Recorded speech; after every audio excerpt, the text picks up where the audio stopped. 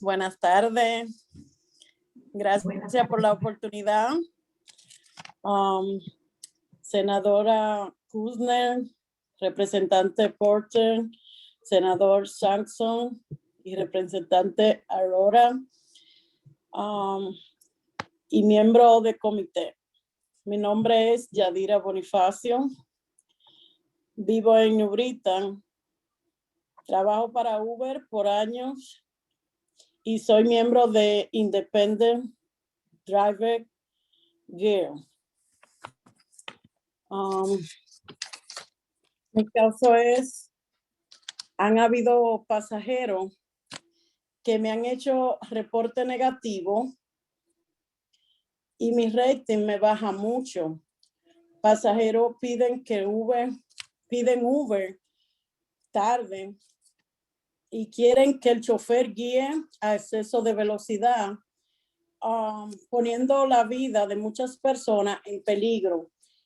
Y como uno no hace lo que ellos quieren, le dan un reporte negativo. Uber no nos da la oportunidad de defendernos o solucionar este problema de la baja calificación. Como consecuencia, por baja de calificación, puede Uber desactivar la aplicación y quedar sin ningún ingreso, sin ninguna fuente de ingreso. Me gustaría pedirle que apoyen el bill 1000 para que los choferes podamos mantener a nuestra familia con dignidad y obtengamos el derecho a negociar. Muchas gracias. Pasen buenas tardes. Gracias, and I see that Frank is here. If you wouldn't mind, Frank, if you could help translate. Yeah, I'm sorry, Senator. I joined kind of late, but she was asking for your support for Bill 1000, so that I think it has to do with driving Uber cars, yes. And that yes. I didn't get to catch much of it. She's just asking for your support, and she appreciates the time to be here in front of the committee. And I'm sorry that I joined late. That's okay, but before you leave, Yadira, if you could ask her if she would like to tell us anything now that you are here to translate, if there's anything she'd like to add. Sure. Yadira, discúlpame, pero yo me pusieron en la llamada un poquito tarde, entonces perdí todo lo que acabas de decir. ¿Hay algo que quisieras decir corto, explicando por qué estás aquí, que yo podría traducir? Sí, mira, en mi caso, vuelvo y repito, que han habido pasajeros que me han hecho reporte negativo. Oh, ¿tú eres un manejador de Uber? Uber, sí, de Uber. Yo lo voy a traducir paso por paso, okay? Espérame. So I'm an Uber driver and I've received some negative reports from passengers. Sí. Sí, otras veces llaman tarde, llaman el Uber tarde y quieren que uno vaya manejando, ellos quieren que uno maneje a exceso de velocidad, exponiendo la vida de muchas personas. Sometimes they called Uber late and they're asking me to speed through the roadway so they can get where they're going quickly. And sometimes they have too many people in the car to be safe. Sí, y por la misma razón es que ellos le dan el rating, le baja a uno porque ellos le ponen le dan negativo. ¿Me entiendes? ¿Sí me entiendes? Yeah. And so they give you a negative rating. They lower your rating just because you're trying to be safe on the roads. Y Uber no nos da la oportunidad de nosotros defendernos. No nos da la oportunidad. Sí. Uber gives us no opportunity to defend ourselves. Y para ver si se puede buscar la solución para que esas calificaciones bajas, cuando le dan calificaciones bajas a uno, no nos traigan consecuencias a llegar hasta que no puedan cerrar la aplicación. So we're hoping that you can find some way that these bad ratings, we could be answering them. We could somehow be, not have our careers so disrupted and sometimes destroyed where they go to so far as to remove the app and we're not allowed to be Uber drivers. Thank you, and I think I understand, and this testimony is similar to others who want to have an ability to negotiate with the companies so that recommendations can be made to the state that we can put into statute that will allow some kind of a process by which people can dispute their any kind of negative discipline. Y ella entiende de que esto es parte de la propuesta de ley donde una persona podría informar al jefe de los problemas que tiene uno y poder hacer negociaciones para que no haya estos problemas en el futuro. ¿Es verdad eso? Yes. Yadira? Perdón. No, disculpa. Entonces, la senadora estaba diciendo que tú estás pidiendo que tengas la oportunidad de contestar lo que tu jefe está diciendo para que la gente no sufra las consecuencias sin poder contestar. Sí, sí. Okay, Sí. yes. Otra cosa, por eso me gustaría pedirle que apoyen el bill 1000 para que nosotros los choferes podamos mantener a nuestras familias con dignidad. So I'd like that. Yes, that's exactly why I'm asking you to support Bill 1000 so that Uber drivers can continue to maintain their families with dignity. Thank you so much. We appreciate you being here and we appreciate Frank for translating. Gracias, Yadira, y te da las gracias por contar tu historia. A la orden, muchas gracias. It's my pleasure. Thank you so much. Tienen un buen día. Español es muy mal, pero puede hablar un poquito. Tiene un buen día. Ok, muchas gracias, igual, sí. Okay, I just said to have a nice day in my very bad Spanish. That was perfect. Okay, so next we are going to go to number 50. I think number 50 is on the list, Olivia Rinkus. Olivia, you're up. Hi there. I am here, Olivia Rinkus. I'm in a car right now. Is it okay if I don't turn on my camera? That is fine. Go ahead. Okay, thank you. My name is Olivia Rinkus. I'm from North Stonington. I'm here today to testify in favor of HB 6478, an act concerning workers' compensation. As the past year has shown us, with COVID, people can attempt to prepare for a sudden injury or illness, but there's really no way to anticipate the time-consuming and debilitating nature of long-term medical care on a person's ability to provide for themselves and their families. In the same way as before their accident. The state taxes incomes of every worker, and I'm absolutely in favor of a portion of my taxes going towards supporting people who have become sick or injured and can no longer work at the same capacity. Thank you for the opportunity to testify.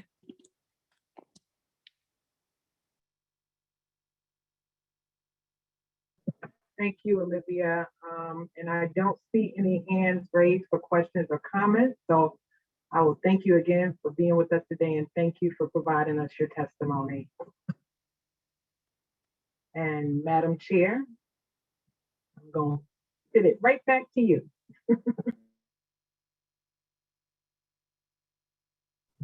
I was muted. I apologize. Thank you. So next up, we have number 53, Junior Bonifacio.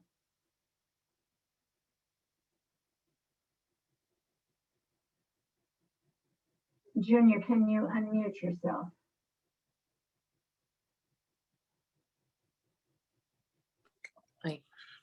Sí, buenas tardes.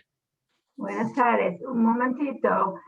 Is Frank still around? Can we ask Frank to get on? Junior, ¿tú hablas en español? Sí. Sí, español. Momentito. Not a problem, Senator. I can translate for him. Oh, Stephanie is here. Stephanie is an intern working with our department. Thank you. I forgot you were here. Very nice to have you. So Junior, can you ask Junior to proceed? Ok, buenas tardes, señor Junior. Si por favor nos podría dar su testimonio para la committee, por favor. Sí. Buenas tardes, senadora Kushner. Buenas tardes, senador Samson, representante y miembro del Comité de Trabajadores. Mi nombre es Junior Bonifacio. Vivo en New Britain, Connecticut. Y hoy vengo a hablarle de cuando Uber le apaga la aplicación a uno por testimonio falso que hacen los pasajeros. En mi caso, yo recogí una persona en el aeropuerto y lo llevé a New Haven.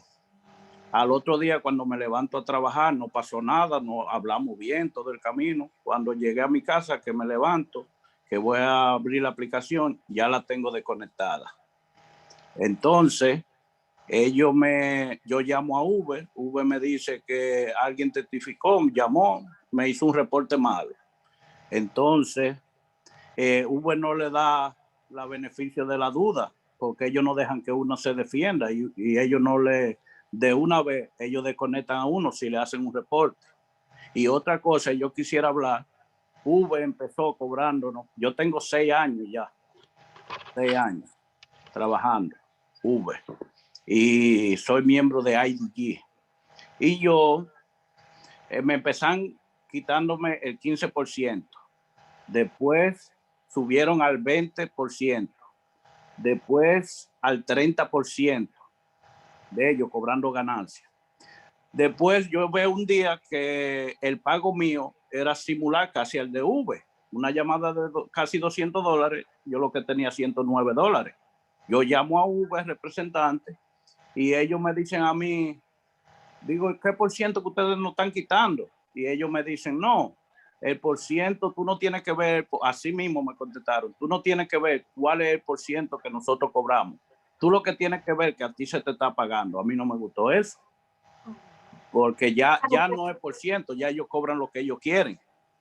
Y por eso yo estoy aquí, para que me gustaría que aprueben el Bill 1000 para uno poder mantener sus hijos bien, de pagar el carro con tiempo y que a uno le quede algo de dinero, porque como estamos, a uno casi no le queda nada de dinero. Por eso yo estoy aquí hoy. Muchas gracias por su testimonio, señor Junior. Ahora le voy a lanzar a la gente para que le puedan entender lo que me acabo de decirme a mí. So Mr. Bonifica was telling me that in the company where he's currently working for Uber, it's kind of a game of he says, she says, and they don't really have an opportunity to defend themselves. He was talking about a specific time where he took a client to the airport in New Haven. It was just a normal ride. They were talking and everything. And the next morning when he got up to go to work, he realized that, he didn't have any rides or anything to pick up. And he checked the app and he contacted Uber and he said, oh, I just wanted to make sure there was nothing wrong on my end. And they told him, nope, you're done for the day. You got a negative review. You're not working today. And he said, I don't understand. I didn't do anything wrong. And he said, nope, sorry. We're going with the client here. And he said he feels that that's very unfair, that he doesn't have a voice or a platform to be able to express himself. And he's been working for Uber for 6 years. And it started with them taking 15%, then it rose to 20%, and currently they're taking 30% of his profits. And he tried to talk to the Uber representative one day because on a ride that was $200, he got $109. And he spoke with Uber and he said, listen, I just want to talk. Like, what's going on? I want to know. And they said to him, you don't need to be concerned about the percentage. You should just be grateful that you're being paid. And he said, I didn't like that. I'm working, I'm trying to provide for my family. I'm not trying to be disrespectful or anything. And the way they responded to me, it was horrendous. And he said that that's why he stands in support of Bill 1000, and he hopes that you'll be able to pass it. Thank you, Stephanie. Great job. And thank you so much, Junior. for your testimony. Thank you. I don't see any hands here, but we do appreciate you being here with us today, and you have a great night. Gracias. Okay, thank you, Stephanie. I'm going to move to the next person on the list, and I believe that will be Kelly Wood, number 54.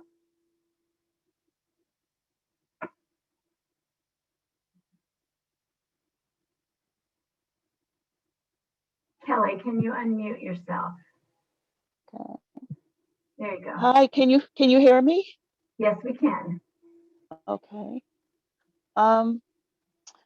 Good afternoon, Senator Kushner, Representative Porter, and the members of the committee. My name is Kelly Wood. I am testifying today in support of the Senate Bill 1002 and the House Bill 65995 because of the section on hero pay. We need the hero pay because of the risks that we take when we go to work. You can try to secure and make your workplace as safe as possible from the COVID-19, but all it takes is for one person not following the safety measures to put our individuals and staff at risk.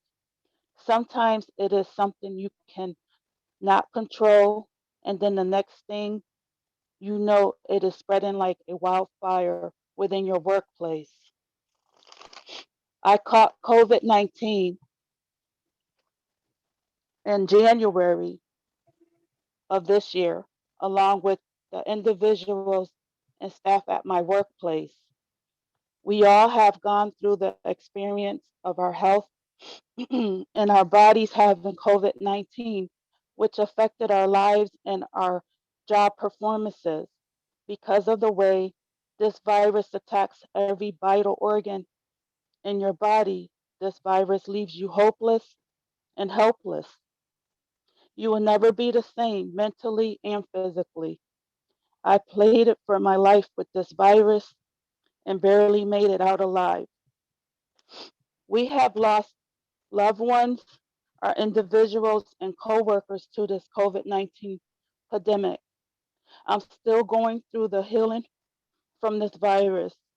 I will never get over the fact of that upper management in this administration did not and has continued to not take this pandemic seriously. We are frontline workers. Please pass the Senate Bill 1002 and the House Bill 6595 so that workers like me and our families can be compensated for the risk that we have and continue to take. Thank you for your time. Thank you, Kelly. And let me just say how sorry I am that you've gone through all this and suffered so. And we appreciate you making the time to be here to testify. Representative Porter. Thank you, Madam Chair, and I'm just going to join in with the sentiments you've expressed, Kelly. I just want to say thank you. I'm thankful that you did make it out of COVID and that you're doing better. I'm not sure if you're suffering from any of the long haulers, but I hope you're not. And I do appreciate you taking the time to be here today to give us firsthand lived experience on why these bills are so critically important to workers such as yourself that have kept us afloat. So thank you again. Thank you. Madam Chair. I'm still going through some of, Senator, I'm still going through some of the lingering of it. I almost went into a coughing attack before explaining.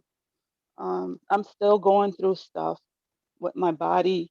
I'm tired all the time, and I just want you guys to know that I'm grateful for you listening to all the testimonies today. I'm about to cry because I was working with an individual for 20 years, and he caught COVID because of someone not following the proper protocol at work. And everybody ended up getting it, like I said in my testimony, but the individual passed away due to the COVID. And it's serious, it's real, you know. That we know. So sorry. Thank you again for sharing with us today. And thank you for having the Thank courage you. to come before us and to literally bare your soul. It takes a lot to do what you're doing here. Yes. It's not falling on deaf ears. We really are here to help. So thank you. And thank you, Madam Chair, for the time. Thank Thank you. you. Thank you, Kelly. And with seeing no more hands, I'm going to move on to our next speaker. That is number 55, John Brady. Okay. Good afternoon, Senator Kushner, Representative Porter, and members of the committee. My name is John Brady. I'm a registered nurse and I'm the Executive Vice President of AFT Connecticut. AFT Connecticut strongly supports Senate Bill 1002, House Bills 6595 and 6478. The coronavirus pandemic has highlighted and exacerbated many of the problems that our dedicated essential workers who have labored through this pandemic and continue to labor to keep us all safe and care for us in our darkest hours. These bills address several of the issues important to these heroes: the denial of workers' compensation, post-traumatic stress treatment, COVID sick time, personal protective equipment data collection and preparation, and staffing transparency, to name a few. I've submitted testimony on all of these issues and more. And the testimonies that have come before me and have spoken to many of the issues from personal accounts better than I can. Let me just speak on a couple of issues that have not been spoken a lot about. We were caught flat-footed. The industry was caught flat-footed in this. We were not prepared to ramp up for such a deadly virus. We've all seen pictures of healthcare workers wearing garbage bags and homemade masks. We can't afford to repeat this lack of preparation. This legislation will establish PPE stockpiles so that in future pandemics, we will be better prepared. The CDC guidance for PPE during the pandemic shifted as our scientific knowledge of the virus changed, and that's appropriate.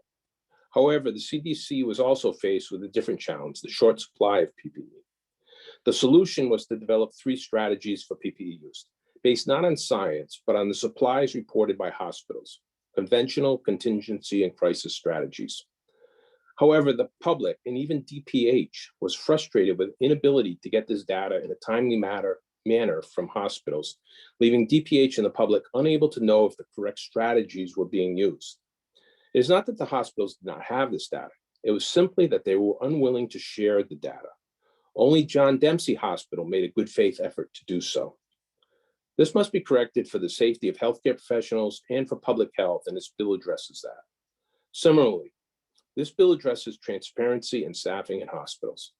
This bill will require all hospitals to post the staffing matrix, which they now report to the state and which they develop themselves, as well as post the actual daily staffing information they already gather for the state.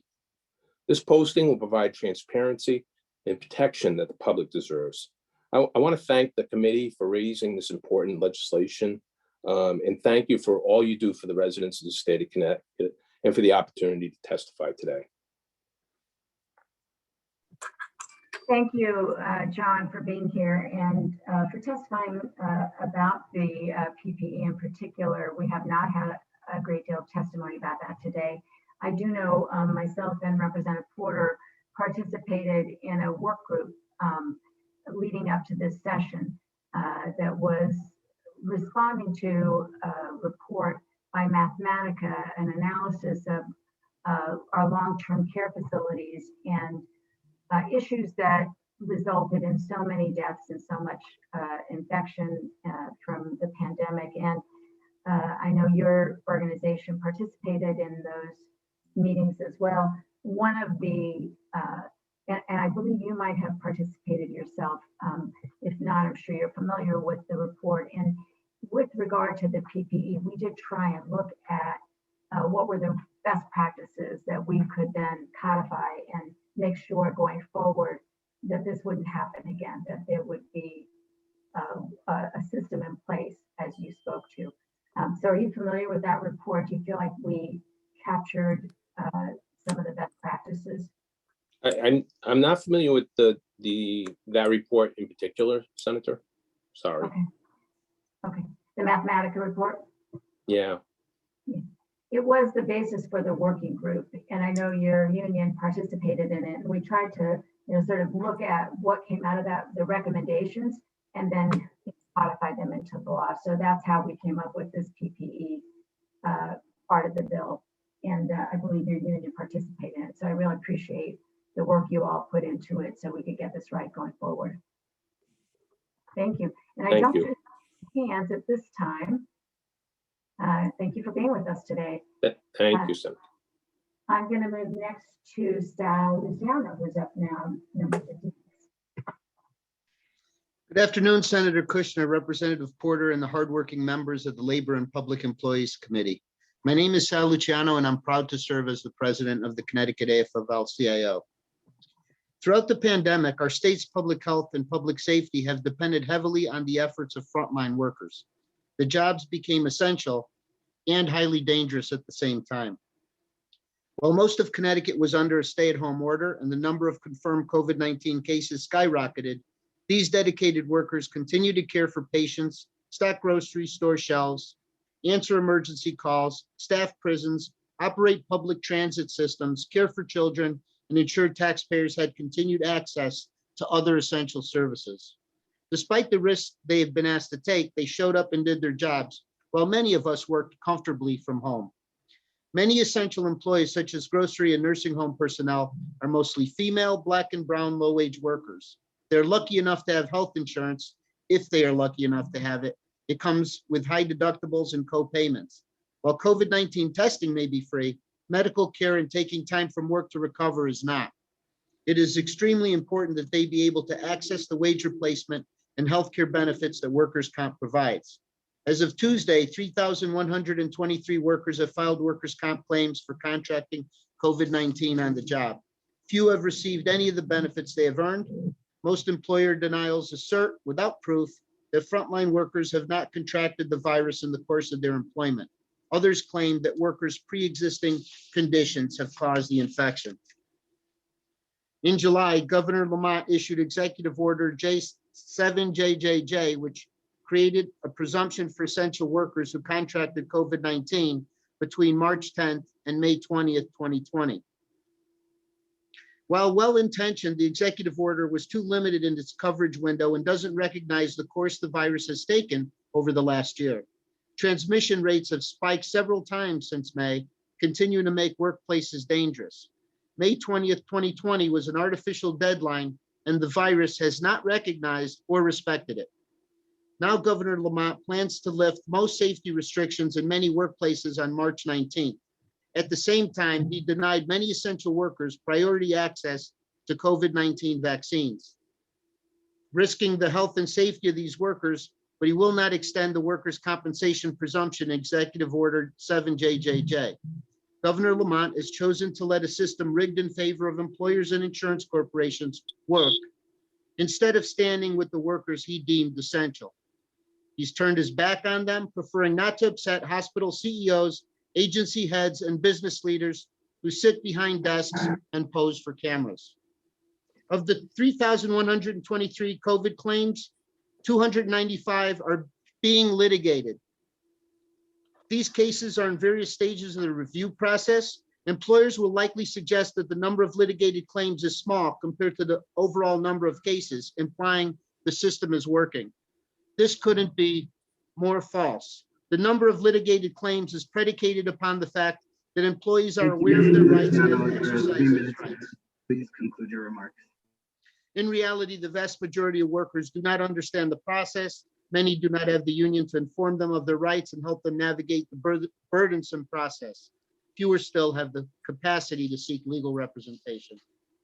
We'd like to thank the committee leadership for its unrelenting courage and determination to lead on this issue. There is much we cannot control about this pandemic, but making sure workers can fairly access workers' compensation is one thing we can do. We urge the committee to support this important bill.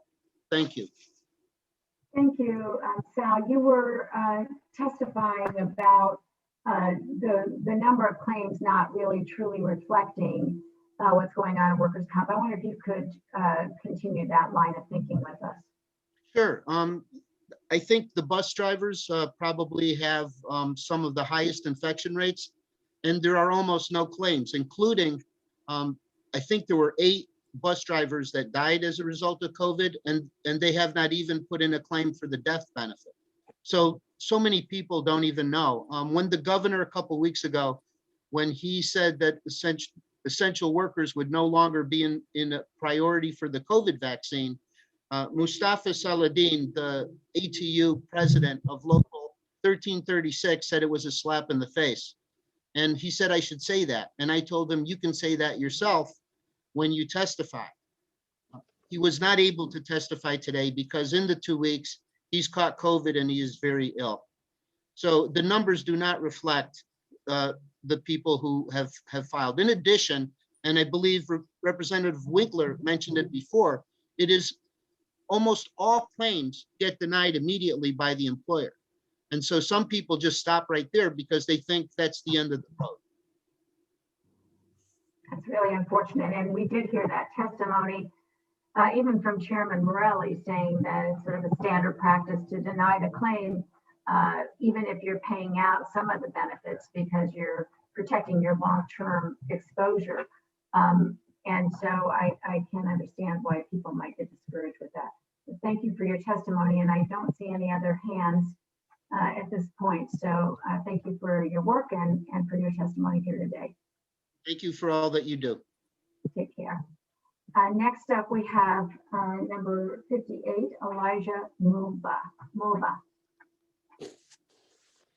Hi, my name is Elijah Mulva, and I'm here to support a bill that will improve worker compensation for Uber drivers, independent contractors, and the better use of the Uber and Lyft app.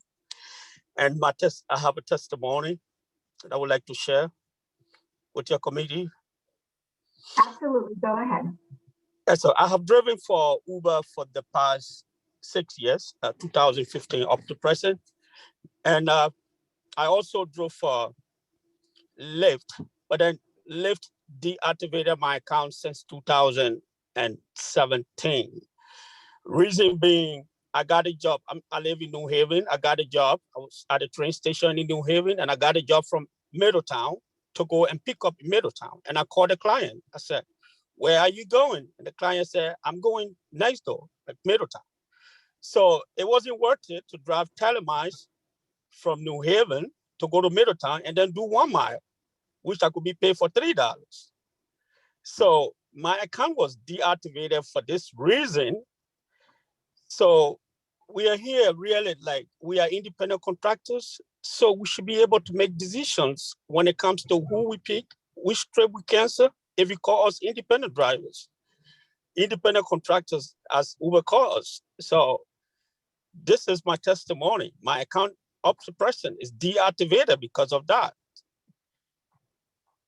That's incredible. Well, thank you for sharing that with us. And you do make a good point that if you're independent contractors, you don't have much control over which rides you take and the work that you do. So that is an important point that we have not really heard quite the way you framed it today. So I don't see any hands though. So thank you very much for being here and for testifying. And good luck to you. Thank you. Thank you. So next we have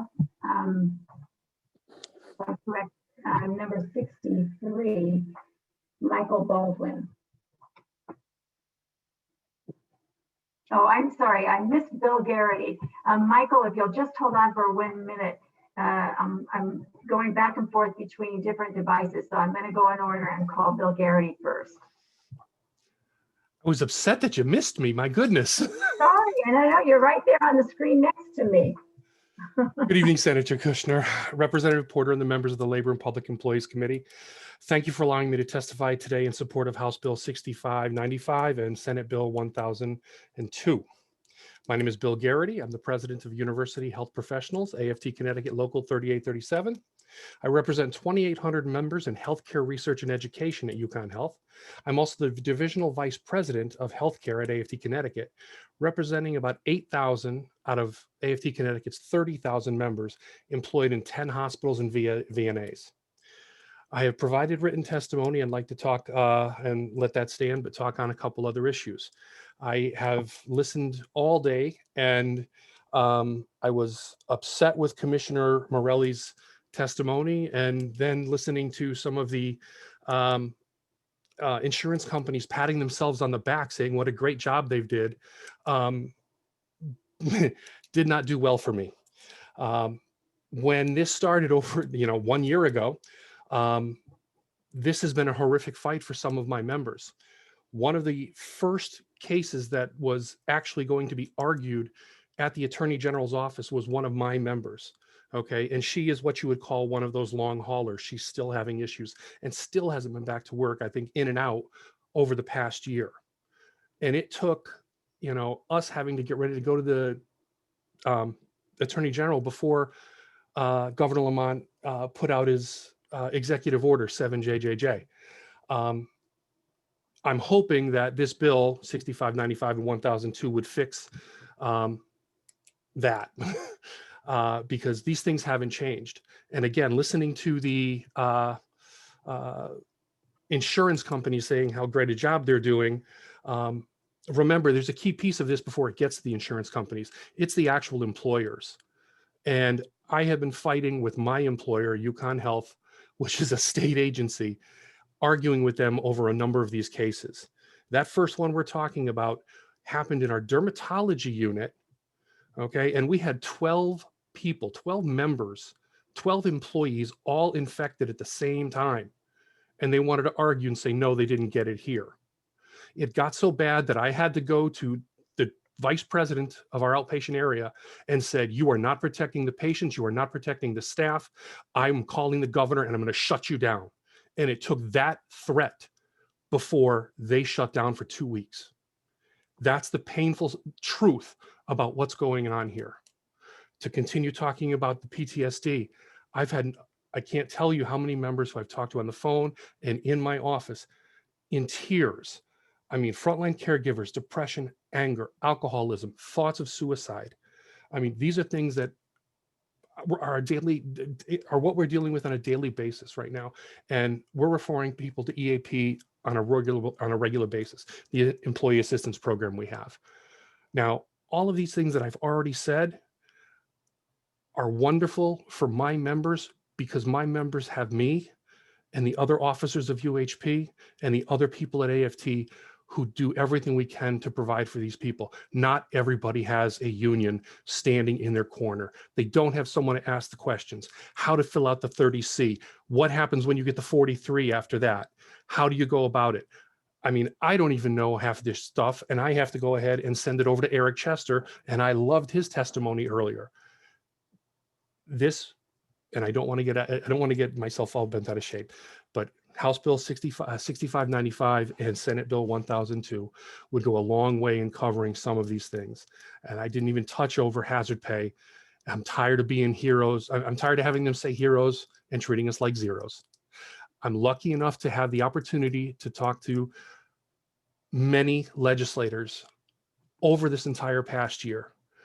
I'm even more excited because there are a number of UHP members who will be speaking very shortly. Yes, sir, I'm wrapping up. Thank you. I'm very lucky to be able to hear a number of UHP members who will be speaking shortly, and you will be able to hear some of the stories that I've already given you firsthand from the people who lived it. Thank you very much and have a great, and I'm willing to answer any questions. Thank you. I would like to ask you about the PTSI, the post-traumatic stress.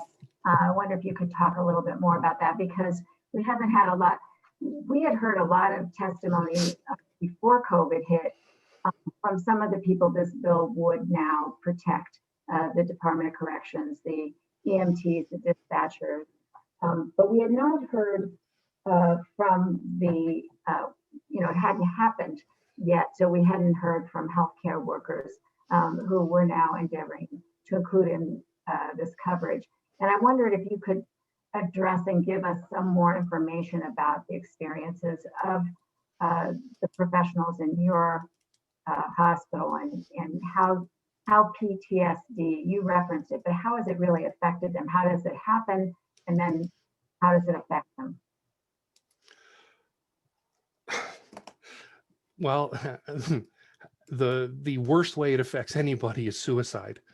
And on a number of occasions, I've had to have conversations, and one I will never forget was with an employee who developed COVID, was living away from his family, was in an area hotel trying to protect the rest of his family, because both his wife and he were healthcare workers. And then he got COVID. Then he was kicked out of the hotel, and he was put in the what's it called, the Central Connecticut, the dorms. And it took a lot to try and get him back. And it was a number of calls between the union to the health center and said, you've got to do something about this guy. And the health center then saying, you know, getting back to the hotel saying, you've got to do something here. This is ridiculous. And then it was frequent checks, you know, between his wife and everyone else, making sure everything was okay. Again, alcoholism, another issue, huge. When you end up developing, just taking care of these patients on a daily basis and having to watch these people, I hate to say this, but die. I know this isn't something, may not be something you guys deal with all the time, but having to see these people die with their families not there. You know, you see nurses that are holding up iPads and iPhones so that they can say goodbye to their members. Now, again, this isn't the story of what's happening right now, but this is the story of what it was during its peak. I'm sorry, I'm looking here when I should be looking at the camera. This is what happened during the peak. So those are some of the things. And again, you get nurses who have an issue, and I don't want to say just nurses, because it's all healthcare workers have to go through this. You have an issue, it just starts piling on, and every day gets worse. And there's more on top of you. And it gets to the point where it takes, 1 or 2 drinks before you can fall asleep. And then it gets to, you can't get to work without a drink. And then God forbid you get caught, you're at work and you're drunk, because you were still drunk from the night before. You're trying to do your job. And then all of a sudden it's like, okay, what are we going to do to protect this person? How do we go ahead and get her the help that she needs? And as we fight to do that, she gets the help, she turns around, everything was right. We put her back in the health center and she's like, I can't do this anymore. It's just, I can't. So we lose a healthcare provider who just can't handle that stress any longer. I mean, on the PTSD bill, I think I spoke on that to you earlier about a story I gave you about myself, about a patient bringing a gun into the emergency room. I don't want to have to go through that again. I don't want to take up all the time. You cannot fill from an empty cup. And unfortunately, our healthcare workers, our cups are getting really, really empty right now. We need the help. We need the support. Thank you, Bill. I do see Representative Porter has her hand up. Thank you, Madam Chair. And thank you for sharing that. Great minds think alike, because I was going down the same path Senator Kushner just went down. And I say this because I'm actually experiencing that with some workers right now. Listening to you describe the alcoholism, my God, I'm like, is he talking about what I'm talking about? Like, this is so real. And we haven't really addressed the mental health issues and how they impact these workers, and how these workers are becoming dependent on self-medicating, and it's alcohol and whatever else they're getting their hands on. And some of them are functioning, they're able to show up to work, but for those of us that see them after work and before work, we know what they're dealing with. The depression, the anxiety. I mean, there's a multitude of mental health issues that these workers are dealing with. So I just thank you for coming here today and giving voice to that for them. And for also just telling the truth, telling us what's really going on. Because I say it all the time, the people closest to the problems are closest to the solution. Lived experience, I'll take that any day. Anecdote, any day over the data. Because what happens is what happens, and you can't change that.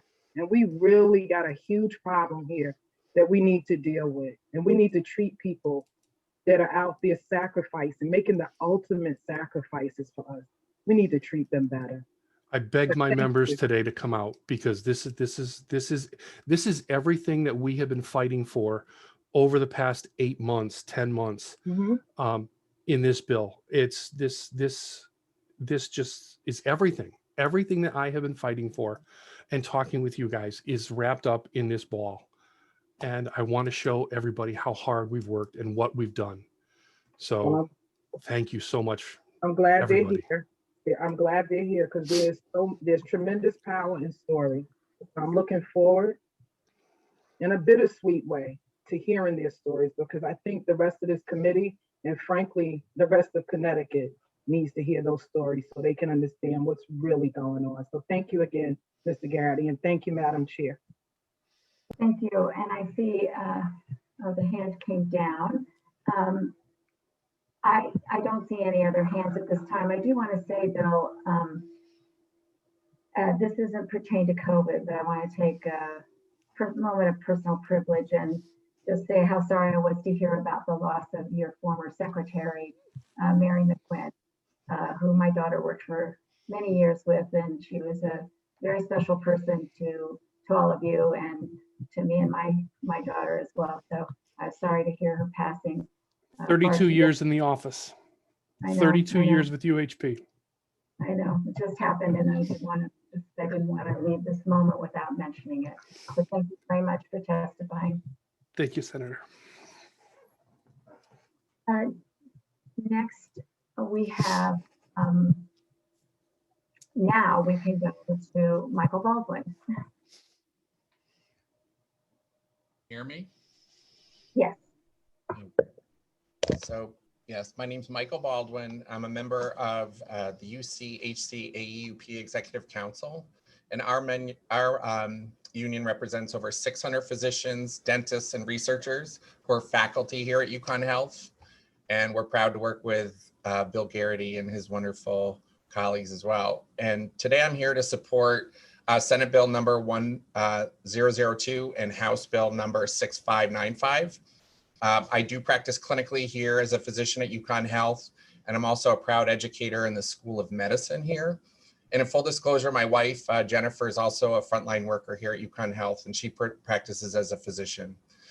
We've chosen to dedicate our professional lives here to ensure that UConn Health is successful and to give back to the residents of Connecticut. We're both the graduates of the UConn Med School here. This past year obviously has tested all of us here at UConn Health, as it did our fellow residents across the state. In our efforts to care for our patients and keep our fellow caregivers safe, we fostered collaborative bonds with our colleagues in the Storrs campus with the help of AUP. And we worked with our physics and engineering partners in Storrs, as well as local businesses across the state to help make protective equipment that you've been talking about today, the PPE, for our frontline workers. Our UConn Health colleagues work tirelessly on behalf of our fellow Connecticut residents, and I'll forever be proud of our efforts. My wife and I lived apart from our children for about 3 months last spring to keep them safe. And we continue to practice here every day, working in some pretty tough conditions. And we kept teaching the med students and teaching our residents. So eventually, hopefully they can take care of us someday here in the state. I have an example of one of our colleagues, our UConn Health colleagues' description of their experience. And it goes like this. So approximately 1 year ago, we admitted our first COVID patient. It was a time of much uncertainty that intensified the stress of an already overwhelmed healthcare system. As healthcare providers, in addition to worrying about the welfare of our patients, we also now have to worry about shortages of PPE, contracting the virus, and taking it home to our loved ones, or even worse, becoming disabled or potentially dying and leaving our children without parents. Staying home was simply not an option. Seeing the gratitude from our community is important, but more than road signs, calling us heroes, or clapping for us, is we want to make sure that the overall clinical environment in which we practice is improved. The suffering our patients and their families have gone through, and many are still going through, as we've heard with these wonderful testimonies today, are going to be sorry, I'm kind of just, we're basically, we witnessed this firsthand throughout the last few months, and those people are always going to be in our memories. So being truly recognized for the sacrifices we made and the care we provide and providing during this pandemic means that frontline employees are ensured we have adequate PPE, workman's compensation if we contract COVID at work, support for our families left behind when frontline workers fall to the pandemic, and other support for those who have placed the health of the community ahead of their own personal needs. I just personally want to say it's an honor to work at UConn Health and to give back to the med school and the state that I grew up in and continue to still grow in. And it's an honor to be here today with you guys. And I'm glad I'm still here. And I'm glad my wife's here. I'm glad my children are here. And yeah, I'm proud of our state.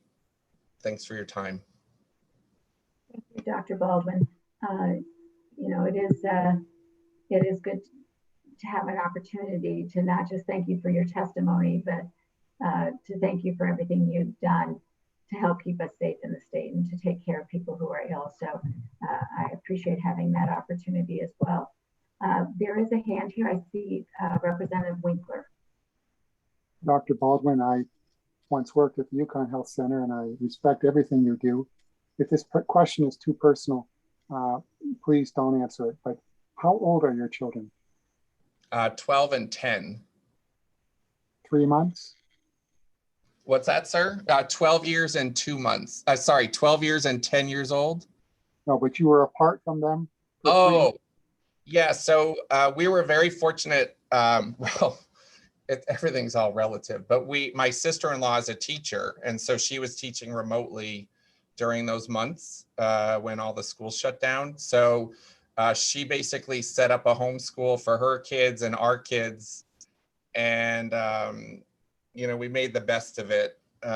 Yeah, but at that time, obviously nobody really was sure how safe things were, you know, what correct protocol was, as people have mentioned today, you know, the level of our understanding was rapidly changing. So we weren't sure what was going on in terms of how safe the kids would be with us going home at night. So we thought it would be best if we just simply had them go live with my sister-in-law in Cheshire, Connecticut. And I mean, she was a lifesaver.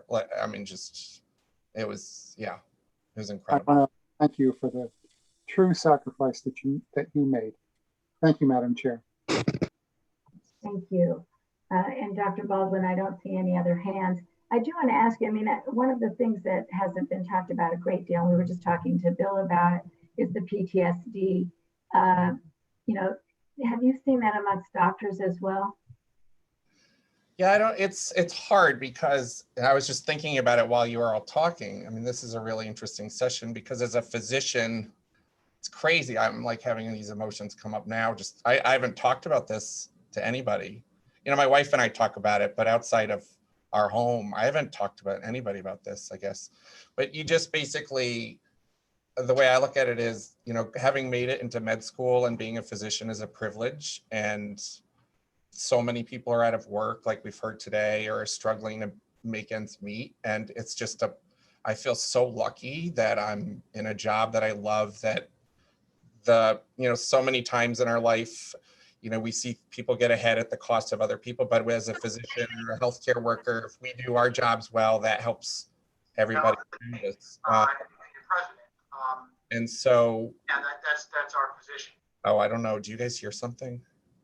Yes, we do.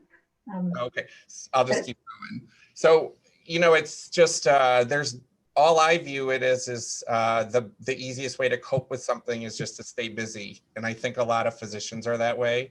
And so we just take the nervous energy or fear and you just plow it into activity. So I'm sure there's an element of PTSD, but as physicians, if we don't keep going, things fall apart, I feel like, and that's just not an option. It's not possible. So I feel like and I talk about this with our executive committee, people that work with us, that I think physicians just have a tendency of working ourselves into the ground. And that's the default setting. And we almost sometimes you have to step back and you almost need protection from yourself. But it's okay, because again, I'd much rather have the job and career that I have and have risk than not. It's a privilege and an honor. And yeah, I'm sure there's an element of PTSD, and I'm sure we'll work on that. But over the last year, that's been on the back burner, I guess. Thank you. Thank you so much for everything and for sharing all of this with us today. Anytime. I don't see any other hands, so I will move to our next speaker. And next up, we have Carlos Bonifacio.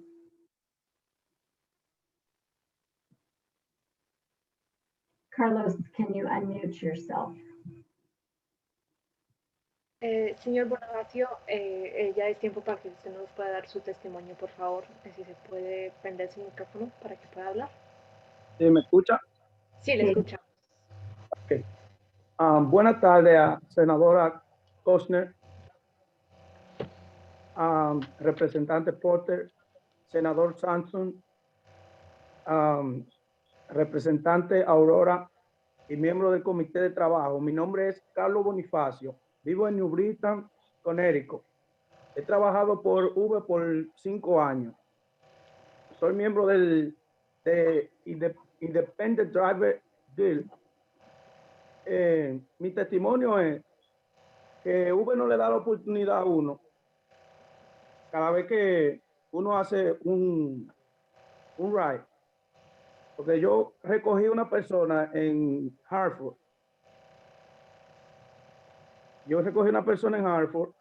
Y cuando yo lo dejé, accidentalmente la misma persona cerró la puerta y se majó un dedo. Entonces yo me desmonté y le dije que si estaba bien, que se necesitaba que la llevaran al hospital. Ella me dijo, no, solamente fue un pequeño majón. Pues resulta ser que ella me hizo un reporte diciendo que yo tenía un accidente con ella, donde nunca pasó un accidente. Entonces al otro día ya Uber me había desconectado.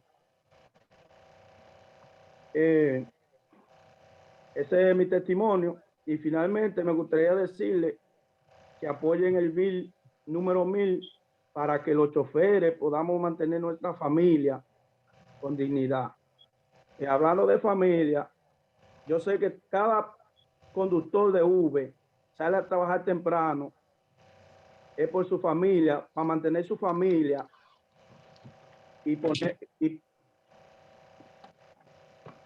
yo sé que cada conductor de Uber sale a trabajar temprano para mantener su familia, para un progreso mejor y trabajar para tener una economía mejor para cada familia.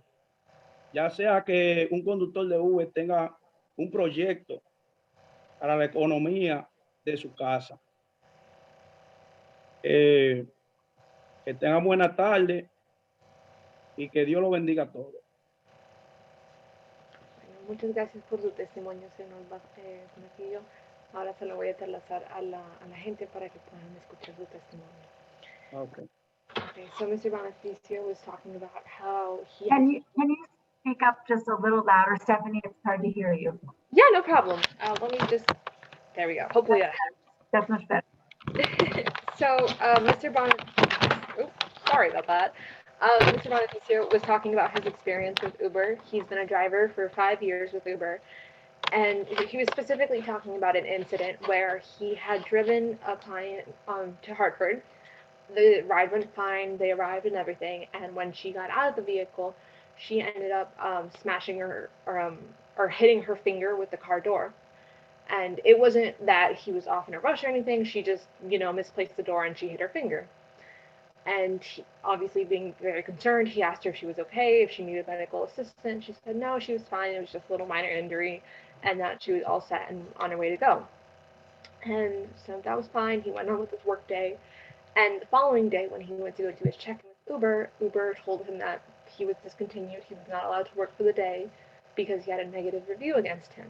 And it turns out that that same client who had refused medical treatment and any assistance that the driver had offered, she actually filed a report against him in Uber, claiming that they had been in an accident and that he was negligent on his behalf and that he was very disrespectful towards her. And he was saying how he felt like that was unfair treatment towards him because he wasn't allowed to tell his side of the story and that Uber automatically just sided with the client. And so he just really urges the committee to support House Bill 1000. And because drivers, at the end of the day, they're just working to support their families. They're working to be able to hold themselves financially. And he hopes that you all have a wonderful afternoon. Thank you, Stephanie. I know and please, my thanks, Carlos, as well, but I have a question for him. In some of our earlier testimony and on other occasions, we've heard people suggest that the drivers are doing this work for extra money, that that many of them have other jobs. And I wanted to address that because, I mean, what we seem to be hearing from people is they're doing this to support their families. So I wanted to ask them about that. Okay, so just so you were cutting in a little bit, I don't know if I was the only one, but just to make sure that I understood your question correctly, you wanted to know if he has other means of jobs or if this is his primary job? Okay, perfect. Eso, señor Beneficio, la senadora Kushner le quiere decir muchas gracias por su testimonio hoy y solo les quería hacer una pregunta clarificando algo, porque como no sé si usted ha visto, pero hemos tenido varias gente hoy que ha venido y dado testimonio delante del committee. Ella solamente quería saber si el trabajo de Uber como conductor es su trabajo primario o si usted tiene otros trabajos que hace además trabajando como conductor de Uber. Let me clarify that what I'm talking about when he was working for Uber, because it's not clear if he still is working there. Okay. Quería clarificar también si usted todavía está trabajando para Uber o es que ya se salió la compañía. Si podría clarificar un poquito eso también, por favor. No, yo estoy trabajando para Uber. Yo trabajo para Uber, pero que en mi punto de vista es que cada vez que, por ejemplo, hay cosas que uno tiene que ya como dejarla de hacer para que no le causen problema a uno. Por ejemplo, mira, yo trabajaba de noche también, buscando una mejor economía para mi familia. Entonces, a veces los fines de semana, cuando la gente salían de tomar de los bares, así, había que, tú sabes, como aguantarle muchas cosas que ellos le dicen a uno cuando están tomados. Pues ya yo dejé de trabajar de noche y nada más me estoy conectando de día porque por esa razón, ¿tú me entiendes? Mm-hmm. So he said that he is still currently working for Uber, and although he doesn't work any other part-time jobs or any side jobs, that previously he had a bigger time schedule or time period where he would work in the day and the nighttime. But after enduring some very rude incidents with some current clients, he decided that he wanted to, because of alcoholic incidents, that he would rather work in the daytime. So he is currently still working for Uber, but mainly in the daytime. Thank you for addressing that. Thank you for that clarification. I don't see any other hands at this time, so please thank Mr. Bonifacio for testifying today, and we're going to keep on this issue for him. Okay, perfect. No hay nadie más tiene una pregunta o alguna clarificación hoy. El comité le quiere decir que muchas gracias por su testimonio hoy y vamos a seguir con el proceso, pero muchas gracias y ojalá que tenga un buen día. Gracias igual, que Dios la bendiga. Gracias. Next up, we have number 67, Aziz Dekan. Did I say your last name correctly? Aziz, are you with us? Number 67. I am with you. Can you hear me? Yes, and I wasn't sure if I pronounced your name correctly, your last name. You were good. After 5 hours of listening to people, you were fine. Yeah. So thank you for, I want to thank the committee. I want to thank the chairs for having these hearings. Before I go into testimony about SB 999, I just want to tell you that my heart goes out to all the people who've been testifying here about 1002. We've all suffered from the pandemic, and I think one of the things that we need to recognize is that as we move forward, as John Harity, our board president, the Roundtable board president, said, you know, COVID will look like a dress rehearsal almost for the climate crisis that we're about to face, that we are currently facing in many areas, in many ways. So my staff, as we've been talking offline to each other, we all want to pour our hearts out to everybody who's been testifying here. On 999, this bill is a social justice, workforce development, jobs bill. Internally, we call it the Climate and Community Investment Act because it is all about climate and community.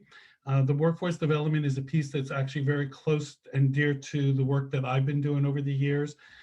We need to lift up people. We need to bring people into good paying jobs.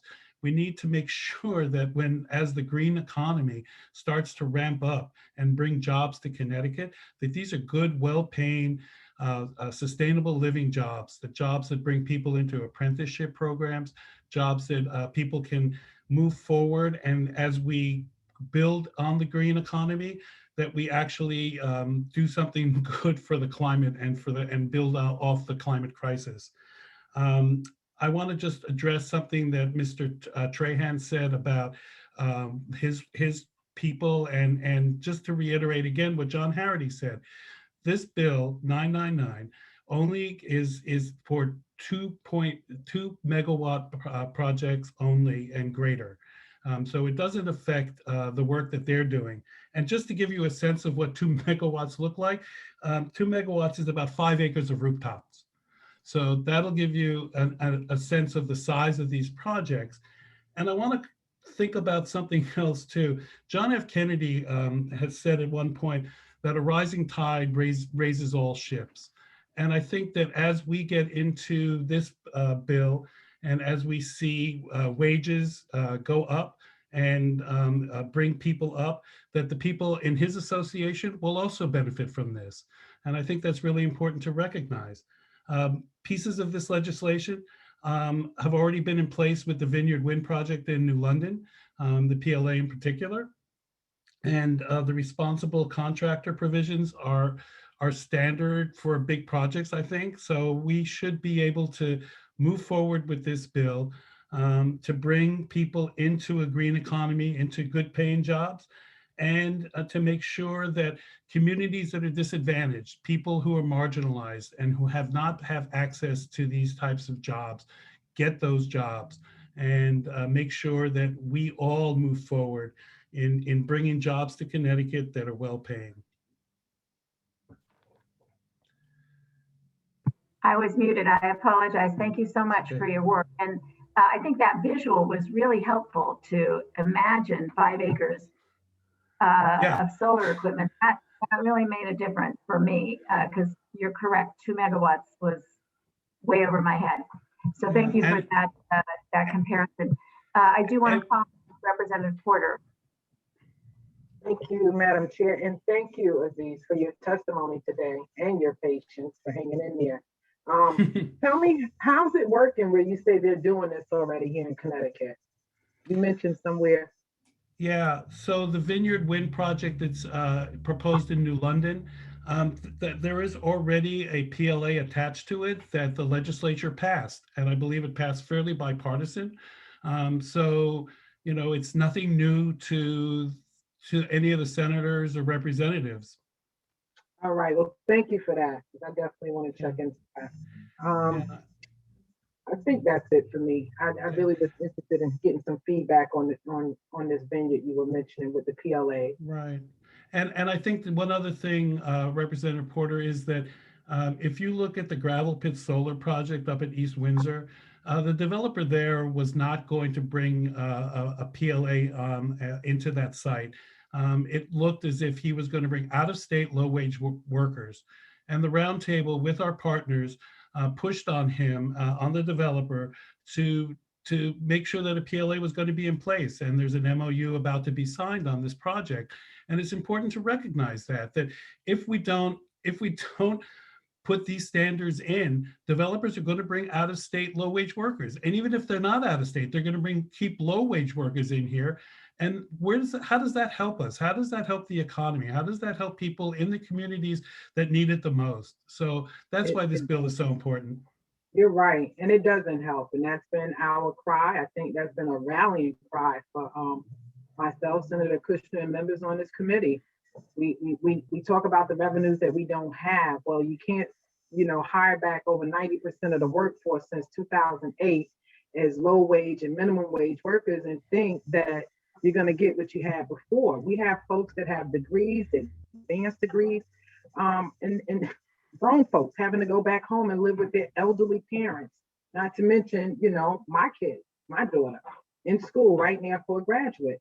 They can't afford it. So it is important. And it's important that these jobs stay in Connecticut, that we put Connecticut residents to work, and we make sure that they're livable, sustainable wages with great benefits and retirement plans. So thank you so much for bringing the extra today. We needed it. Thank you. And just last thing to say on that is everybody wants to talk about, oh, we can't wait for the new normal. I don't want a new normal. The new normal is what you just described, Representative Porter. I want something new. I want to make sure that, as you said, we bring everybody along on the economic ride. Amen. Now, one last question through you, Madam Chair. Gravel Pit Solar Project. Where is that again? That's in East Windsor. East Windsor. Thank you. Thank you, Madam Chair. Thank you for your testimony, and I really appreciate the work you're doing in this area to not only bring our state into the future, but to do it with consideration for its impact on our economy, not just on the climate. So thank you so much for your work. Thank you, Senator. I appreciate the time. Appreciate it. Good to see you. Next up, I believe we're up to number 70. I'm sorry, I see number 40 is here. Peter, Rob, is Peter, can you unmute yourself?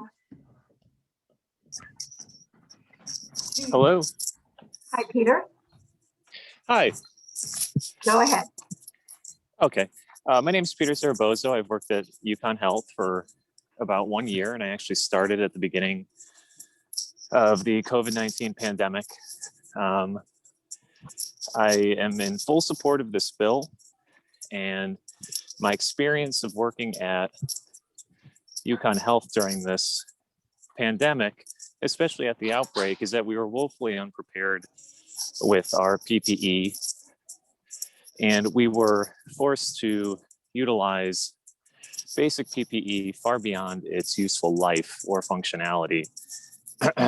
For instance, staff and healthcare providers alike were issued a simple paper mask, or in some cases, a simple surgical mask, and required to use it for a week. The usable life of a mask like that is 8 hours max, or perhaps a work day per manufacturer's instruction. And even with those were not even adequately supplied, and we would sometimes exceed that 1 week frame. This jeopardized the health and safety of our workers, staff, and our patients, and was essentially an embarrassment that our institution would be so unprepared. So with that said, I strongly support this bill, and anyone who is against this bill clearly does not care for the well-being or safety of our staff, healthcare providers throughout the state, our friends, family, or citizenry as a whole. And I strongly, strongly urge anyone on this committee and anyone voting on this bill to think about every single person whose lives and safety were affected during this pandemic, and amplified by the fact that we did not have adequate PPE. Staff, healthcare workers, our friends, family, and everyone who's testified in support of this bill will be thinking about all of you when the vote comes up, and we'll be thinking about you should the bill pass or fail. Thank you for your consideration, and I strongly support this bill. Thank you. Thank you, Peter. And I have to say, it must have been quite a shock to come into this work right at the beginning of a pandemic. And you sound like a young guy, and I know you're approaching this in such a serious way. We really appreciate it. We're doing our best to try and fix things going forward, things that unfortunately happened, and we couldn't do anything about it at the time. So I really appreciate your emphasis on the PPE situation. And I do believe that hopefully the whole industry, all of us have learned that to live in our current environment, we must have these stockpiles of PPE that will keep people protected. So I really appreciate your testimony, sir. Thank you. I don't see any hands, so I'm going to move to the next speaker. I believe there's someone who is joining us by phone. Number 69, Tanya Lemansky. Tanya, if you can unmute yourself, I think it's *6. Hello? Yes, we can hear you. Okay. Good evening, Senator Kushner, Representative Porter, and members of the Labor and Public Employees Committee. I am Tanya Lemansky, and I'm a 34-year employee at Connecticut Valley Hospital. My title is Behavioral Health Unit Supervisor, and I am also a registered nurse. I come before you today in support of Senate Bill 1002 and House Bill 6595. In March 2020, we were told that our detox unit was closing and the staff on detox were going to be working on the COVID units 2 days later. At that time, there was not a unit set up to take care of COVID patients, and the staff were all fearful of the unknown. We knew very little about this virus. Many nurses left state service or retired for fear of dying from COVID. Detox staff went to a new unit and prepared to care for these COVID patients. The unit was to be a medical, psychiatric, and addictions unit with COVID positive clients. To say the least, we were put under a tremendous amount of stress as these clients could be assaulted, and we knew that nobody was coming to help us. Staff that were assigned had to be quickly trained on medical issues, medical equipment, PPE, donning and doffing, and be fit tested for an N95 mask and how to restrain an infected patient. Once the patient started to arrive, it gave new meaning to what we and the patients were about to go through. The goal was always to give the patients the best possible care and to make sure that they were comfortable and have a rapport with the staff. It took no time at all to get to know our clients and form those strong relationships. Staff on the unit had to wear full PPE, cap, gown, gloves, booties, an N95, and a face shield. It was extremely hot with all that gear, especially because we had to provide total care. We had a staff member at each doorway to monitor patients for COVID symptoms, suicidal ideation, self-harm, or a fall risk. We had all clinical staff helping with feedings, monitoring, and providing ADL care. The staff were not allowed to leave on their shift. Other staff were afraid of coming in contact with COVID unit staff. Our meals, both staff and patients, were put outside the door to reduce contact. We were encouraged to use a side stairway that other staff did not use.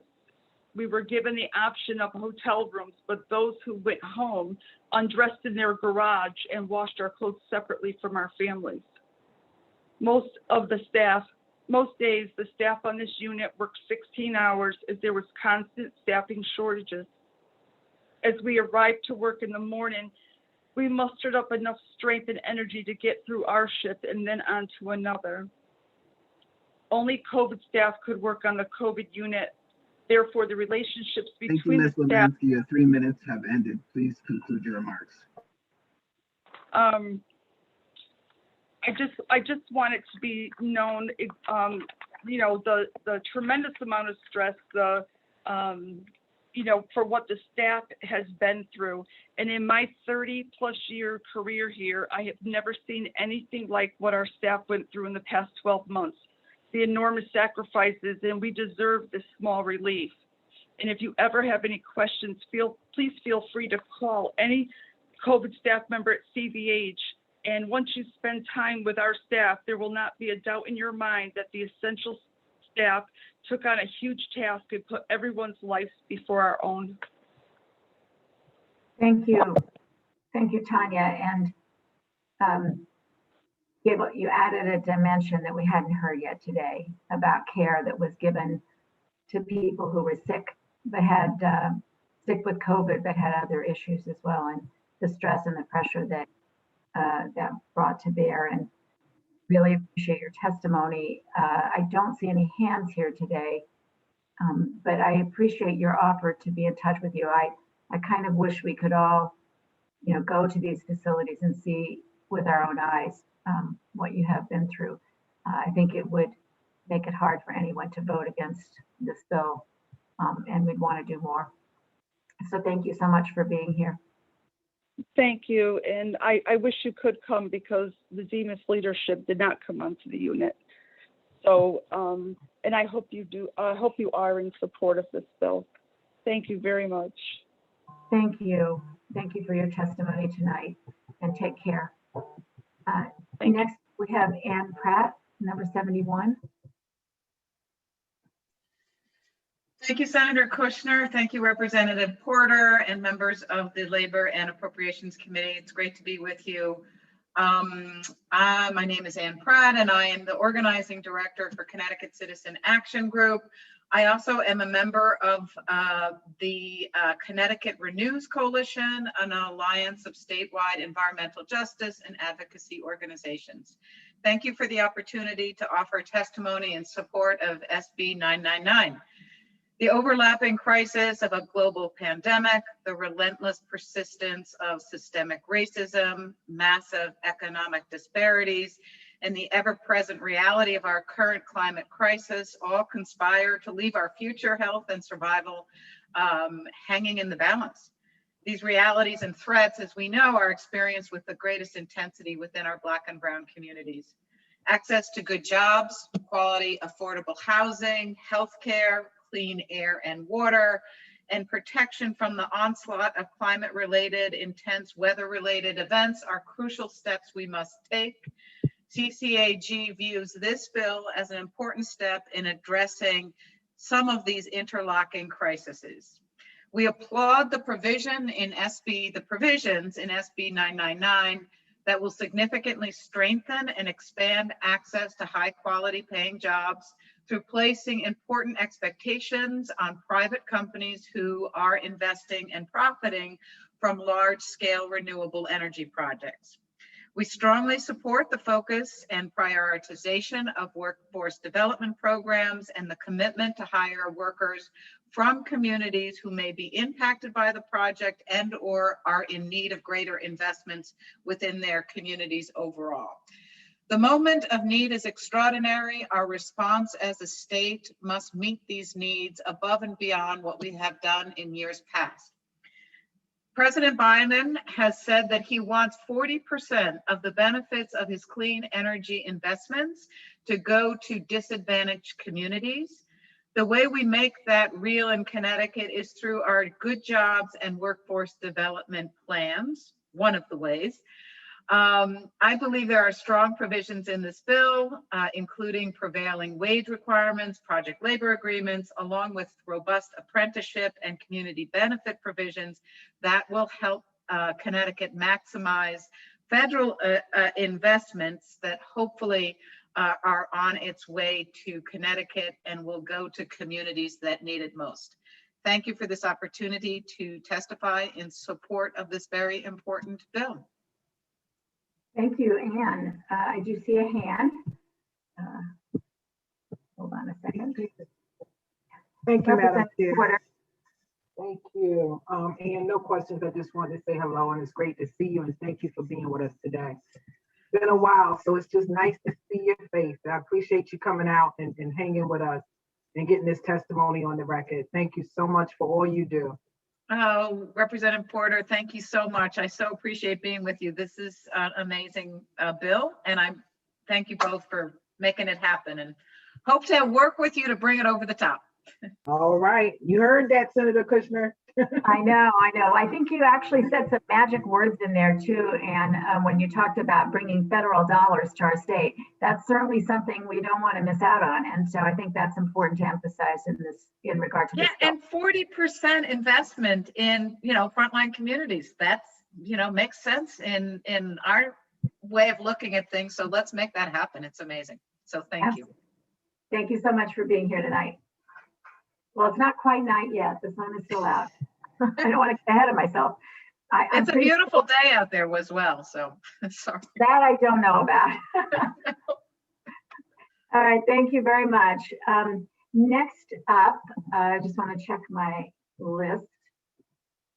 I believe next up we have, we're going to go to a telephone call. Someone calling in line. So that is number 63. And let's see if I can find 63 on the screen. That would be, oh, not 63. There must be a typo here because 63 already testified. That was Michael Baldwin. So maybe 73? 73 is Astrid. Astrid, can you unmute yourself?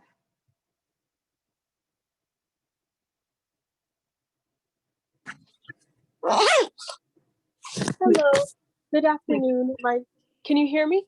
Yes, we can. Go ahead. Hello, good afternoon, Senator Kushner and Representative Porter and members of the committee. My name is Astrid Taveras, and I am a dental assistant and I work for the Department of Corrections. And I'm here to testify in support of Bill 1002 and House Bill 6595. I just wanted to start by saying that, my job in my work field is something I've always loved to do. I love, the difference we make and the impact we make in people's lives, just relieving them from pain and just like putting a smile on their face. I've always loved doing this. I've been doing it for many years. And when I had an opportunity to do this in corrections, I was very excited because I've always been interested in criminal justice as well as dentistry. And this was kind of a way that I could have the opportunity to do both. So we treat a lot of patients and we try to prioritize their treatment because, we have so many patients we have to tend to. And even though they're inmates, we always try to provide them with the best care we can. Excellent oral hygiene, oral care, and, express to them why it's important to have hygiene. And then I just, this was the first time in all these years that I've been working in my field that I kind of question if I wanted to work in the health field. It was just a very scary situation when COVID hit, and I just saw the fear in everyone's faces.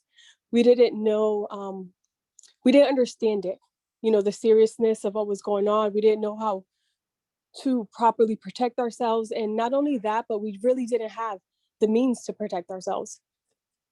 We were very short on PPE. We had to share. I had to share with the nurses. A lot of the times I had to luckily I order in bulk, so I was able to do that for them. A lot of them didn't even have something as simple as a surgical mask, let alone a N95 mask, which is what they really should have been using. So I was able to do that. This really has impacted me in a way that I definitely will never forget. I felt like, I had to really choose between the well-being of my patients, of myself and my patients. But I do love what I do, and I wanted to be able to help the nurses as best as I could. A lot of times I would help them with vitals, disinfecting surfaces, because they were just so stormed and overwhelmed with everything that they were doing. They were short on staff because not only did, we were just had so many patients to treat at once, but also we lost a couple of our nurses. Some decided to retire early because they were immunocompromised. So they decided to retire early, and we lost a very great nurse, which every time I think about her, miss her dearly. But she was kind enough, knowing our situation. She made personal protective equipment for us and would send it almost on a weekly basis, which was very nice of her. But she feared, working again because, her medical situation was very delicate, and she, it was just Thank too you, Ms. risky. Tavares. Your 3 minutes have ended. Please conclude your remarks.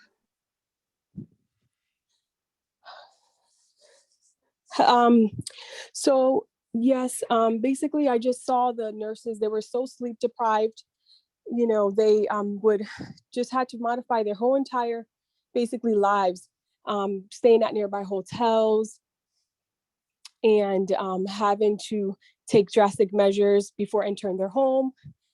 They just really had to isolate themselves from their own families to be able to help the community as a whole and do their jobs and be able to protect their families as well. Can you still hear me? Yes, thank you, Astrid. Thank you for your testimony here today and for the important work that you're doing in corrections. So I really appreciate you being here.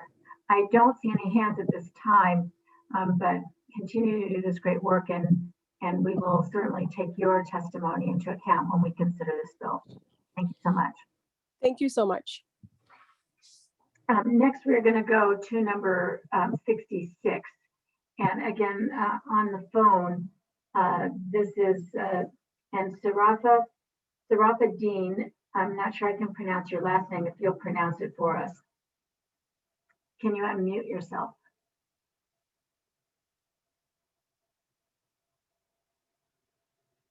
You may need to press *6 to be unmuted.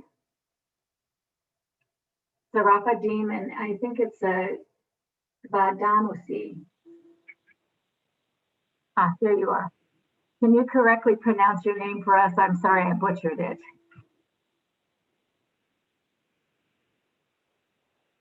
Hello.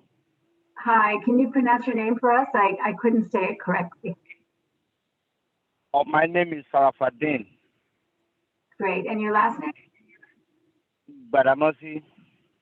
Thank you. Thank you. Go ahead with your testimony. We can hear you. Good afternoon. I'm a member of IDG, and I support the bill number 1000.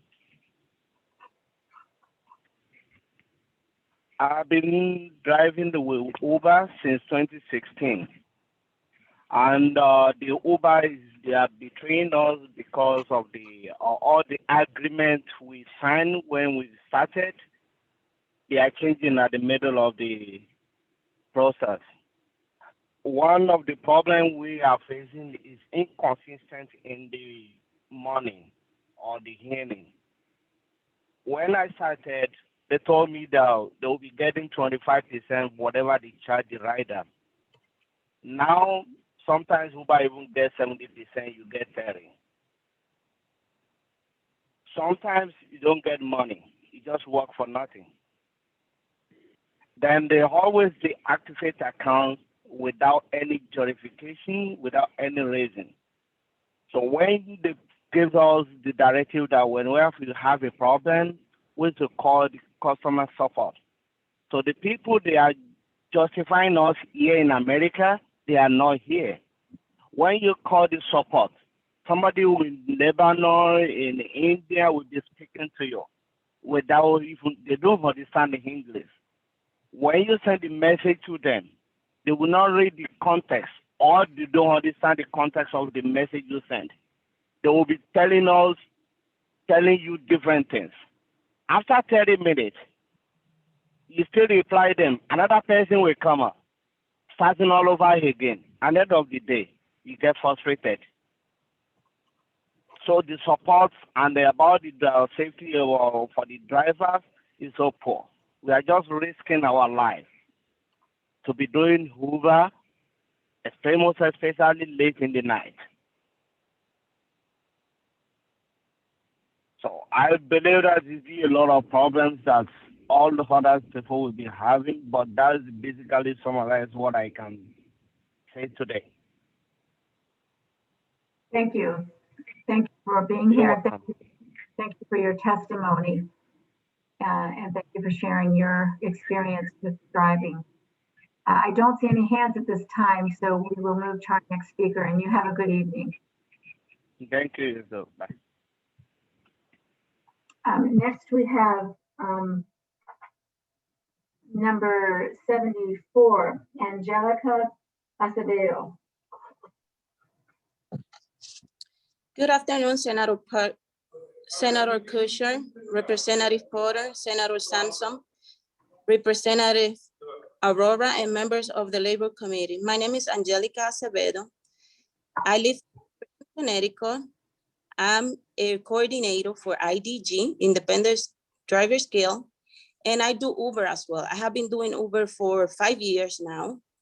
And today I'm here to testify about what I believe a main issue with Uber, and that is the absence of a due process. This company can fire drivers anytime without any good reason, not explanation, and they just don't give the drivers the opportunity to answer any accusation or defend ourselves. And this happened for every problem that you may have with Uber, like low rating or false claim from passengers. Drivers simply don't have the chance to defend themselves. And I face this issue double because my husband is an Uber driver as well. I would like to ask you to support to pass the bill 1000 so drivers can support their family with dignity and have a right to bargain. Thank you. Thank you, Angelica. Thank you for your testimony and for all the work you're doing to help the other drivers as well as a coordinator. So thank you for being here. I don't see any hands, so we will move to the next person who is also, I believe, a driver. I think number 70, Yusuf Harpoon. Yusuf?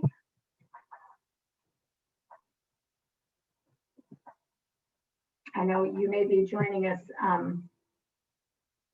by phone. You might have to unmute by hitting *6.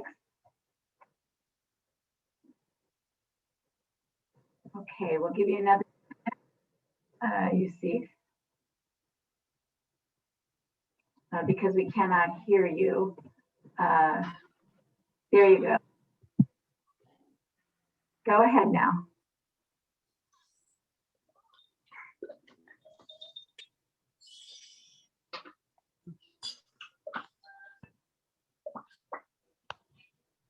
Okay, Yusuf.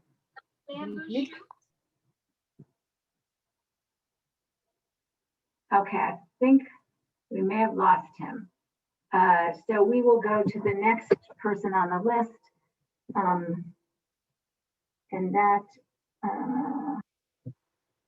needs to be number 76. And that would be Brendan Sexton. Brendan, I know I see you are here. Can you unmute yourself and go on camera if you can? I am here. I apologize. I am in transit right now. One of my kids had a dental emergency, so I have to rush him to the dentist. So I'm going to jump off camera to read my testimony. Okay, that's fine. Okay, so thank you.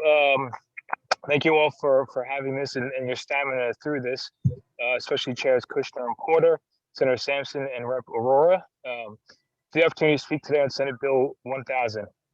My name is Brendan Sexton. I'm the Executive Director of the Independent Drivers Guild. IDG represents for-hire vehicle drivers. You've heard our brothers and sisters speak today on the difficulties that they have driving for Uber and Lyft. IDG is a nonprofit affiliate of the Machinists Union, who's been organizing black car drivers for over 20 years. We currently represent over 250,000 drivers in New York, here in Connecticut, New Jersey, and Illinois. The IDG is very appreciative that your committee has raised Senate Bill 1000 for a public hearing and consider.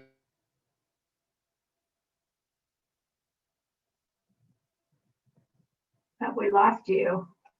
Plagued by continued worker exploitation and a loss of economic security. On the other side is an avenue which leads to a future where workers are afforded the power to control their own destinies, where workers are respected. We firmly believe that now is the time to act in order to effect revolutionary and life-changing reforms. Connecticut must provide for a legal framework under which drivers can unionize and collectively bargain without fear of discrimination or retaliation. We are calling on Connecticut to pass legislation giving the ride-hail drivers the right to unionize and collective sectorial bargaining agreements. When Connecticut passes a right to bargain law, we will be blazing a trail for growing our unionized workforce. Today, too many workers have no voice. The rich get richer, workers' wages remain stagnant. It's become impossible to get ahead. Union membership has dropped in the United States, with just 6% of private sector workers represented. Among our drivers, 95% want representation, according to two polls, one conducted by Greenberg, Quinlan, and Rosner, and the other by Penn State University. The disconnect is because our system is broken and our labor laws are rigged. Time and again, we've seen workers bravely take on unionizing corporate giants, only to be defeated by a system that set them up for failure. The Trump administration's National Labor Relations Board was seeking to make it harder for workers to get representation, but they've made a mistake. And this mistake is the opportunity for us to pass right to bargain, to really get justice for drivers, because currently the system of worker justice is an abject failure. And we can finally offer a comprehensive response to all the right to work for less legislation around the country. We in Connecticut can be the game changer, which will allow workers to organize in a real and meaningful way. This is the chance for Connecticut to live up to the pro-union reputation. What drivers need is collective bargaining. As both Sharon Block and Benjamin Sachs of Harvard University said about AB 5, the new law fails to offer gig workers one of the most important employment rights of all, the right to form a union. As important as minimum wage and overtime pay are, they're minimum protections and fall far short of ensuring that workers earn what they need.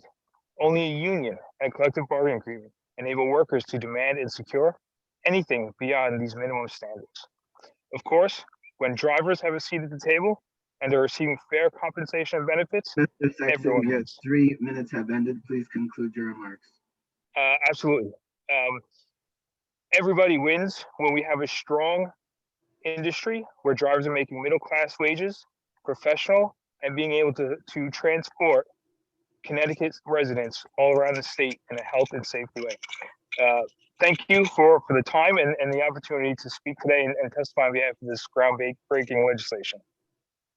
Thank you, Brendan. I have to say there have been a lot of drivers who have testified to their experiences, and we still have quite a few ahead of us that I believe will also testify to their experience. I do want to say that earlier today, we also had the testimony of Andrew, I think it's Andrew Greenblatt, is that right? Yep. Yes. And yeah, I think he did a really good job of addressing some of the concerns that I had heard before we were in hearing about the Sherman antitrust laws and about preemption issues that one might have with the National Labor Relations Act. He answered those very well. This is a really different model than we've seen that has that element of worker involvement, workplace democracy built into a system, but yet it's outside of the normal, what we think of the normal ways in which workers collectively bargain under the National Labor Relations Board or Act or some other state or municipal labor relations act. So I know you were involved in working on this issue, and I wonder if in fact, if you could give us a little bit of history of how you moved in this direction and perhaps where this is also happening around the country. Sure. So thank you for the opportunity. I think this has come out of years of the National Labor Relations Board failing to live up to its standard of protecting workers when they organize. Corporations have too much power when it comes to workers making decisions and voting. And then the second part of that is it comes really from this new kind of workforce that's existing today. Now, the National Labor Relations Act was an incredible piece of legislation, very progressive, that was passed in 1935 to deal with the work issues that were happening at the time in the country. And now we're at a moment that we have a completely different type of workforce, one that's much more fluid and moves a lot quicker between these companies and these app companies. And we set out to build a system in which workers can fluidly move between the apps and not have to worry about losing benefits, not having to lose about representation, even like pensions and retirement things, where workers actually carry their benefits with them from job to job. We've also worked with the Clean Slate Project out of Harvard Law School, which was a project that was designed to say, hey, if we can wipe away every federal labor law in the world and rewrite them, how would it look like? And in absence of that, what can states do to help foster in some of these new labor laws? And then, we did steal some ideas from some European models as well, particularly with the sectorial bargaining and making sure that every worker in an industry is protected and benefits from any collective bargaining agreement. Well, thank you. I think it's very creative and clearly, I'm a strong believer that as work changes and industries change, work organizations have to change as well.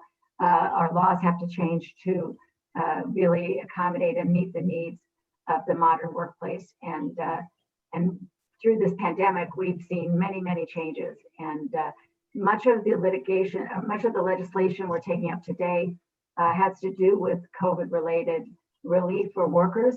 But I'm very happy that we were able to also hear this bill about setting a new stage for worker involvement and setting the terms and conditions that dictate their lives. And so I really appreciate your being here and the work that you and your organization have done to bring this piece of legislation forward. So thank you. And I don't see any hands. Thank you, Senator. Actually, so we'll let you get back to your dental emergency. I hope everything's okay. So yeah, just they're doing a quick fix on them. Thank you. I appreciate it. I appreciate everyone's stamina doing these long hearings. Thank you so much. Take care.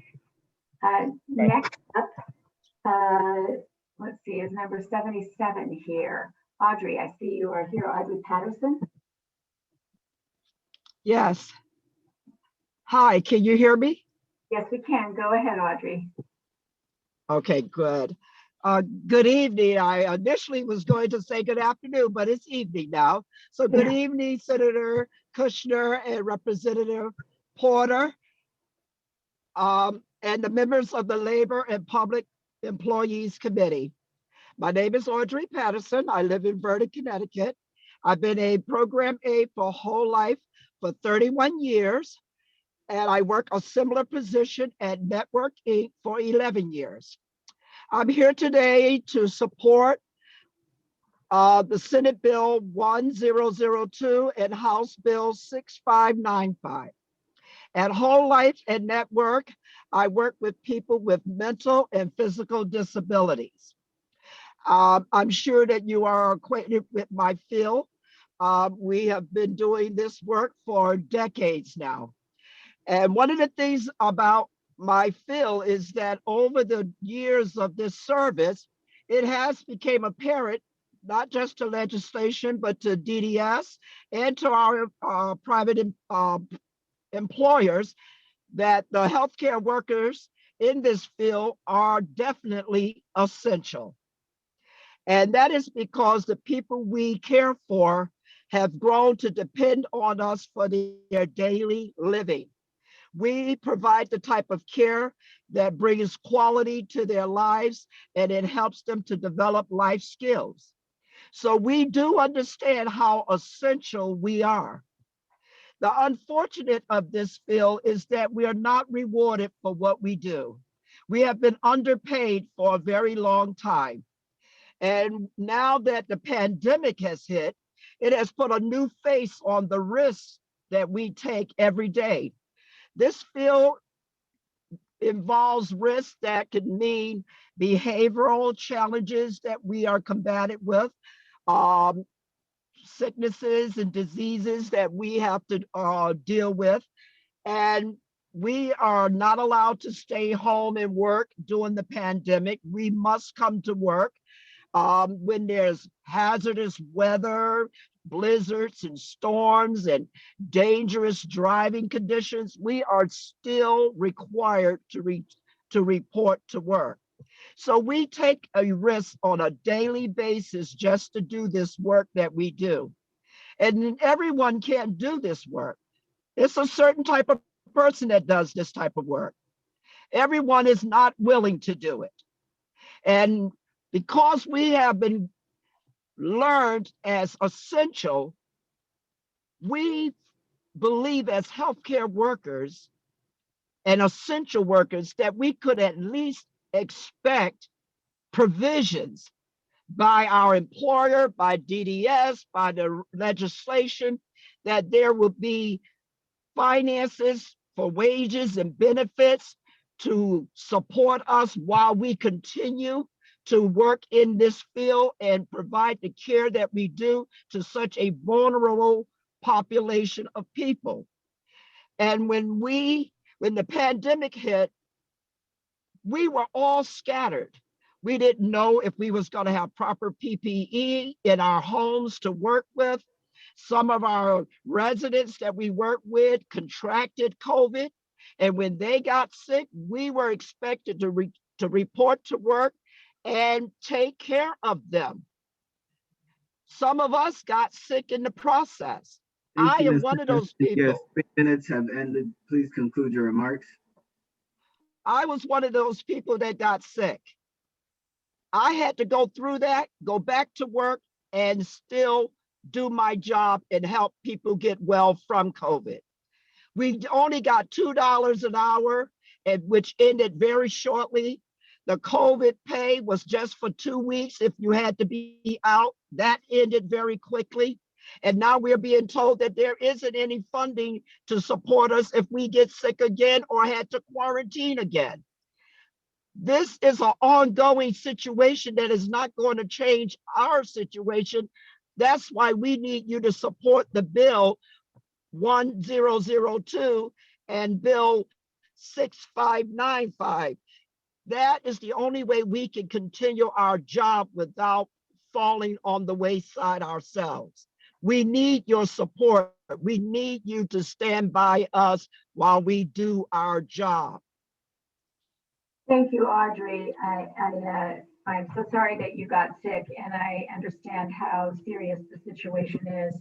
I see that there's a hand up, and I suspect Representative Winkler is, I'm sure you know this is your representative, so I will yield the floor to Representative Winkler.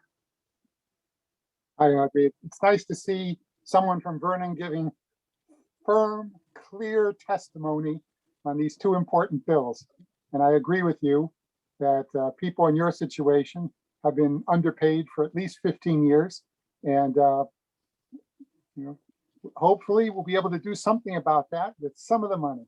We'll see you. Thank you. Thank you. Thank you. Thank you, Audrey. We don't have any other hands. Thank you for being with us this evening.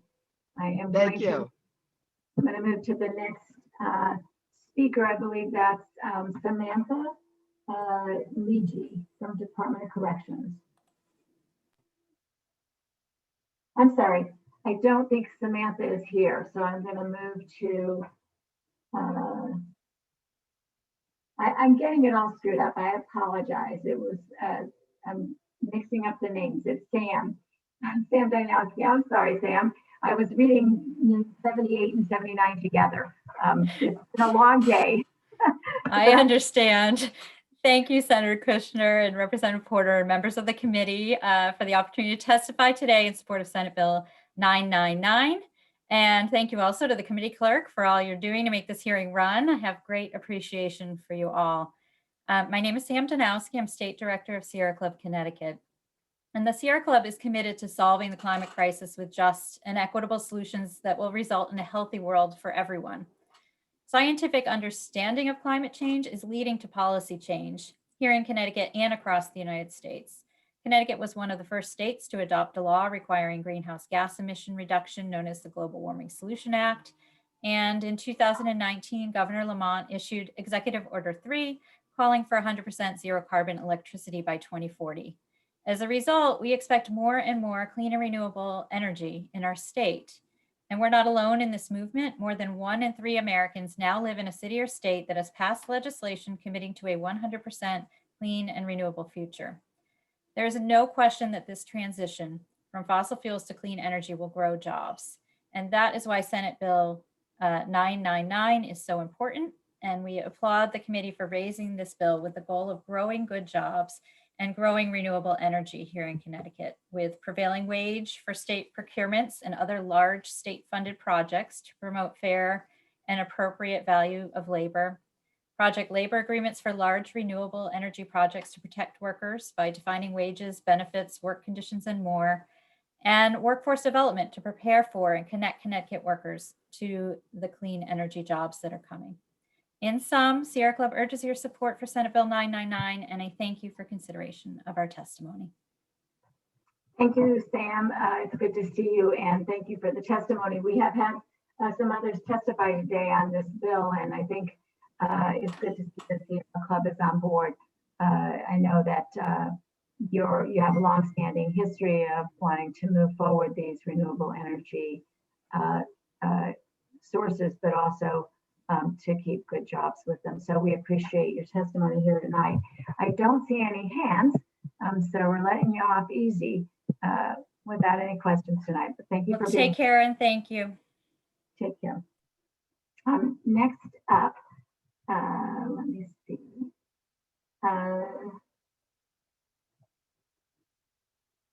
So next up, we have by telephone, Dana Haven. Hello. Dana, yes, go ahead. We can hear you. Hi. Good afternoon. Well, no, good evening, student members of the committee and members of the public. I'm here to testify in support of the House Bills 6595, 6478, and Senate Bill 1002. Because I have firsthand experience of how COVID-19 can affect you long after the commonly believed 10 to 14 days. My positive COVID test results came back on November 24th. I was unable to return to work until February 17th, and am still experiencing some of the symptoms to this day. I work in a group home for the developmentally delayed. Our residents are on the profound scale and have behavioral challenges. Due to both of these issues, getting them to wear a mask is not possible for some and only tolerated in short bursts for others. At first, the PPE equipment provided was below standard, so below that the face masks are barely more substantial than a facial tissue and below that of a paper towel. The supplies are now better, but the quantity is still very limited. The COVID-19 virus eventually struck our facility very hard. All but 3 of our staff were infected by it, at the same time, and 75% of our residents also became infected. I was the last of the staff to become infected as of to this date. We were obviously running short staff at the time, so I was so busy I was unable to even check my text results until just before leaving at 9 p.m. And I should note that I was supposed to be off at 9:30 a.m. that day, but due to everyone being sick and staffing shortages, I was still there. You might be thinking I must not have had symptoms if I was working every day and so many hours. You'd be partially correct. I didn't have a fever and I was still able to taste and smell. However, I did have body aches, exhaustion, and a cough. I didn't think twice about any of these symptoms. I have a mold allergy, so I attributed my cough to that. And body aches and all the rest was just I was working too much. Soon after my diagnosis, that cough progressed to the point that I needed to use a nebulizer, a steroid inhaler, a rescue inhaler, and oral steroids, all for over a month. While the breathing issues were going on, I noticed weakness and numbness in my legs, but I attribute it to lingering exhaustion and feeling weak. However, as my lungs began to clear, I noticed my legs were actually getting worse. Here's one thing many of us don't and didn't realize about COVID-19. It's referred to as a respiratory illness, as in one of these bills, but it also has a neurological component. And that is why many people who contact it lose their sense of taste and smell. Some, like myself, suffer other neurological symptoms. Mine progressed to the point that I was unable to walk safely unassisted. I had very little feeling in my legs from below my knees down to my toes. When I would walk, it felt like I was walking with sponges strapped onto the bottom of my feet while trying to walk on quicksand. And my ankles, well, sometimes they just kind of disappeared. Due to the symptoms and the nature of my job, I was unable to return to work until Ms. Haven, February. please, the 3 minutes have ended. Please conclude your remarks. Sure. I'd just like to conclude by saying that although I did get paid for 2 weeks of that time, I had to pay the other 10 weeks out of my own self. And I don't think that any frontline worker or essential worker should have to bear that burden. Thank you. Thank you, Dana. I just want to clarify your last comment. So you were paid for 2 weeks because you had accrued time, and then you were out another 10 weeks without any payment. Is that correct? Right.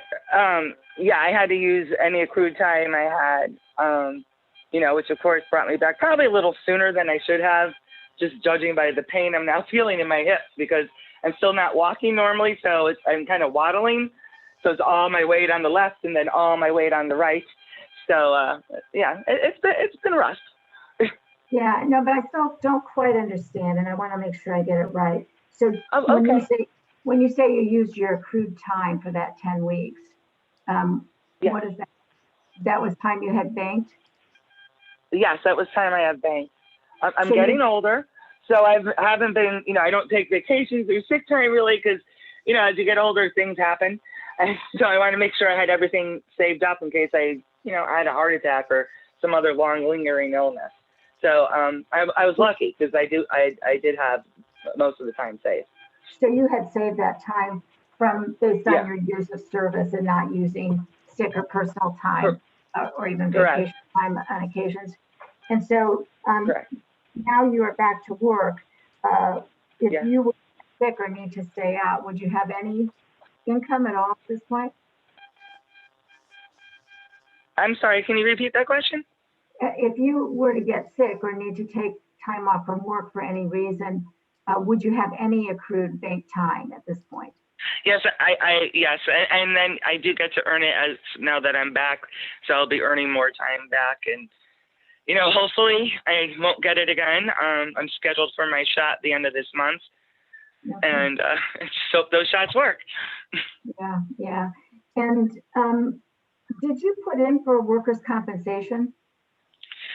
Actually, no. I've been listening to this since 10 o'clock this morning, and I really wish I had, but I was told by my supervisors and even my union that this wasn't covered under comp, but to wait because these sort of bills were coming out, and then maybe, I could apply. So no, I didn't. I'm wishing I had, because then a lot of the stress would have been taken off. And when did you contract COVID? My diagnosis was the day before Thanksgiving. Well, the test results came in the day before Thanksgiving, so the November 24th. So you still have the possibility, if you should definitely check in again about filing for workers' comp. Of course, you'll have to, right now there is no presumption, there's no, you would have to prove, you would have the responsibility of showing that there was a probable likelihood that you got it at work. Oh, yeah, that's for sure, because with the mandation, I went fasting, maybe you didn't hear it, but I was working every day, 14, 16, even more, even though we weren't supposed to because everybody was out sick. So basically it was work, home to isolate in my bedroom so I didn't give it to my family, and then back to work. So I would encourage you to, as you've heard today, it is not too late.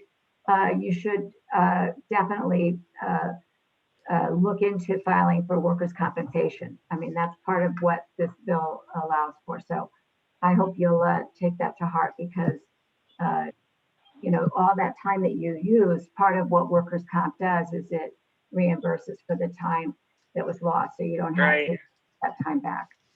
So Right. Yeah. It would be nice to get it back. And I'm so lucky that, I'm a time off hoarder so that I had it. But, there's other people out there. There's other people I worked with who were out for a while and didn't have enough time. Well, thank you so much for testifying tonight. And I do hope that you get over those other lingering symptoms that you have. And thank you for bringing this to our attention. And I don't see any other hands, so I think we're going to let you go and be well and be safe. Thank you. And the same to you.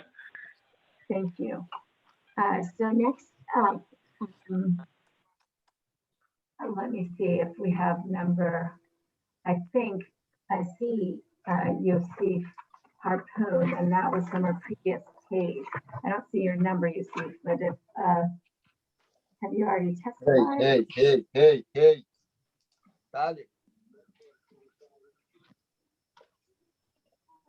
Yosef, we can hear you now. Do you want to go ahead and testify?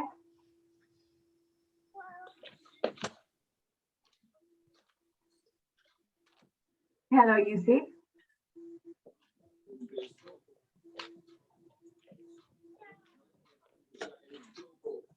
Okay, Devin, Yosef, can you hear us now? Yeah, hello, heck. You wanna go ahead? No. Go ahead and you can testify. Oh, he just put himself on mute. Okay, Devin, you might want to reach out to him and see if we can figure that one out. Next up is, do we have Ciro Gutierrez with us? Ciro, you are next. Hello.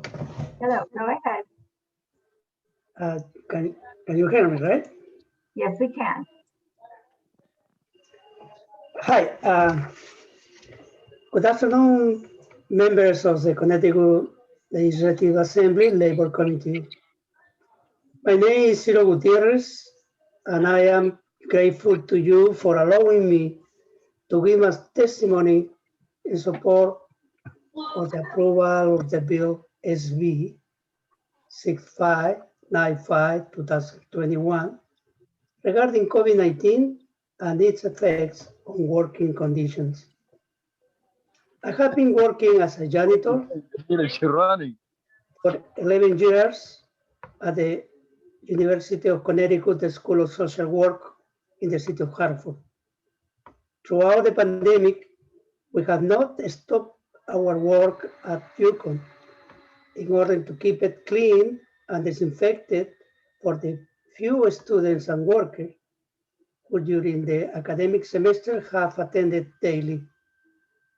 As cleaners, we are considered essential workers.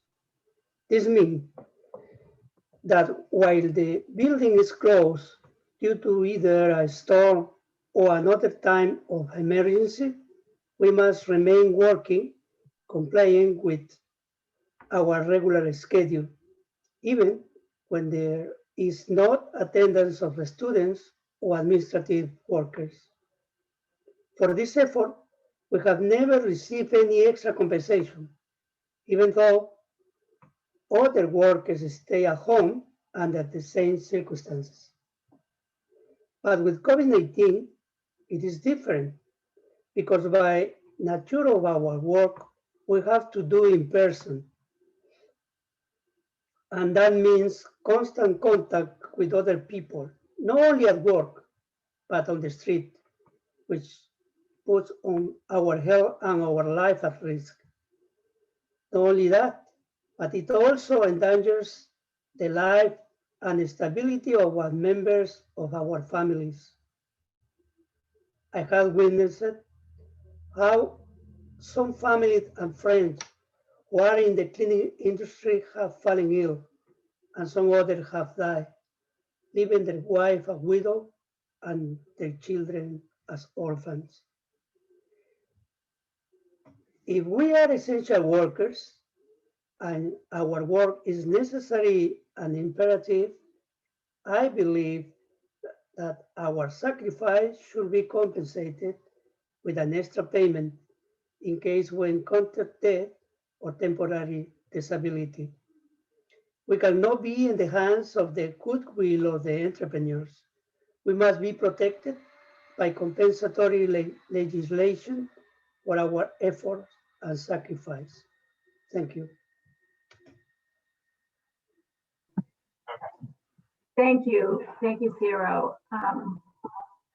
Thank you for your testimony and thank you for your work. I don't see any hands at this time. So thank you for being, oh, I see Robin is looking. Go ahead, Representative Porter. I'm sorry, Madam Chair. I was just saying hi to Ciro. Hi, Robin. Hola, ¿cómo está? Bien, bien. All right. All right. Thank you very much, Ciro. Thank you for being here tonight. Next, we are going to go to, I believe next is number 82, Chris DeFrancesco. Hi, thank you. Thank you. You can hear me okay? Yes, we can. Go. Thank you, Madam Chair. My name is Chris DeFrancesco, and I've been a communications specialist at UConn Health for nearly 14 years. I'm also the elected Vice President for Communication at University Health Professionals Local 3837. And I'm here to speak in favor of HB number 6595, an act concerning labor matters related to COVID-19, personal protective equipment, and other staffing issues. This bill provides long overdue benefits to those who've been lauded as heroes over the last year. Imagine being a nurse in the intensive care unit, reporting to work every day during a pandemic, exposed to a highly contagious infectious disease, working extra hours with the burden of uncertainty of the health of yourself, your coworkers, your patients, your family. Yet despite painstaking precautions, you end up with the disease you've been working to save others from. And now for the purpose of workers' compensation, you have to provide proof that you were infected on the job? Now imagine all those things you put on the line to serve your patients, your community, the greater good, to help shoulder the yoke weighing down your coworkers, because there are only so many of you who are qualified to do this life-saving work, knowing any night you risk bringing home a potentially fatal illness to your family. If hazard pay isn't appropriate here, when is it? What qualifies me to speak about this? I'm part of the group at UConn Health that tells the stories of these healthcare workers, not only the clinical providers, by the way, but also the support staff who may not deliver healthcare directly, but make it possible for the providers to do so. One story that comes to mind is that of nurse Maria Budzinski, assigned to one of the COVID floors of UConn John Dempsey Hospital last spring, caring for COVID-19 patients, then after several weeks, becoming a COVID-19 patient herself. Her illness was severe and breathing was difficult. Now, Maria did eventually recover, and she's convinced it was the convalescent plasma treatment she received that saved her life, so much so that she decided that she would be a plasma donor herself.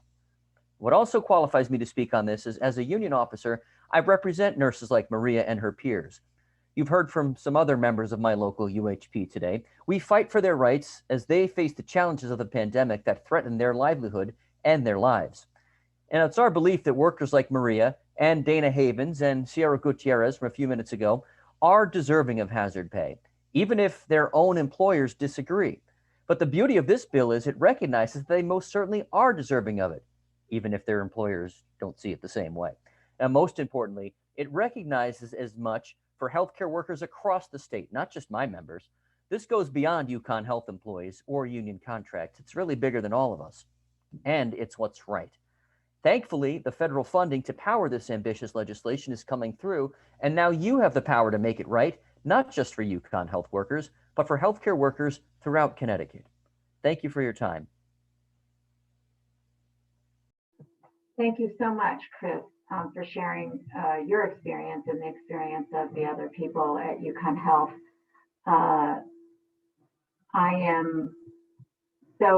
I'm looking to see if there are other hands here. I don't see any more questions for you. We've had a number of people testify, but I know that the work you're doing is really important. And I think you put it in perspective when you talked about the importance of recognizing if we don't do hazard pay or pandemic pay now, when would you ever consider doing it based on what's happened and the work that you've done? So thank you so much for everything you shared with us this evening. Thank you very much. Okay, next up, we are going to go to Yusuf Harpoon. And I know, Yusuf, we were having trouble hearing you. Hopefully you can hear me now and you can unmute yourself. Yusuf, we're going to give you one more shot at this. If you can unmute yourself, we're ready to hear your testimony. If not, we will move you to attendee. Okay, I know we're probably having some technical difficulties. We gave it our best shot. We have heard from a number of drivers, so hopefully their stories have touched on the things you wanted to share with us as well. So now we are going to move to, I believe it's number, well, I see number 84 is, I saw you a minute ago. Are you here, Renee? Yes, go ahead, Renee. Hi, thanks. Appreciate being here with you all tonight. Good evening, Senator Kushner, Representative Porter, and members of the Labor and Public Employees Committee. My name is Renee Hamill. I live in West Hartford. I'm a board member of the Connecticut Roundtable on Climate and Jobs, and I work as field representative for AFSCME Council 4, or a union representing 30,000 public and private employee members. And our union is in support of SB 999. This bill addresses the climate crisis by investing in clean, renewable energy projects that ensure that the communities that are most vulnerable to climate change are part of the solution. And I think that this bill is really important because it really touches on a lot of equity issues. As we've seen from the COVID-19 pandemic, working class families, predominantly Black and Brown communities, they're going to be the ones that are going to face the most severe consequences of climate change.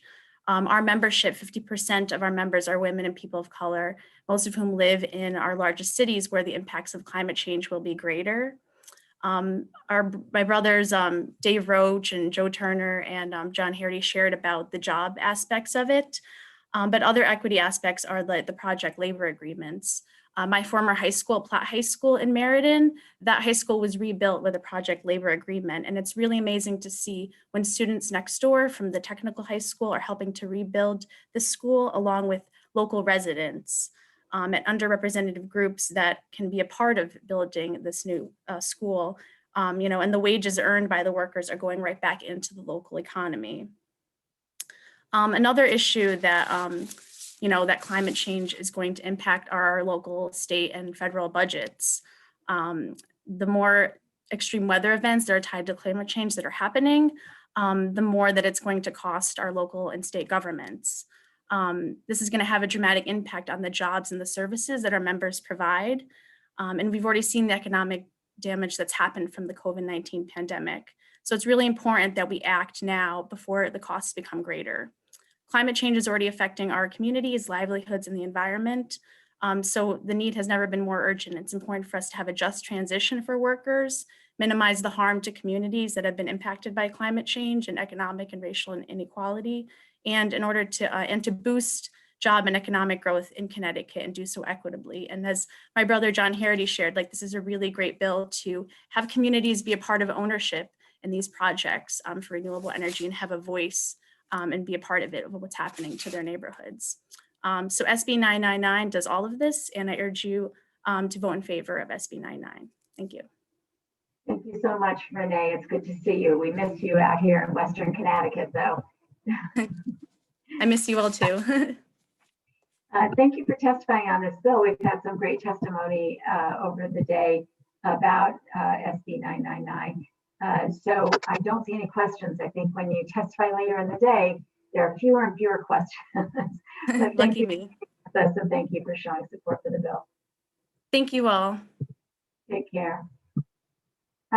Next up, I see Kim Ackerman, number 87.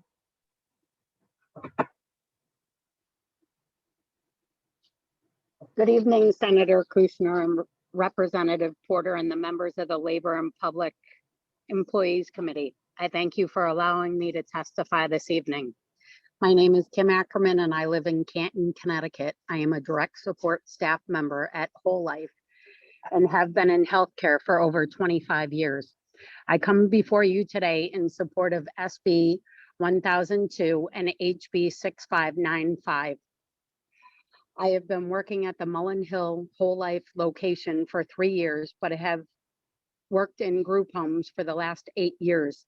In my role as a direct support staff, I work very closely with highly behavioral autistic individuals.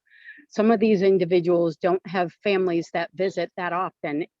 So we as staff become their families. Being able to build these relationships with our individuals is one of the most fulfilling parts of my job. With that said, my job is also incredibly challenging. Not everyone could do this job. Working with highly behavioral autistic individuals can sometimes be very difficult. On top of that, my coworkers and I deal with low staffing, low wages, and long hours. This was before the pandemic. The pandemic amplified existing problems while creating new ones. We didn't have PPE for a while. Even now, we often have to borrow PPE from our other group homes because our managers don't provide an adequate supply of masks and gloves. In addition, some of us have latex allergies, but have to ask for non-latex gloves to be ordered because otherwise they won't do so. I buy and bring my own non-latex gloves to work and do not get reimbursed for it. I tested positive for COVID-19 on Christmas Eve. I believe I contracted COVID from someone at work because I don't go anywhere else except from work to home. We were given 80 hours of COVID leave to cover for the 2 weeks that I was out of work.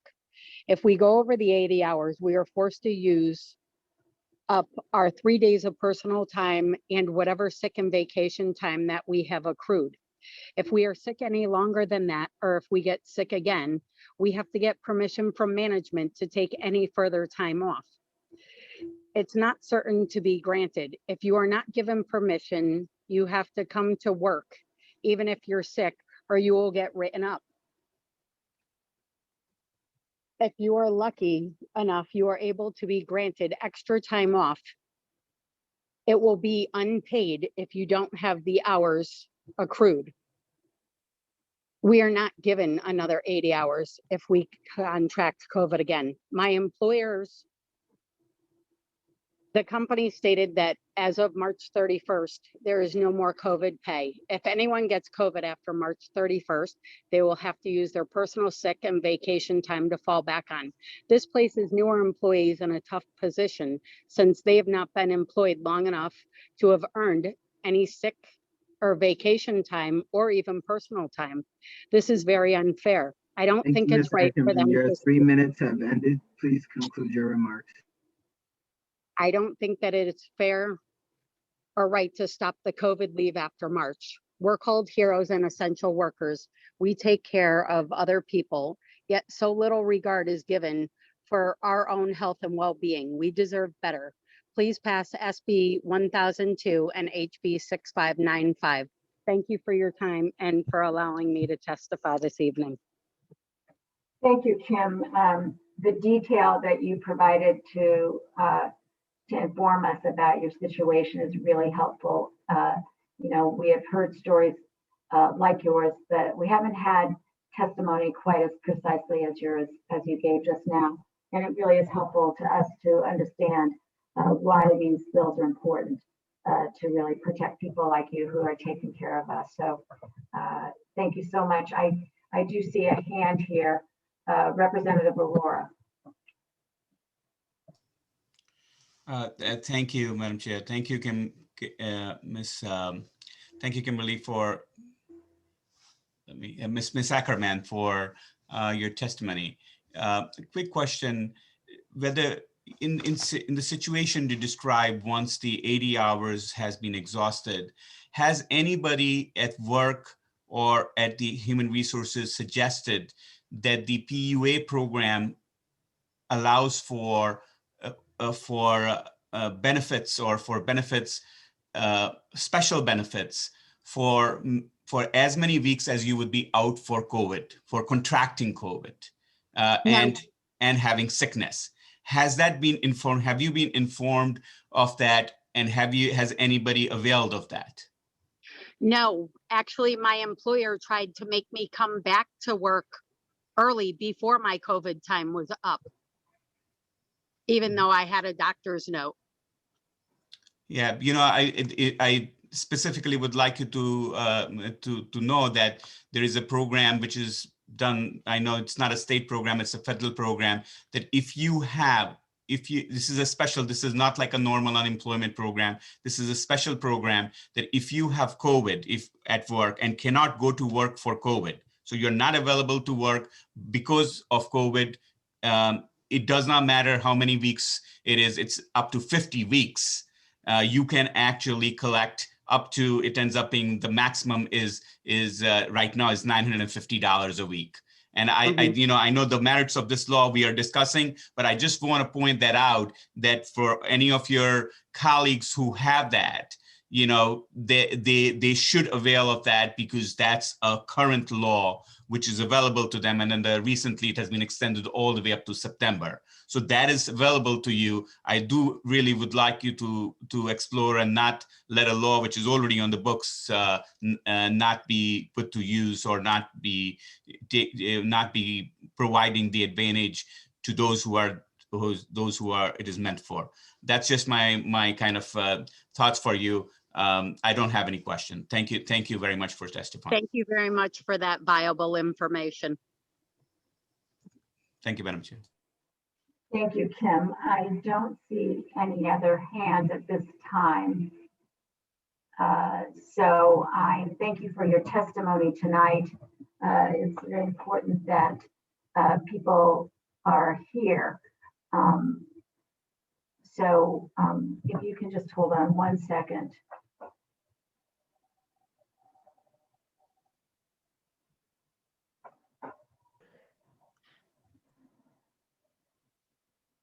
I apologize. Give me 1 second. I'm having a little technical problem here.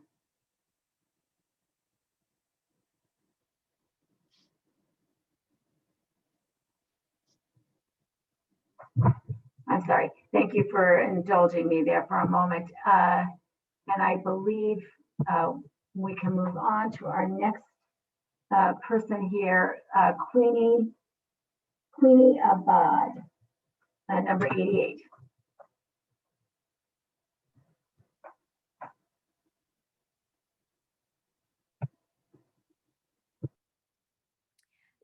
Okay, am I unmuted? Yes, we can hear you now. Okay, wonderful. Thank you so much. Good evening, Senator Kushner, Representative Porter, and other members of the committee. My name is Dr. Queenie Abad, and I am in support of HB 6478, an act concerning workers' compensation COVID-19 presumption. I'm a board-certified internal medicine physician, and my specialty is in occupational environmental medicine. The clinic that I practice in specializes in determining work-relatedness for on-the-job injuries, illnesses, and exposures that lead to negative health outcomes. And during this COVID-19 pandemic, we have seen patients in our clinic who are recovering from COVID-19 that were most likely from work. Thankfully, this is only a small subset of the population of patients who end up becoming long haulers from COVID-19. And as we all know, individuals who have persistent chronic respiratory symptoms, persistent fatigue, who have not been able to return to their baseline functioning status. And basically my job boils down to hearing workers' stories. So I'll tell you a couple of the stories that I've heard in clinic. I've heard the story of a physical therapist who was working during the pandemic, who was doing home physical therapy visits with patients who were recently discharged from the hospital. This physical therapist had close, prolonged contact with patients only using a surgical mask. And one of the patients that he took care of was diagnosed with COVID-19 after the fact. The physical therapist spent more than 15 minutes close contact with this individual. Several days later, ended up becoming ill himself from COVID-19, ended up using his own paid time off for his isolation period. Because he had persistent symptoms, he had to use his sick leave and ran out of that. He's been unable to return to work. It's been about 6 weeks already.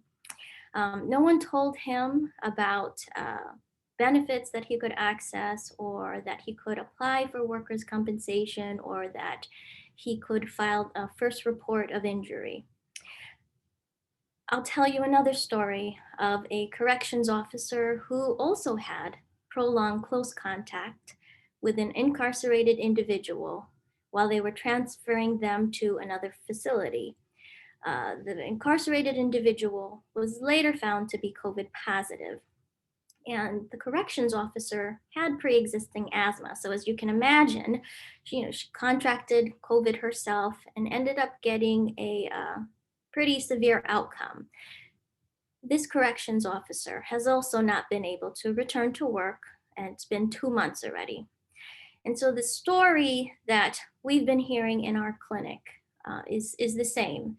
Folks who have been essential workers, who've been healthcare heroes, who had to use their own paid time off to self-isolate or quarantine, who had to use their own sick time, and unclear if they will ever return to their baseline, and unclear if they will be able to return to the job that they were doing prior to their illness. The other thing that is in common with a lot of the cases that we have heard their stories is this issue of workers not knowing what to do next after they've not been able to return to work and after they've not recovered from the symptoms. We've heard stories of supervisors telling these workers, don't apply for workers' comp, or not even telling them where to go, how to talk to HR. And I'll tell you, I'm still in clinic right now. We just had to walk a worker through the Connecticut Workers' Compensation website. I had to go and find this first report of injury, send it to her myself. And this is really the job, I don't mind doing it, but this should be the job of the supervisors and the managers at the workplaces. So we know that this guidance is not happening. And so I hope that you will, I'm here to support this HB 6478, and thank you for supporting it. I'm happy to take any questions or comments. Thank you so much for the work you're doing at the clinic. And I just heard you testified that you have to walk workers through the process of applying for workers' comp. And I know that's can be quite difficult for them. So I appreciate that. Are you finding that in helping them get through that process, do you feel like once you get them started, they're on the road to figuring out how they can get compensated or get the help they need? So not always. So some workplaces have their own ways to report injuries or illnesses. And so the patient that we saw asked help from her manager about how to navigate the website. Basically was told, everyone else can figure it out, so why can't you? So what we had to do is I had to log on and also share a Zoom screen with her and walk her through, and even I got stuck navigating the website of this employer's website. So the next thing that I had to do was go to the Connecticut Workers' Compensation website with her, and then also look for that packet. I also was able to find the first report of injury that workers have to fill out and send to workers' compensation, and was able to email that to her. And so as you can imagine, that takes time. I'm not able to do it in the amount of time that I have for patients that I'm allotted. So I end up having to spend after hours time doing it. And I don't mind that. I just wish that these workers had the support from their HR, from their supervisors, from their managers. And just from experience from other work-related injuries and illnesses, more often than not, the first application for workers' comp is often denied. Some people will give up. We tell people apply for a second time or a third time. We write a summary letter of support if we believe that it is work-related. And we are on a more probable than not basis. So we only have to be 51% sure. But in many of these cases that I've heard, they're all essential workers. They all had inadequate PPE. They all had close, prolonged contact with a known COVID positive individual. And so for us, these cases are clear cut. There are other cases, unfortunately, especially in March and April, where someone was severely ill, testing was not available, and they may never know what that illness was that they had. But if they were an essential worker during a period of time where there were infections and there was a known COVID positive individual, it's more probable than not that they got COVID if it was temporarily related to when they had close contact with that known COVID positive individual. So even for these cases, I would be comfortable to say that it may be work-related. Thank you. Thank you for that clarification. And I see that Representative Aurora has his hand up, but before I move to him, I know he mentioned to our previous speaker, and you may have heard this, that PUA is available for people who get sick at work. And I wondered if you had been advising, this may be out of your expertise, out of your area, but I wondered if you had been aware of this and if you had advised any of these folks to go file for unemployment. So that's not my area of expertise, but I will definitely look into it if that's another way that these patients can get access to benefits that they need. That's something that we would be able to do and guide them if we had the information of how to do that. And that's the issue that I'm raising, is that there should be individuals that people can contact at work, HR, their supervisor, their manager, who could walk them through what happens here. So what I've also been doing is been suggesting to patients, get in contact with your HR individual who may have more knowledge on all the benefits that may be available to you. Thank you. Thank you so much. And I'm asking you that. I think you can look into it, although I will say that my understanding of PUA is that it's more complicated than that, and that an individual, it's difficult to qualify for PUA, and you must first be laid off from your job in order to qualify for that. That is the information I've been told, but I know Representative Aurora has his hand up and he'll have an opportunity to share with us his knowledge on unemployment insurance. So go ahead, Representative Aurora. Thank you, Madam Chair. Once again, I'll keep it short, and I'll provide you, you can look it up, and I'll provide you my cell as well. I'm working extensively with constituency here, just for various situations, because the law which was passed was very complex. It had many angles. Part of it was for unemployment. It is all administered through Department of Labor and through our unemployment program. But the PUA has got one category, specific category, which deals with people who have actually who have gotten infected with COVID-19. No cause needed, but they have symptoms, and you have to have symptoms or diagnosed.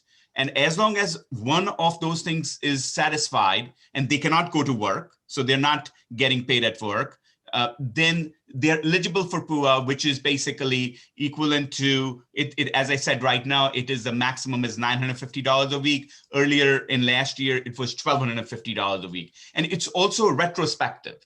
So if, for example, somebody got 2 weeks ago or 4 weeks ago, they didn't apply then, you know, and DOL right now, and we were having this discussion only in the last hearing, has been quite caught up with everything. It takes more or less a week or less than that, especially if you have a diagnosis which is clear that you had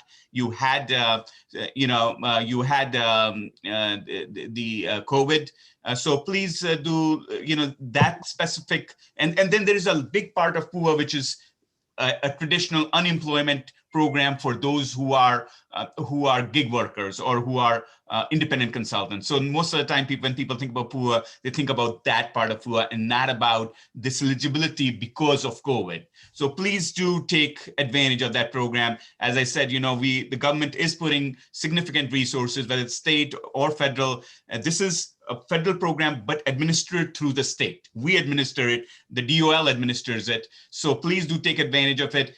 And I will, please reach out to me separately. I'll give you my cell phone and we will help anyone. I've helped hundreds and many people in my constituency, but I'm available to help anyone. That's a big purpose of service, which we have to do. So thank you again. And thank you, Madam Chair, for allowing me to say this.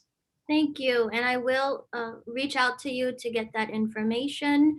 My other comment was about short-term disability. This individual that I just helped basically applied for short-term disability and showed me her denial letter on Zoom. And so this person tried different avenues to access different benefits and just kept getting turned away. And so I'm hoping for transparency, and I'm hoping for guidance for workers. I'm hoping for an easy process. I'm hoping for awareness that these programs exist. And I'm also hoping for transparency and data to see how many claims are being filed, how many are being denied, adjudicated, hearings that are being done, because that information has been very difficult to get. Yes, well, we do have, we did through the executive order, there were some requirements for reporting, but I think you may have heard Commissioner Morelli this morning testify about the difficulty on even the reporting side of it, because the way the process works, you know, they still don't know how many cases that have been filed are actually being litigated, because there's sort of an automatic process where your claim is denied in order for the employer to preserve their, you know, to preserve their right to contest it if it's a bigger problem than they anticipated, for instance, you know, long-term repercussions from the illness. So we agree with you, the data is important. And it's still very, very hard to get. But I don't see any other hands at this time. But I really appreciate not just your willingness to testify tonight, but all the work that you're doing and the way you're pursuing it. So in such an aggressive way to try and help these folks get assistance. It's amazing work that you're doing. So thank you so much.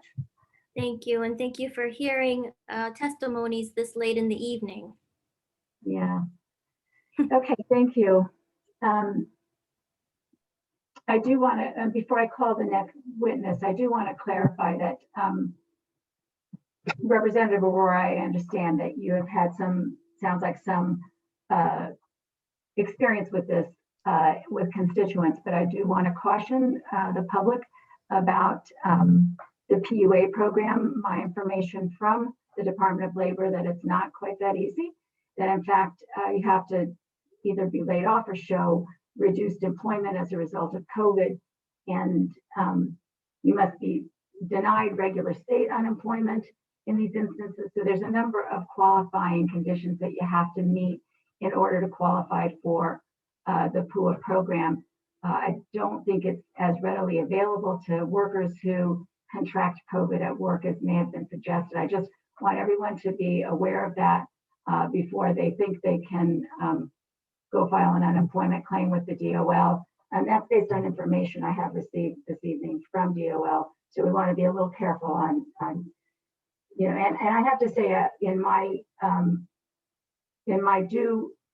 the work that we've been doing over the last many months with people about trying to fix this workers' compensation system. I think if there was an easy fix to get people federal dollars that were so readily available, we probably would have considered that. I do also want to mention that I think folks are aware of this, but we need to be cognizant of the fact that these are long-term, these have the potential of turning into long-term illnesses, and that in addition to wage replacement, workers are often hit with really big medical bills. And so there's a lot to this that we're trying to unpack with this workers' compensation presumption. So I just sort of wanted to set the stage here to make sure that folks aren't led to believe this is something easily they could do instead of applying for workers' compensation. So I will move to our next speaker, and I'm just checking my list here.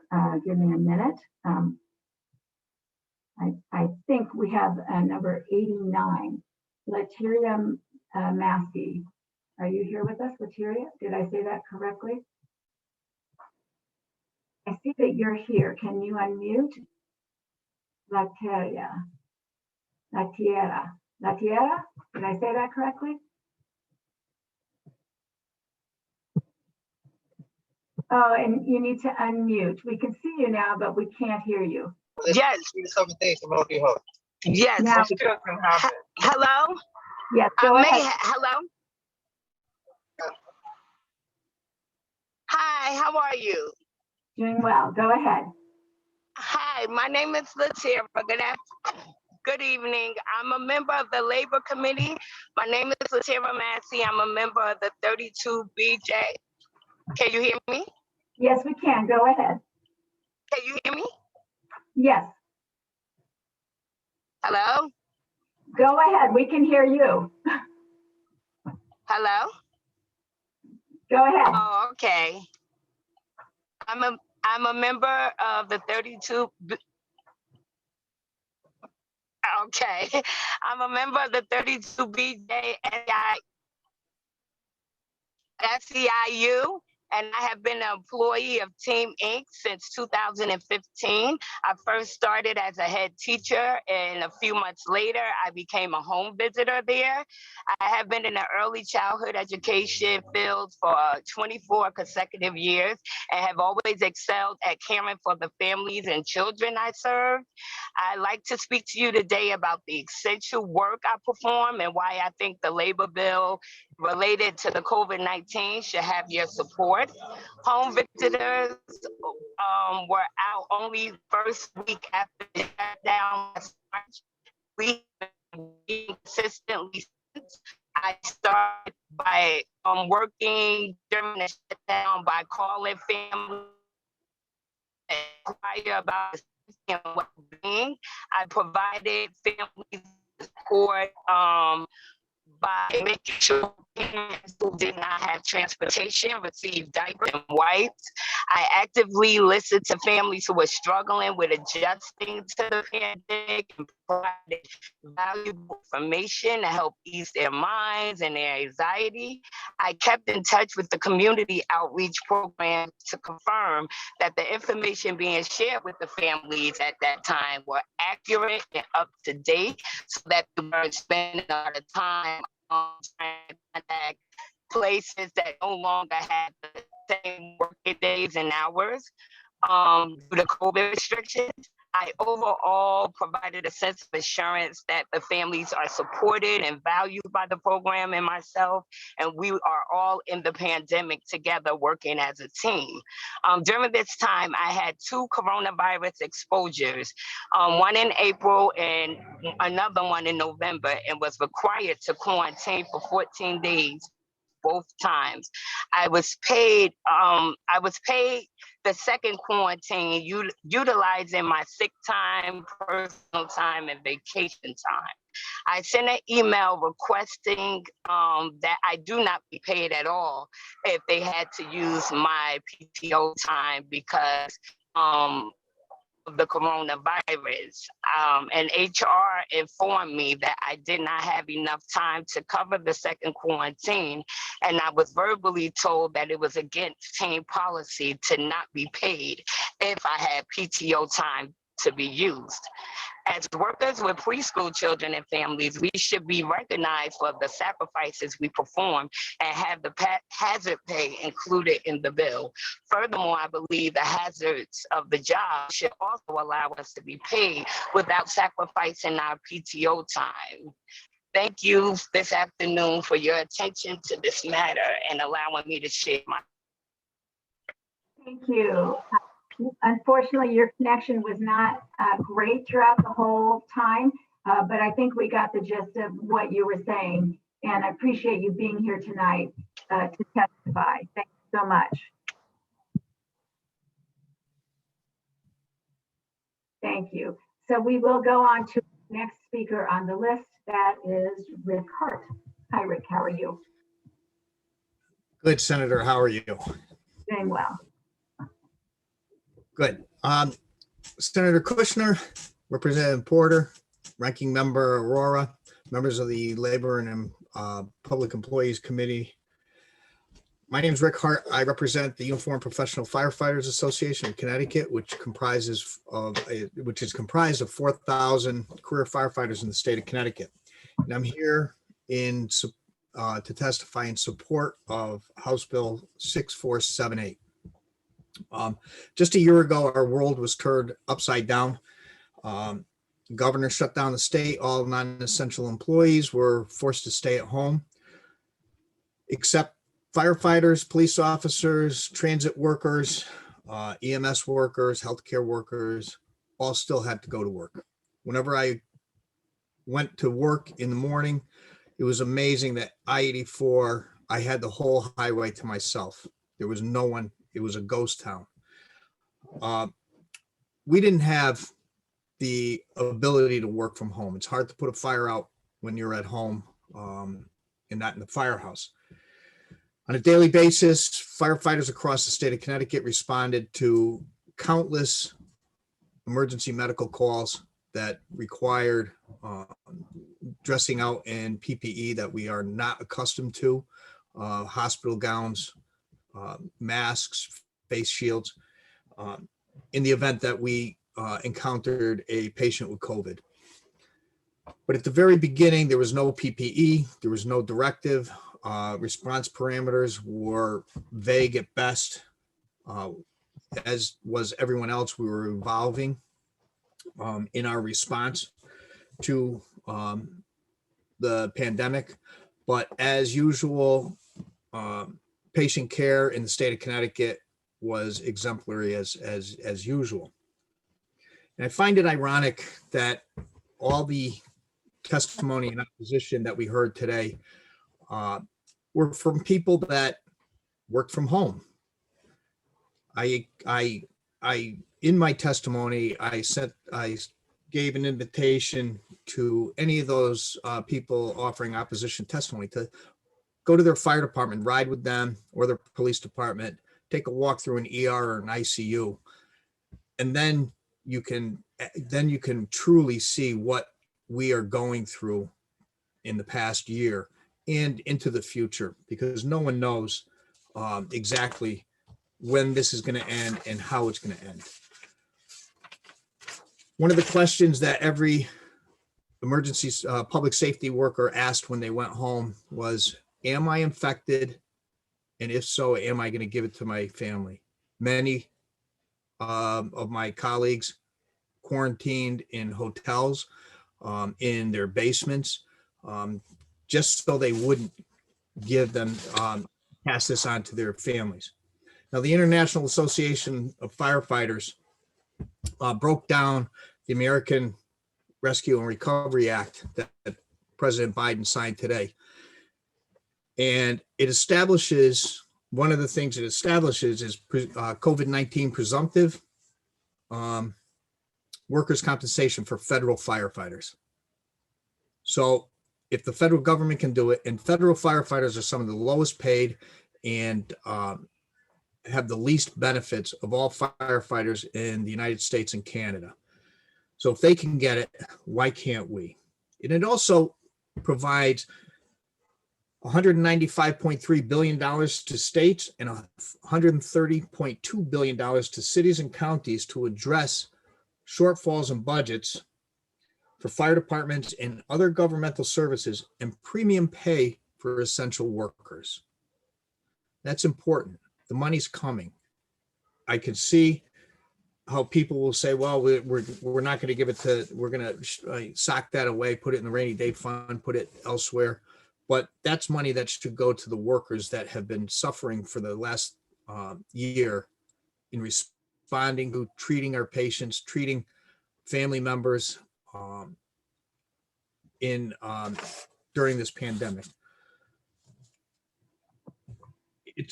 And so I, as an organization, we ask that the committee move this 6478 forward, and I'll be happy to take any questions. Thank you, Rick.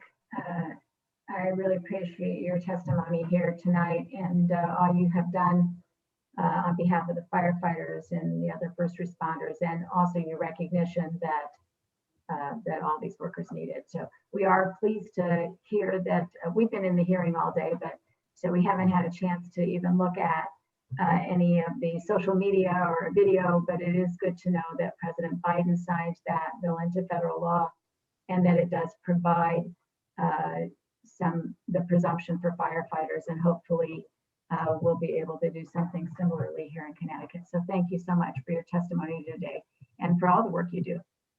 Well, thank you. Robin is waving to you. Yes, I see her. Okay, next up, we have Jesse Martin. Jesse, thank you for being with us. Go ahead. Thank you. My name is Jesse Martin. I'm a vice president with District 1199, New England. We represent 26,000 healthcare workers, both in public and private healthcare settings. And we represent, of those 26,000, 15,000 are long-term care workers, group home workers, home care workers, and nursing home workers. And I'm here to talk about nursing home workers. I work specifically on behalf of over 35% of all the nursing home workers here in the state of Connecticut. And we know that nursing homes have suffered tremendously during this pandemic. We have lost over 17 members of 1199 who've given their lives after contracting COVID on the job in our long-term care divisions. And these three bills that we are in support of, SBs 1002, HB 6595, and HB 6476, one, establish the necessary protocols that the state must take on to ensure that personal protective gear is available to nursing home workers. Far too many times during this pandemic, I've received phone calls of frontline healthcare workers in nursing homes working in trash bags, running out of medical gloves, not having face shields. And time again, the Department of Public Health has not protected those individuals by ensuring that they got the protective gear they needed from their employers. Furthermore, subcontracted employees in nursing homes have regularly been denied protective gear by the nursing homes themselves. And this bill would ensure that the state be the provider of that protective gear as a last resort. Those are workers in dietary, housekeeping, and laundry services that are so vital in keeping this virus under control in nursing homes. Furthermore, I'd like to say that many of our members are paid poverty level wages in nursing homes.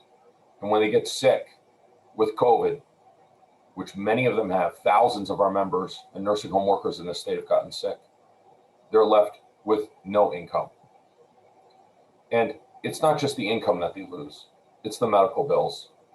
We have several members who are not covered by the emergency order by the governor who contracted COVID much later in 2020, and they have over $1 million worth of medical bills. Some of them have even lost their family members to this virus that they brought home. And I know that there's been an ongoing discussion about unemployment benefits, but you know, these employers should pay their fair share of exposing their workforce to this pandemic and to this virus. And in particular, you know, there's a death benefit on a workman's compensation. Some of the individuals that we are represented by our union do not qualify, and their claims have been denied post losing their life, and their families have received no compensation whatsoever. That to me is a travesty. Their families deserve to be compensated fairly for the loss of their loved one, their mother, or their father. And hazard pay was a very difficult issue in nursing homes, and so was sick time. Nursing home workers were written out of the federal bill that provided 80 hours worth of sick time. Many of our members are still indentured to their employers because their employers allow them to go Martin, your negative. 3 minutes have ended. Please conclude your remarks. Thank you. Many workers have been indentured to their employers in the nursing home industry because they weren't given access to paid sick time while they got sick. And furthermore, thousands more who contracted the virus after June 20th have been denied workman's compensation by their employers. Again, 1199 is in support of these bills. Thank you. Thank you. Myself and Representative spent a deal of time, particularly at the beginning of the pandemic, trying to find light on what was going on in homes. Participated in many calls with people over the many months. We called for a long time. So I think that we recognize, you know, my own community here, I know that my community is getting and a lot of people there are many residents. You know, a friend of mine, his mother worked there for only they both provide the public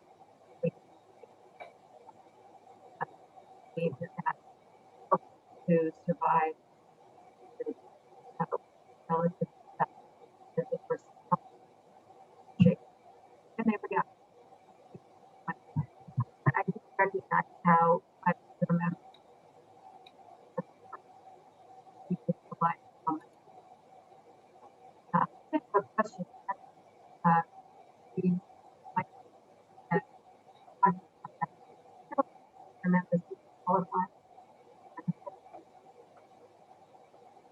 I'm sorry, I didn't make that out. That's why I turned off my video so that I can try to hear better. You know what? I forget when I sit back. Sometimes people can't hear me so well either, and I should know after telling so many people this stuff. But my question to you was, I wondered if any of your members did receive that unemployment benefit. Some have, but really it's still quite difficult. Some nursing homes have even tried to deny workmen's compensation during this time by forcing workers to come back to work while they're still medically unable to come back. The reason being for that is because of the severe staffing crisis in nursing homes. And it's really a double-edged sword in the sense that nursing home employers are using the denial of workmen's compensation and unemployment benefits to force workers to come back to work to alleviate the massive staffing crisis that's ongoing in these facilities. And what's even more disturbing is that the guidance given by the Department of Public Health and the Center for Disease Control for nursing homes allows nursing home employers to bring actively sick COVID positive workers back into nursing homes if there is a staffing crisis. It is tremendously terrific, like terrible to think that you could be actively shedding this virus and under the federal and state guidelines be required to come back to work within that 10-day period, even if you're non-symptomatic, because the nursing home has run out of other workers. And so the denial of these two benefits has really been a way that this industry has tried to maintain their staffing levels to the detriment of our membership and nursing home workers around the state. Thank you for that response. And I just have one more question, and then I see there is a hand up, and I'll call on Representative in a minute. But I know I wanted to ask you, I mistakenly earlier this evening or earlier today was asking the AFC about Mathematica report, and remembered afterwards this is a report that was designated for long-term care facilities, and that is your unit 1199. Your union participates in the working group for that long-term care working group that met for the starter. Yes, we did participate, both in the Mathematica report, much later in the Mathematica report process. And we also did, participate very heavily directly with some of our CNA members. There was a CNA member who worked in the Trumbull area who sat on the long-term care working group subcommittee on staffing. And yeah, we did participate in those. And I know one of the things that Representative Porter and I were having to do with this bill, particularly around the CDC, really he testified, others testified about how harmful it was to not have proper CDC. We tried to get that right in this bill. Do you feel like you're going to prepare to address that a little and just let us know? Do you think that bill as it is presented here will help with the stockpile? Absolutely. Establishing the stockpile and establishing that the state has this responsibility to the residents. At this point, 90% of residents in nursing homes are Medicaid recipients, which means that the state is providing the payment of their health care. And the state has the responsibility to this workforce and to those residents that their staff is protected, no matter what the for-profit company wants to do.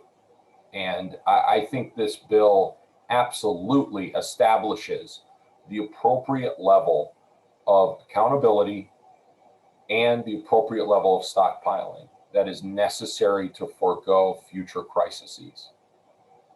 Thank you. That was our goal here. So I appreciate your response on that. I Representative Winker has his hand up. Representative Winker. And Jesse, you can turn your camera back on. I think it was me, but I'm sure you'll be fine with Representative. Okay. Thank you. So all of these homes are run by for-profit companies.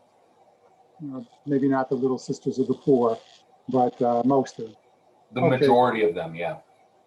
So the Department of Public Health, when we set it up, it was like advice, guidelines, statistics, research. We never put them in charge of hardware, masks, or anything like that. That was the Office of Emergency Management. So if we want to take on that responsibility in the future, which is fine with me, do you believe that in the Office of Emergency Management, I want to let off the hook because it was a rubric forever. Don't worry about protective equipment. If you need it, the federal government has a stockpile. Well, nobody will ever believe that again, but it was believed at the time. So do you want the state of Connecticut itself, to have a stockpile out at the at the various buildings around the state that we have stockpiled? Or do you want us to also order the convalescent homes themselves or the long-term care facilities to have their own stuff? I think both. You know, I just, you know, why should we ever be in the situation we were in this last spring, a year ago? You know, there was a member, her name's Leah Hoffman. She worked at Madison House in Madison, Connecticut. You know, I talked with her family. She died in January after contracting the virus in April. In April, she was caring for 30 residents on day shift and given one medical gown to share with a coworker. One medical gown. And she eventually lost her life. And many other residents lost their lives. I think it's worth paying and having the redundancies of requiring the nursing home to have a stockpile and any other statewide stockpiles, because I just don't, I see a value in saving our lives and our most vulnerable citizens. I think it's dollar for dollar, it's money well spent to save a life. And through the chair, if we are going to take over this responsibility, do you think it should be the Office of Emergency Management or the Department of Public Health? Since it's a new responsibility, we can assign it as we wish. Have any personal preference? I don't. We just need it. Whoever has it, great. I really don't have an opinion on that one. And you wouldn't trust that the private sector has learned its lesson? No. Thank you. Thank you, Madam Chair. That was a softball question there. You were asking that too. Okay, thank you. Representative Porter, your hand. Madam Chair, thank you for your testimony, Mr. Martin. I just wanted to, a couple of clarity questions on things you mentioned. You said the nursing homes, was it 90% of the residents are Medicaid recipients? Yeah, we represent some facilities like Regal Care of New Haven, where over 95% of the residents are Medicaid recipients. What's interesting is that because of the COVID outbreak, the percentage of Medicaid residents in nursing homes has increased. Before COVID, the statewide average was hovering around 80%, but because of those Medicare patients, the people who come to nursing homes for short-term rehabilitation, aren't going to nursing homes because they don't, want to expose themselves to COVID or have limited their elective procedures that would end them in a nursing home for short-term rehab. The number of overall residents in the state population has really blossomed to be much greater portion of Medicaid patients. Thank you. And Leah Hoffman, where was she working? She was working at Madison House in Madison, Connecticut, and she worked for Genesis, the largest nursing home for-profit company in the United States. And they operate 15 facilities here in the state of Connecticut. I'm very familiar with Genesis. My sister works for them. Thank you. And thank you, Madam Chair. Thank you. Thank you, Jesse. I do see another hand, Representative Porter. Thank you, Madam Chair. Thank you, Mr. Martin. I don't know if I've been a very strong advocate, and I've written several op-eds on the PPE scarcity at that period of time, and I'm so sorry to hear about what you just described. It's heartbreaking that we didn't act faster. I have two questions. One short question for you, really, which is that when you talk about PPE stockpiles, most stockpiles are always built at the state or federal level, and I think the state level makes sense. Do you think that the rules and access should be decided by the industry, by the state? Who do you think should be involved? And I think it's following up to Rep. Winkler's question, and who decides on the size? Because these are very important questions. And what all do we keep? Look, I think the state should decide or you all, good representatives and senators, should decide on who has access to that stockpile.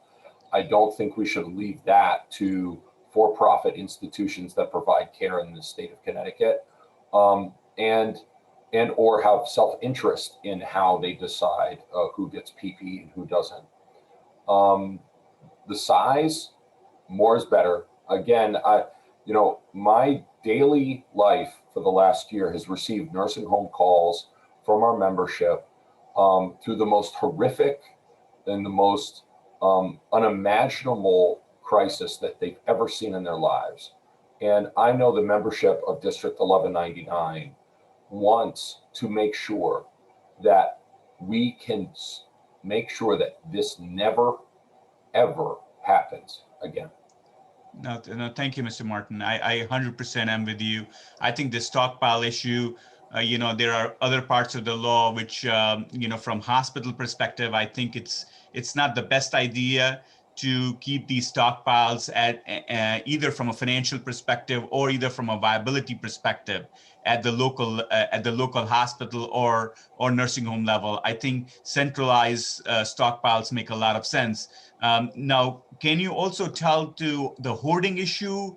Did you see that the more larger institutions were hoarding at that time, or let me soften the word, were really being risk averse and keeping materials at that time, and the smaller institutions and the smaller firms just could not? Did you see that as well? Could you speak a little bit to it?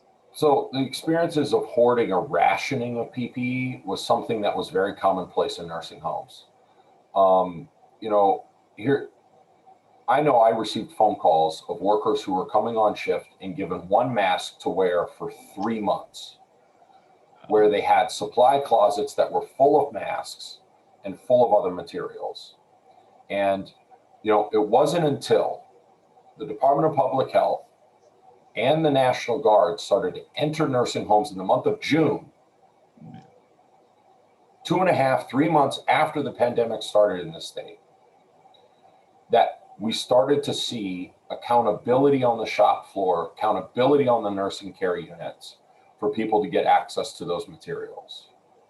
I think it's very clear in the mathematical report that in the state's preparation, what little there was for COVID was all centered on hospitals, and none of it was centered on long-term care. That was a very direct finding by the mathematical report.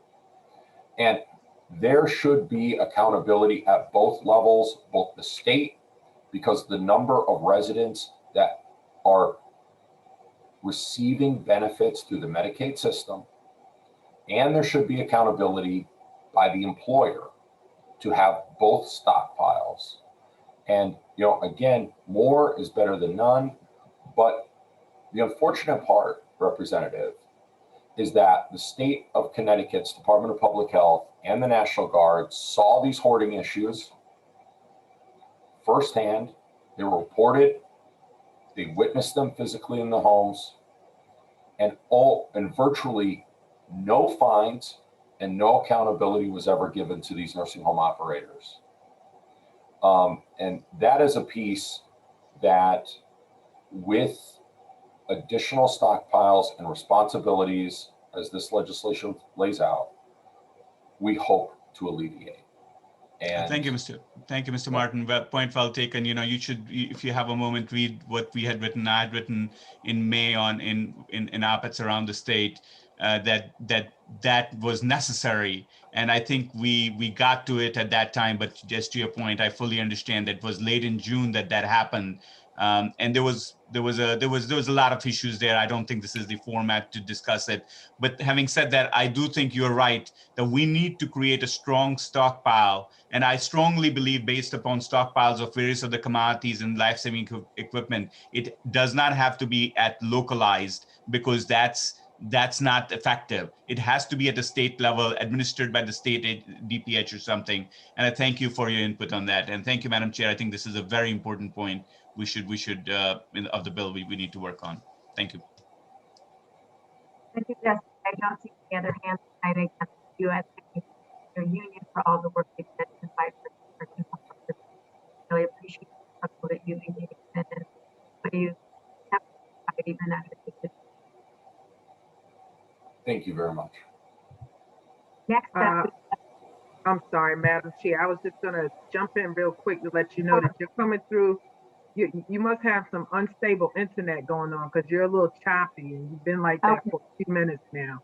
So I just wanted to let you know. all right, great. I am actually going to turn over the chair now to Senator Cabrera. I will do this again, but I'll see if I can address my internet issues and clear that up, maybe rejoin by phone. But Thank you. Thank you, Madam Chair. Up next, we have Melissa Chinhan. Is Melissa in the room? Hi, Melissa. Good evening, everyone. Good evening, the floor is Senator yours. Cabrera, Senator Kushner, Representative Porter, and the various members of the Labor and Public Employees Committee. My name is Melissa Chinhing, and I've been an adult probation officer at the state of Connecticut Court Support Services Office of Adult Probation in Hartford for over 13 years. I currently work in the capacity of a warrant officer, and I'm here to testify in favor of SB 1002, an act concerning labor issues related to COVID-19, personal protective equipment, and other staffing matters. I'll first state that I'm in full support of this bill, and my testimony is specifically with regards to Section 12 of the bill. As we all know, the rapid spread of COVID-19 in February 2020 changed the way we live our everyday lives on a global scale. Before the plexiglass partitions went up, before we hired all the professional cleaning crews to, regularly decontaminate our offices and workspaces, before the vaccinations rolled out, many probation officers like myself were there on the front lines. Although we didn't have an abundance of PPE at the time, we still went to work when called upon, and we did our jobs as best we could with whatever tools we had in order to keep ourselves safe and to navigate the imminent threat of COVID-19. Since the pandemic, a typical day for me in the office, more often than not, includes traveling to court where I physically take people into custody when serving violation of probation arrest warrants. I personally fingerprint clients in lockup, an area that's filled with other prisoners, marshals, various court personnel. And I also serve probation warrants at offenders' residences in the field, as we call it. I transport them in the back of our sedans or SUVs with merely like a cage or a partial, like a partition, separating the offender from myself and my coworkers. So on a regular basis, I also interact with state's attorneys, judicial marshals, and other court personnel, as well as the offenders who are at court to be heard on the docket. In March 2020 alone, at the onset of the global pandemic, I flew to several states on extraditions. I was in both Chicago and Las Vegas within a week of both of these states shutting down due to COVID. And because of airline constraints, probation often find ourselves in the busiest airport in the world, Atlanta. So this was and continues to be our primary airport hub, and I actually traveled to it several times during the pandemic. Probation officers performed these extraditions at the onset of COVID when there was no mask mandate on airlines, when there was no empty middle row for flights, and before there were the state-of-the-art air filtration systems that we're now seeing, getting rolled out. In fact, my partner, the offender, and I still had to pile in the back row like sardines, like 3 in a row during this pandemic. I recall a couple of days after coming back from my Las Vegas extradition, I was actually coughing, wheezing, feverish. I called my doctor, fearful of the imminent, and I was told that my fever wasn't high enough to go to one of those. At the time, we only had 2 drive-through testing centers, so I wasn't able to get tested. So whatever it was, it passed, and luckily I'm still, here to be able to talk about it. Unfortunately, I can't say the same for everyone else who's been impacted by this disease. I easily could have become a statistic. I had a coworker, a peer, a PO who was a husband and father of 2, who unfortunately passed away in his early 30s of this disease. And I have several other coworkers and peers whose lives this disease has impacted forever. So this is just my story, and we all have our respective stories. But to backtrack, I subsequently was informed that the facility that we extradited the offender from in Cook County, Illinois, had the highest COVID-19 rate in the state, and that there was a large uptick in the same prison population that housed the offender that we transported. Numerous people have told me that I'm crazy when I tell them, stories about all my interstate travel. I've been on several additional flight and driving extraditions since the ones I referenced. And in hindsight, I can honestly say that it really doesn't get more hazardous than what we do. No monetary amount on earth is worth the trade-off of our physical health, our mental well-being, our peace of mind per se. But the fact is that, like many other public safety positions, probation has been there throughout the pandemic, performing our jobs, putting ourselves at high risk of transmission of this deadly disease. So if we fast forward to where we are now, yes, we have more PPE, we have plexiglass partitions, we have mandatory, but we still have to do our mandatory face-to-face contacts through office visits. We still have to go out and serve warrants. We still have to transport offenders, conduct searches, mandatory home visits, et cetera. You know, the list goes on. So it's very similar to parole, in fact.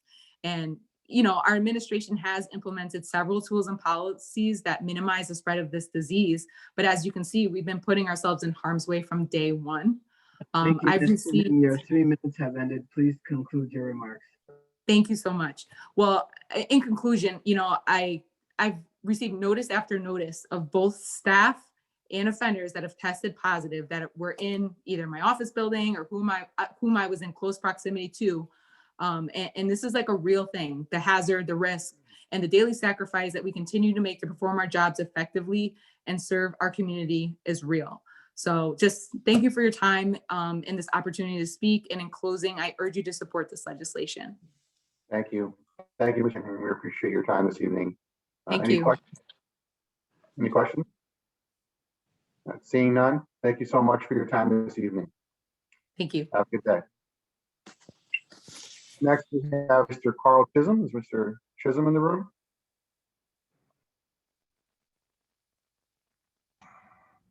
Yes. Mr. Chisholm, Thank how you. are you? Good. How are you? Good. The floor is yours, sir. Thank you. Senator Cabral, Representative Porter, and distinguished members of the Labor and Public Employees Committee. My name is Carl Chisholm, and I am president of the Connecticut Employees Union Independent, SEIU, Local 511, and the Municipal Employees Union Independent, SEIU, Local 506. At the state level, we represent over 3,600 blue-collar maintenance and service state workers who provide valuable service within our state facilities. They cook, clean, repair, maintain, and deliver in Connecticut state buildings, hospitals, college campuses, airports, roads, bridges, and parks. At the municipal level, we represent over 1,000 workers who are paraprofessionals, administrative assistants, cafeteria workers, custodials, and maintainers. I submit this testimony in support of SB 1002, House Bill 6478, and House Bill 6595. The COVID pandemic has forced all of us to recognize the factual definition of an essential worker. For too long, these now deemed essential workers have been treated unfairly and with tremendous disrespect. What they are paid, the duties they are expected to perform, and the struggles they endure must not be ignored any longer.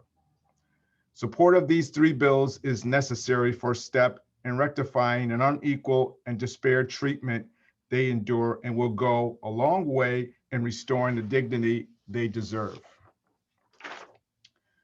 Establishing a workers' comp presumption for essential workers who have worked on the front lines throughout this public health crisis that prevents employers from firing or disciplining employees for filing workers' comp claims and prevents employees for deliberately dissuading an employee from filing a claim is necessary.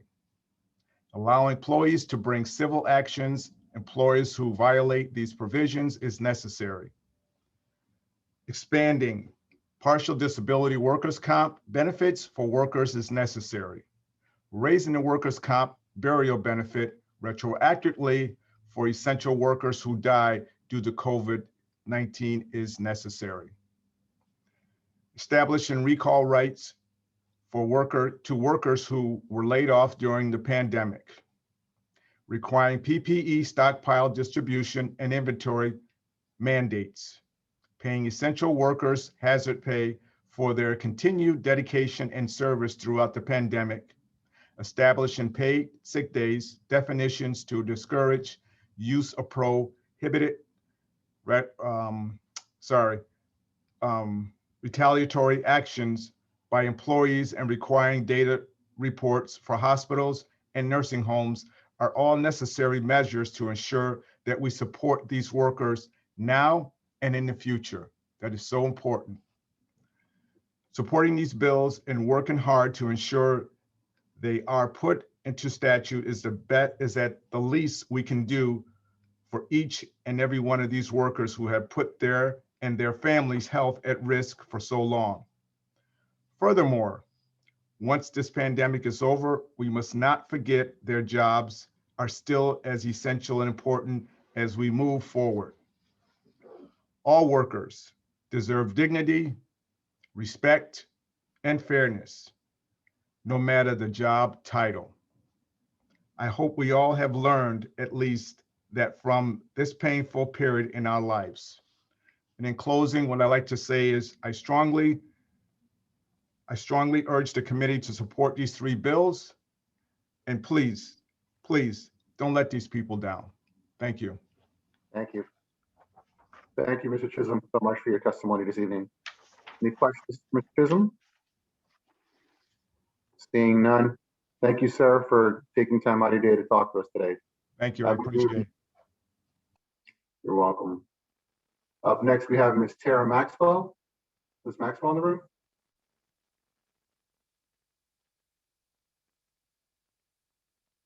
Ms. Tara Maxwell?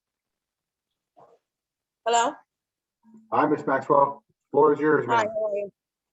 Good. Hi, How good are you? I'm good, and yourself? I'm well. Please proceed. Okay. Yes, good evening, Senator Krishna, Representative Porter, members of the committee. I'm currently at work, so I have to wear my gear. My name is Tara Maxwell, and I'm a direct support staffer at Mosaic, and I have been working here since 2017. I'm here today to share some of my experiences and ask you to support the Senate bill of 1002 and House Bill 6595, so that the frontline essential workers like me and others will have some support. I enjoy working because I give the help to the individuals I work with a normal life. I give them joy to their life as well. My job is usually spent helping these individuals shower, go to the restroom, I give meds, cook, clean. Since COVID hit, individuals aren't allowed to go out to communities as they used to with staff and do activities with them at home. We try to take them to the backyard on nice days and try to keep them active as much as possible during this lockdown. When COVID first hit, our clients didn't get sick right away. Eventually, they all got sick, including some staff members. Our individuals one of the individuals, however, went to the hospital because of it. He was in the hospital for 3 weeks and had to be sent back home to the group home for us to care for him because they wanted his bed for somebody that was worse off. It took every staff member around the clock to get him ready. It was stressful to see him in that mode and to put the staff in that situation on a daily basis. Not to mention, we had other clients that we had to take care of as well. And because of the short staffing, luckily, with care and understanding and a tight-knit family as we have, none of our staff has passed away from it, and none of our clients have either. So in this, I'm saying the COVID pay we receive only lasted 7 days. And with all the pandemics has already, and we all know the pandemic has already lasted over a year.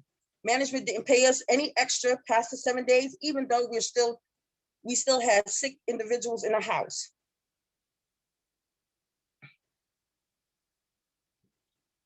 If you pass Senate Bill 1002 and House Bill 6595 today, we will have better guidelines to follow for the COVID and some of the encouragement to our jobs. It will make us feel a little more safer, and that you will understand that what we do on a day-to-day basis is essential. Please support this bill so the frontline workers like me and others have something to look forward to. Thank you. And with that, Thank you. I say thank you. Thank you, Ms. Maxwell, very much. Any questions for Ms. Maxwell? Comments? Ms. Maxwell, thank you so much for taking time. I know you're at work. It says a lot that you're willing to take the time to come testify in the middle of work, and thank you for all you do to keep your folks safe. Thank you. Have a good evening. You too. Up next, we have Mr. Ed Hawthorne. Hey, Ed, how are you? Good, Senator. Good It's evening, yours, man. everyone. Good evening, Senator Kushner, Representative Porter, Senator Cabrera, and members of the Labor and Public Employees Committee. My name is Ed Hawthorne. I reside in Wolcott.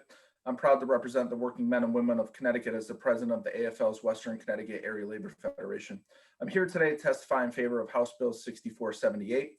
I support this bill because essential workers who put their lives at risk to feed us, stock the shelves, educate our children, transport us to work, nurse us back to health, and protect us from harm deserve a fighting chance at receiving fair and just compensation, workers' compensation benefits when they contract COVID-19 at their workplace. It's safe to assume that every person here has referred to an individual putting their life at risk to report to work during this public health emergency as a hero. But we all know that actions speak louder than mere words. This bill is more than words, it is action. It demonstrates to these workers that they are heroes who deserve to be protected. It achieves this protection of these workers by shifting a burden of proof in a workers' compensation proceeding to the employer. This is a rebuttable presumption that merely ensures the workers who have suffered harm by being forced to report to work during this public health crisis are fairly compensated for any loss they may have resulted from their extreme sacrifice. Also, one thing that has been brought up time and time again, but I wish to highlight, is the deaths are just the beginning of this.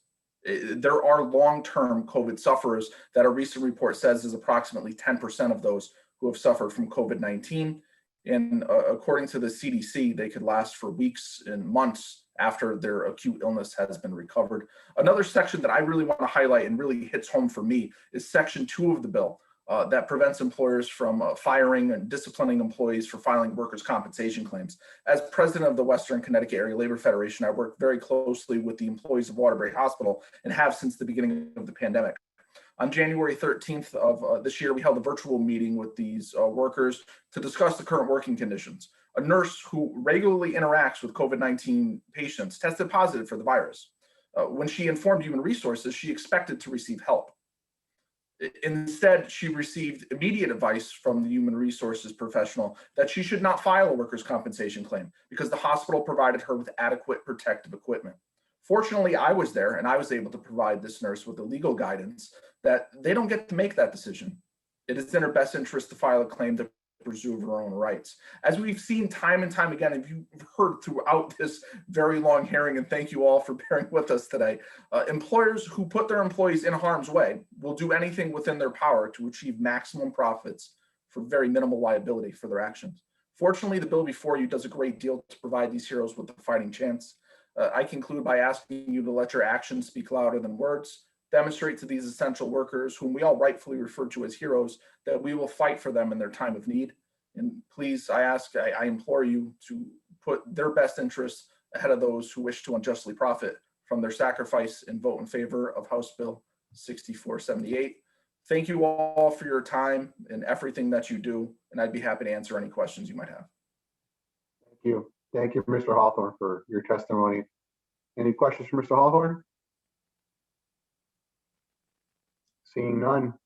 Thank you, sir, for taking the time to come talk. Thank you. Stay safe, everyone. Have a good evening. Up next, we have Mr. John Murphy. John, hey, how are you? Good, Senator. How are you? Good to see you. Good to see you as well. Please proceed. Okay. So, Senator Cabrera, other members of the Labor and Public Employees Committee. My name is John Murphy. I live in East Hartford, and I'm testifying on behalf of United Auto Workers Local 376 in favor of House Bill 6478, an act concerning workers' compensation, and Senate Bill 1002 and House Bill 6595, both entitled an act concerning labor matters related to COVID-19. Section 1 of House Bill 6478 expands worker compensation benefits for workers who lost or function of a member or limb. Some of my coworkers from when I used to work on construction have experienced extreme financial hardship due to the loss of functioning limbs. As for Section 2, these protections are sorely needed as well. Again, as a construction worker, I witnessed coworkers who were pressured from filing workers' compensation claims or deliberately misled that a claim had been filed on their behalf. Firings are disguised through laying off workers for lack of work, but there was a direct correlation between workers who filed workers' comp claims or raised health and safety concerns, and they happened to be the first workers that were laid off. Hopefully, the provision allowing workers to bring civil action against offending employers will make these employers think twice. Section 4 extends the period for essential workers who have contracted COVID-19 to be presumed to have contracted COVID on the job for as long as the governor's public health emergency is in effect. I have a neighbor who works in the medical field who contracted COVID-19 last April, which is within the time frame of Executive Order 7JJJ. While his employer filed his claim promptly and he started receiving checks during his 59-day hospital stay, he knows of other people in the medical field working for different employers who contracted COVID-19 after the executive order expired that had their workers' compensation claims contested. Section 4 delivers justice to these essential workers who have put their lives on the line just by going to work every day to serve and protect us.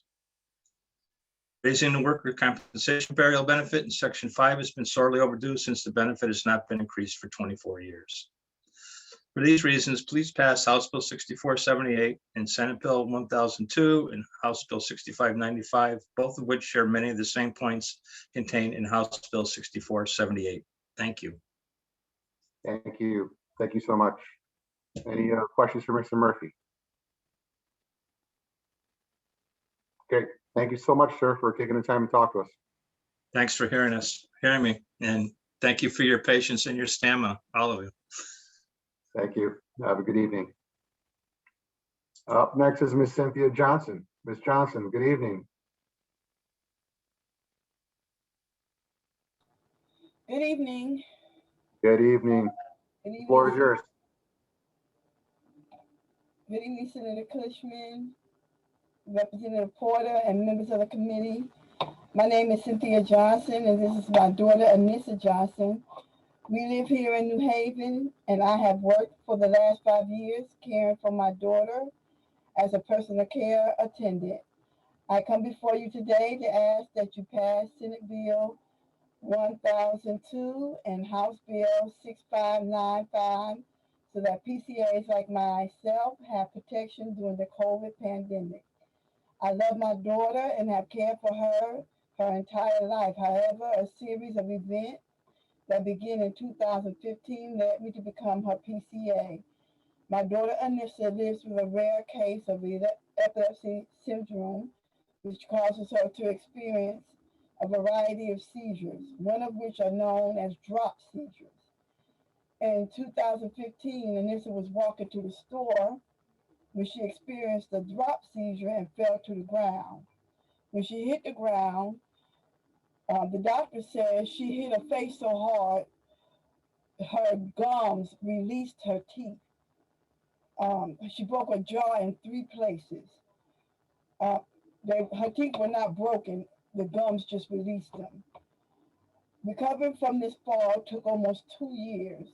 There were complications with the wire that put in her jaw, and my daughter was forced to drink and eat liquids for many months.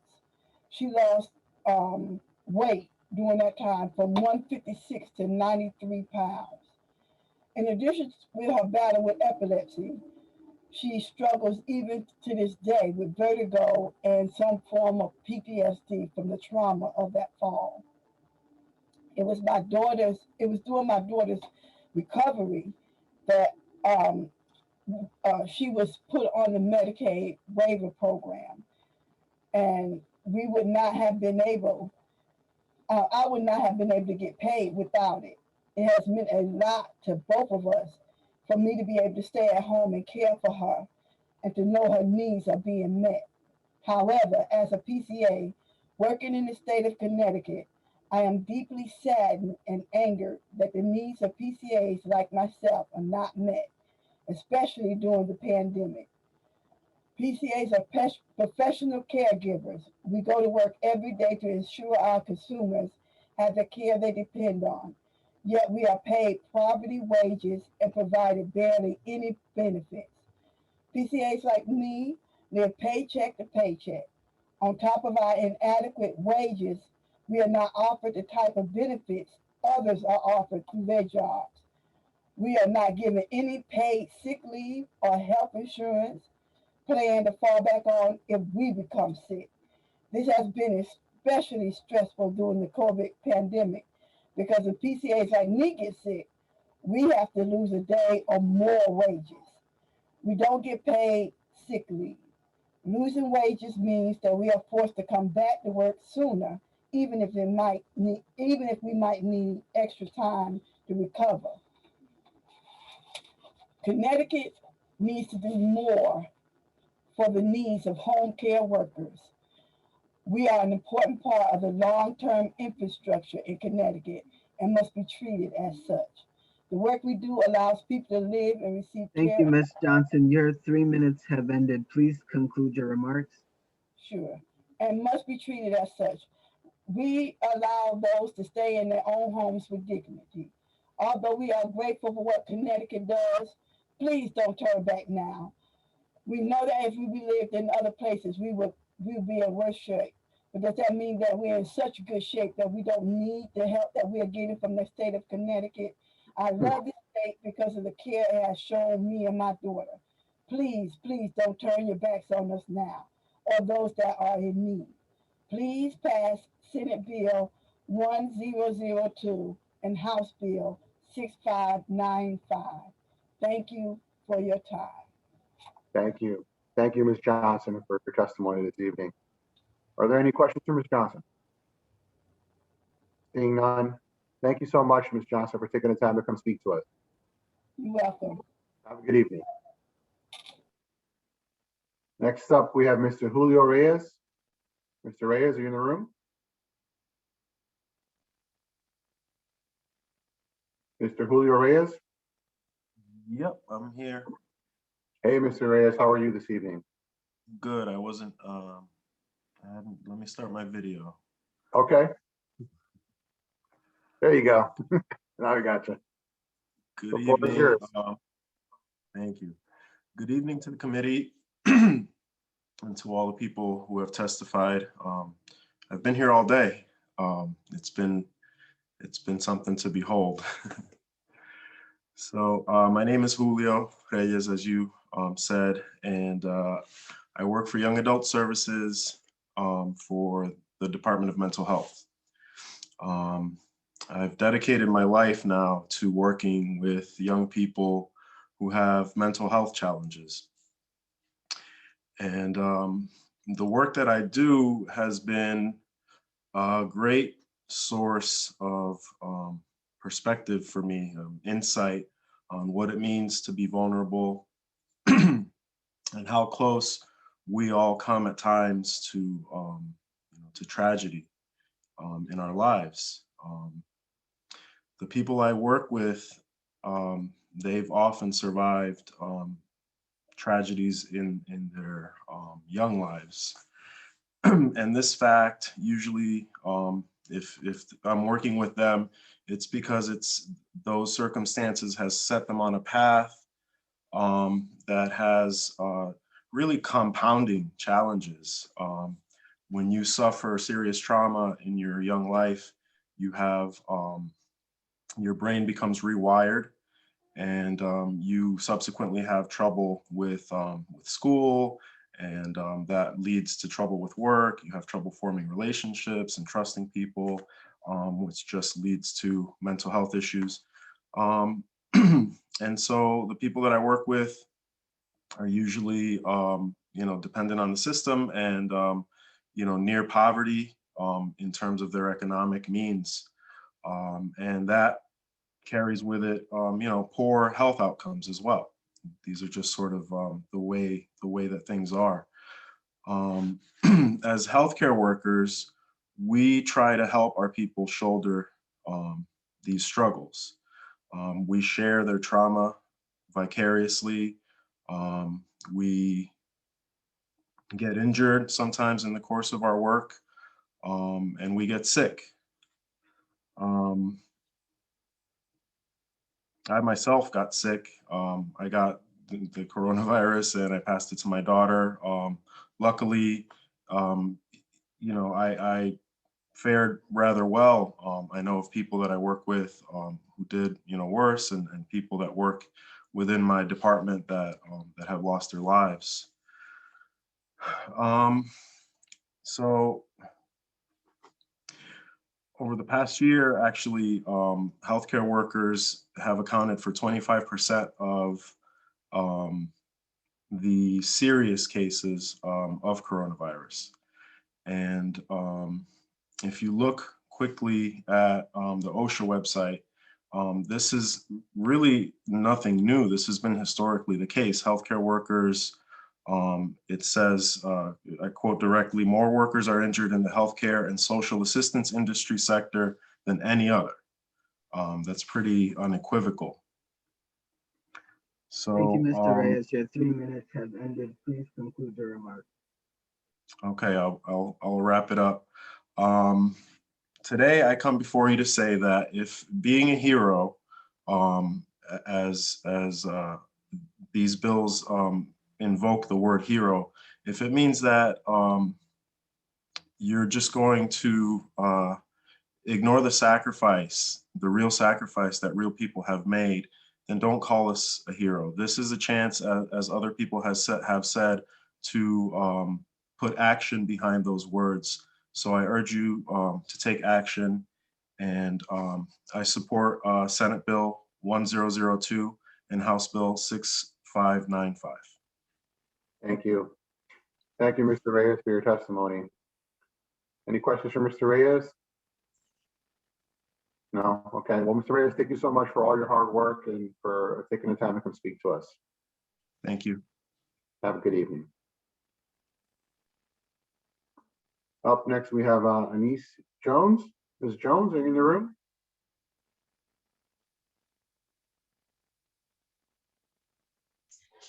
Can you hear me? I can hear you. Good evening. Okay. Good afternoon, Senator Kushner, good evening, Senator Kushner and Representative Porter and members of the Labor and Public Employees Committee. My name is Anise Jones, and I am an LPN at Autumn Lake of Bucks Hill. I have worked there for over 3 years. I'm here to testify in support of House Bill 6478. I enjoy my work because I enjoy the care of my residents, seeing them improve in their treatments.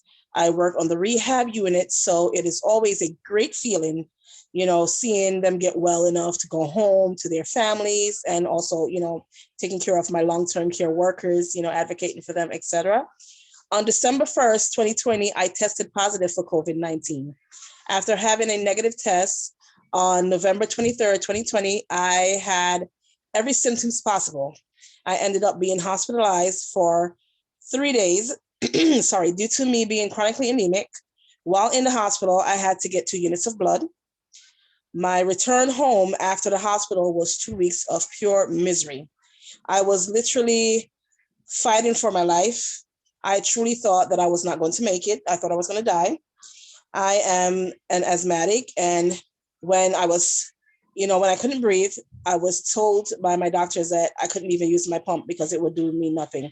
It was going to do more harm than good. I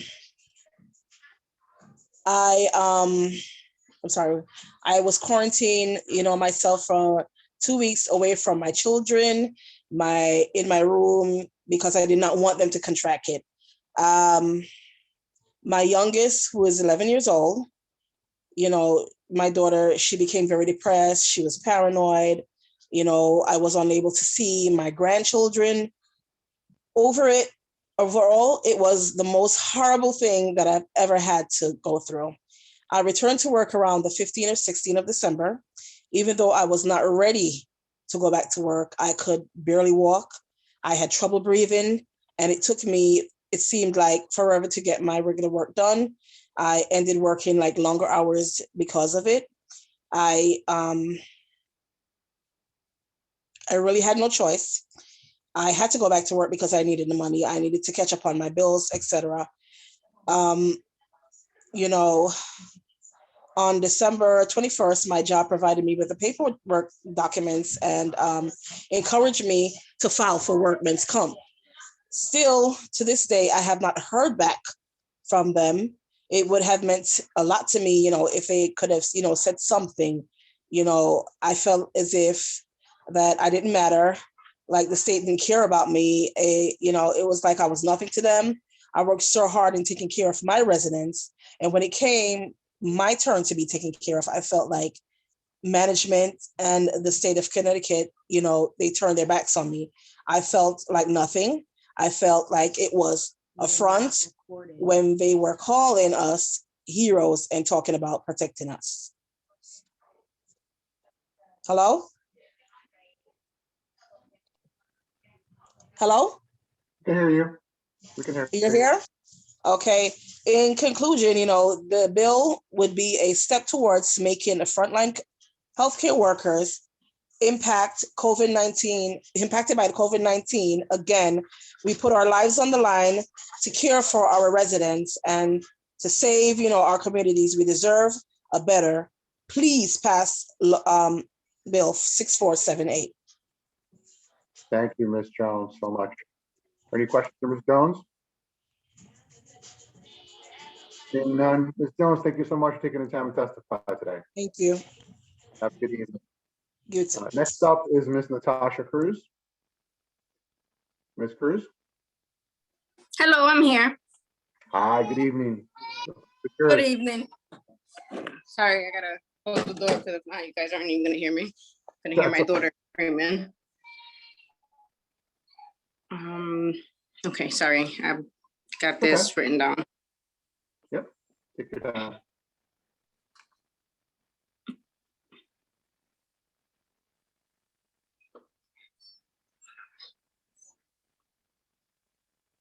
Sorry. I'm just making food, that's why I'm not.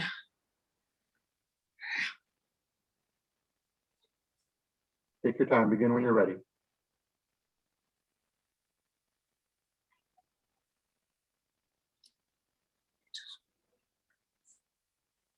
Okay.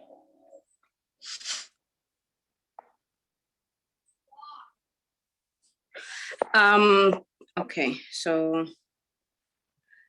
Okay, sorry. Senator Kushner, Representative Porter, members of the committee. My name is Natasha Marie Cruz. I'm from Bridgeport, Connecticut, and I've been a personal care attendant for nearly 10 years.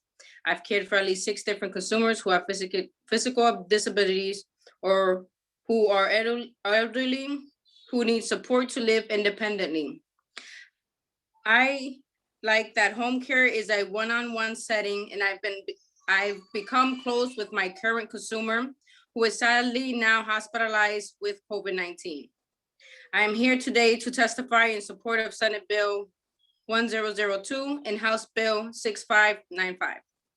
Providing support to my consumer is a very physical job, but the job is mentally challenging too. She is a stroke survivor, and that brings some behavioral challenges. For example, also knowing that I am a single parent of 2 daughters without paid sick time really weighs on me. Last month, one of my coworkers fell sick. She couldn't take more than a couple of days off and quickly came back to work, even though she was still sick. Around the same time, both my consumers and her husband also tested positive for COVID-19. Not going to work was not an option. My consumer is bedbound and relies on her PCAs. I could not leave her to fend for herself. She can't even go to the bathroom without assistance. I went to work, wore my cloth mask and gloves, but had no other PPE provided to care for her. I wasn't so worried about myself being exposed, but I was worried about my girls. If I get sick, I won't be my full self to care for my daughters. And on top of that, I'll still take a hit by calling out of work because we don't have any paid time off. And I obviously would have to worry about my daughter is getting sick as well. I don't blame my coworker because she had no good choices, just like I have no good choices if I get sick. We should not have to choose between a paycheck to support our families and staying home when we're sick to protect ourselves and our consumers. In this case, the entire household was put at risk because we do not have paid time off, and that's not right. Please support Senate Bill 1002 and House Bill 6595 that will provide hazard pay and a paid sick leave relief fund for PCAs like me. I hope that my consumer will be home from the hospital soon so I can continue working for her. But I deserve the reassurance of knowing I shouldn't have to choose between my livelihood and the health of myself or my daughters. Thank you. Thank you so much. That was great. You did a great job. Thank you. Very, very impressed. I don't think I would have been able to do that with the kids in New Mexico. You did a good job. Thank you. Any questions for Ms. Cruz? Senator Kushner, floor is yours, ma'am. I just enjoyed your testimony so much, primarily because you know that mothers are always able to continue what they have to do regardless of all the noise around them. You have to know how to work through that. So I appreciate, and being a mother and grandmother now, we're pretty tolerant of that too. So we're very happy that you stayed with us and you testified. Thank you so much. Thank you. Any other questions or comments for Ms. Cruz? Seeing none. Thank you, Ms. Cruz, for taking the time. We really appreciate it. Thank you for your time. Have a good evening. You as well. Next up is Mr. Jordan D'Angelo. Mr. D'Angelo? Good evening. I think you're still muted, buddy. Is that better? There you go. Yep. Okay, perfect. Good evening, Senator Kushner, Representative Porter, and members of the committee. I also just want to say I'm glad I see many familiar faces like Representative Vargas here as well. My name is Jordan D'Angelo. I'm a personal care attendant or PCA living in Winsted. I care for my mother. Caring for others has always been a part of my life. As a teenager, I cared for my grandmother with dementia. And so when it became obvious that my mother would benefit from a personal care attendant, I stepped into that role. I enjoy caring for my mom. It makes me happy to know that I'm able to allow her to continue living in her home and do so comfortably at that.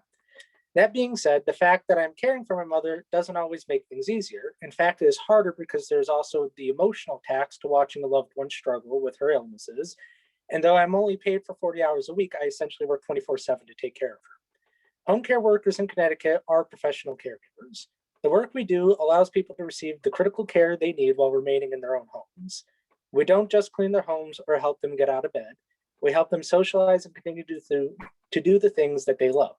We care about our consumers deeply. They are human beings and deserve to live normal lives. It saddens me deeply that we work so hard to provide a dignified life for our consumers, no matter who they are, yet we are treated with utter disregard by the society we live in. When the pandemic hit in March of last year, PCAs were left without PPE by the state. With our union, we had to fight tooth and nail to even get the state to recognize that we even deserved PPE and enough PPE when we needed it. Even then, they would not listen to PCAs and instead only allowed consumers to request the PPE. And there were still problems with the delivery at that. Consumers were left waiting in the cold for PPE, with some packages that came in with 1 glove and 50 masks, some with 1 mask and 37 gloves, and even some still had 2 pairs of gloves and 5 masks to last for 2 weeks of care for 4 PCAs at a time in some instances. Does that make sense to you? Because it doesn't make any sense to me. Unlike people in other professions, however, we do not receive health insurance or paid sick leave through our jobs. This became incredibly problematic when COVID hit because not only were PCAs living paycheck to paycheck on already low wages and having to buy their own PPE in many cases, but then if their consumers or PCAs got sick, there was no sick leave for us to access, so we didn't have to go to work if either of us or our consumers got sick. I have known PCAs personally to have left the profession entirely, even if it means a pay cut just to take a job that provides health insurance. And this is a very personal story to me as well. This high turnover among PCAs due to low wages and lack of health insurance also means disruption of care for our clients. They're left having to find new PCAs, train them, build trust and rapport all over again from the very beginning. Imagine having that kind of crisis during the COVID pandemic. PCAs are like family to consumers, or in cases like mine, we are literally family. Both PCAs and consumers we care for deserve better in our state. Please support Senate Bill 1002 and House Bill 6595 so that PCAs like me can receive sick pay, hazard pay, and receive the benefits that we so rightly deserve. I thank you for your time, and I hope everyone is staying safe. Thank you, Mr. D'Angelo, for your testimony. Any questions or comments? Seeing none, thank you very much, sir, for taking time to talk to us. Have a good evening. Up next, we have Ms. Jean Morningstar. Ms. Morningstar? Good evening. Good Good evening. evening, Senator Cabrera, Senator Kushner, and Representative Porter. My name is Jean Morningstar. I am currently the Chief Steward of University Health Professionals, AFT Local 3837. UHP has 2,800 healthcare and public employees located at UConn Health. These members that I represent are essential and have been given life-saving care for more than 40 years. No year has been as challenging as this past one, and I have been involved at UConn Health since 1982. I am here today to urge you to pass House Bill number 6595, this very important bill that gives these heroes the care and comfort they crave. I myself am not a mental health professional. I was trained as a microbiologist and chemist, but I can tell you our members are suffering. They are exhausted, depressed, demoralized, and quite frankly, feel disrespected from their hospital leadership. They work flat out, donning and doffing 2 masks, face shields, gloves, and gowns to care for very, very sick and dying patients. These caregivers are real people. They have children, spouses, and parents. They are worried about their family's health and their own health. What if they bring the virus home? What if they infect their families? On top of this, they are then told that they're not doing enough. UConn Health decided that because of their own policies of years of short staffing, they now were going to require all of these nurses to work 1 extra shift a week. They didn't care how this affected their employees. It was what they wanted, and if you chose not to do it, they would then choose to discipline you up to and including dismissal. So let me tell you the story of a married couple that are nurses that have 6 children between them. They are 2 of our very best critical care nurses. He got COVID after a patient spit on him. The university moved him to a hotel. She was left trying to work 4 12-hour shifts, worried about her husband, trying to find childcare and dealing with dying people. She was having trouble finding daycare because she worked 7 p.m. to 7 a.m. and there's a deadly virus in her family. In the meantime, her husband is kicked out of the hotel because he has the virus. The university sent a cab for him and had him transported alone to those very luxurious dorm rooms at CCSU. He was dropped off and had to make his way up the stairs with no help to find out that he was set at the far end of a hall, totally alone. There were no other people present. Thankfully, he called his union and he had his wife, friends, and coworkers to help. The university never came to see him and didn't do anything except call once a day to ask him to give them his temperature. Guess what? They never gave him a thermometer. Once we made it clear that we were going to expose this very disgraceful and disrespectful treatment of a hero, the university managed to move him back to a hotel. That is one example of why we need this bill. We need our heroes to have safety nets. They need access to worker comp benefits, they need hazard pay, and they need the personal protective equipment to work safely and smartly. Our members don't want or need fire trucks driving around our campus with signs that say you are our heroes. They need help. The parades are nice, but these heroes are working, not looking out the windows at a parade. The only people viewing the parade are the administrators who are patting themselves on their backs as they watch the parade. As for hazard pay, these heroes deserve it. Our new favorite phrase is, we are heroes, not zeros. Thank you, Ms. Morningstar. Your 3 minutes have ended, please. Thank you, because that is what you have offered us, zeros. Oh wait, I misspoke. It doesn't matter that a hospital is run by a team of myriad of workers such as nurses, technologists, food service, engineering, housekeeping, etc. Our very generous employers did offer our heroes a bonus. On one day between the hours of X and Y, our nurses were invited to a room in the administrative wing so they could grab their bonus. But mind you, they needed their badge to prove they were a nurse because heaven forbid a CNA or lab tech would try and collect something. What were they receiving, you ask? 2 cookies, 2 cookies. Oh, and there was only so many available, first come, first serve. I look at all of you and I say, shame. You, the legislature, are the ultimate employer of UConn Health. Pay attention. Make them take care of the employees. These are your employees. Stop taking their words as truth. Do the work and find out what is really going on. Our heroes are not zeros. They deserve better and you all can do better. 2 cookies does not cut it. Please pass this very important bill and take care of the people taking care of you. Thank you. Thank you. Thank you so much, Ms. Morningstar, for that very passionate testimony. I see Senator Kushner has her hand up. Senator Kushner? There isn't too much left to say. I think you sort of hit the nail on the head. You have given us a charge. You've given us an order. And I think it's, extremely important. Jean, I've known you for so many years, known you to advocate for these workers at UConn Health. You have been unfailing in your support for them. We will try and do everything you've ordered us to do, and we accept that responsibility as your legislature. I do want to just say one other thing, Jean. I said this to Bill when he testified earlier today, and I know you were very, very close to Mary McQuinn, and I was sorry for her passing. Thank you, Julie. She was one of my very best friends, and I really appreciate that thought. I know. She was good to you and to my daughter, and you were good to everyone. So thank you, Jean. No, thank you. Thank you for all you do every day. Thank you, Mr. Chair. Thank you, Senator. Any other questions or comments for Ms. Morningstar? Oh, Representative Porter, floor is yours, ma'am. Thank you, Mr. Chair. And Jean, I don't know you. I haven't known you for years, but I just came back in from a brief interview I did. Julie and I were out for a second and I came back on time. Wow. I take to heart what you said. And I'm with Senator Kushner. The charge has been accepted and gladly. That is what we strive to do every single day that we do this work. And it is about the workers. It is about the power of story. I talked about this earlier with someone because he was saying that you all were coming. You were going to testify. Tremendous power in story. And what you just delivered was really powerful.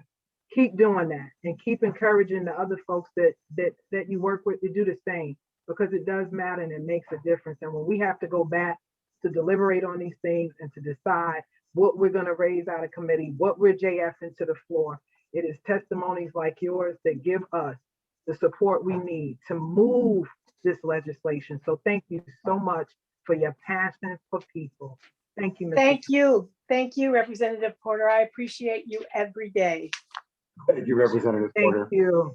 I see Representative Vargas has his hand up. Floor is yours, sir. Yes, I just have to say hello to my colleague from the old Connecticut days when we used to call it the Connecticut State Federation of Teachers, and then Safifi for a while. But I've got to tell you, Jean, you still have that fire in you. And let me tell you, this is the best committee for these kinds of issues to be dealt with, because you got the leadership here, our co-chairs and our leaders here are fighters for the little guy. And this is not the Banks Committee or the Judiciary Committee, which is the Bermuda Triangle of pro-people bills. This is a committee that I trust our co-chairs, Senator Kushner and Representative Porter, and all the members, our vice chairs. We are a fighting committee, so your bills are in good hands. Thank you so much, Ed. I Thank you. appreciate you. Thank you, Representative. Thank you, Mr. Chair. Any other questions or comments? Seeing none. Thank you so much for your passionate testimony this evening. We really appreciate it. Thank you. Have a great night. Have a great evening. Up next, we have Miss Rosemary Swank. Swanky, close Swanky, enough. sorry. Nice to meet you all. My name is Rosemary Swanky of New Hartford, Connecticut. I'm a member of the UHP, United Healthcare Professionals 3837. I am the lead critical care nurse practitioner at UConn Health, and I'm submitting testimony in support of the Omnibus Bill 6595. I have worked in critical care since 1988, addressing the issue of being prepared with adequate PPE for our healthcare workers. Certainly been highlighted over the past year with the onslaught of the SARS-CoV-2 pandemic. We cannot become complacent and let this happen again, not being ready. At the beginning of the pandemic, the need for PPE was played down. I was even told the only place I really needed a mask was when I was in a room with the patient, and not to wear a mask anywhere else. We were in conservation mode. Most of us working in the critical care areas already knew what was going to be happening, and we started wearing masks to make sure that we were protected. Already knowing how many healthcare workers from other countries had become ill and died, we could not afford to become ill, because who would take care of those critically ill patients that we were going to be getting? In 2014, I was assigned to care for potential Ebola patients. We never actually got any. The US was really lucky then. We only had 2 cases contracted in the United States, and both of those were nurses who were treating patients brought to the United States. The amount of PPE that we would need to care for an Ebola patient would be significantly more than what we would need for our SARS-CoV-2 patients if we were to have a similar outbreak. Even if we think we have enough PPE now, it would fall short should there be an outbreak of a disease like Ebola or a completely airborne disease where everybody needs to wear an N95 mask. I'm asking you to please make sure that we have enough PPE. I never went without PPE. I know in area hospitals, however, that some of our house staff were sharing gowns to go into rooms to see COVID positive patients.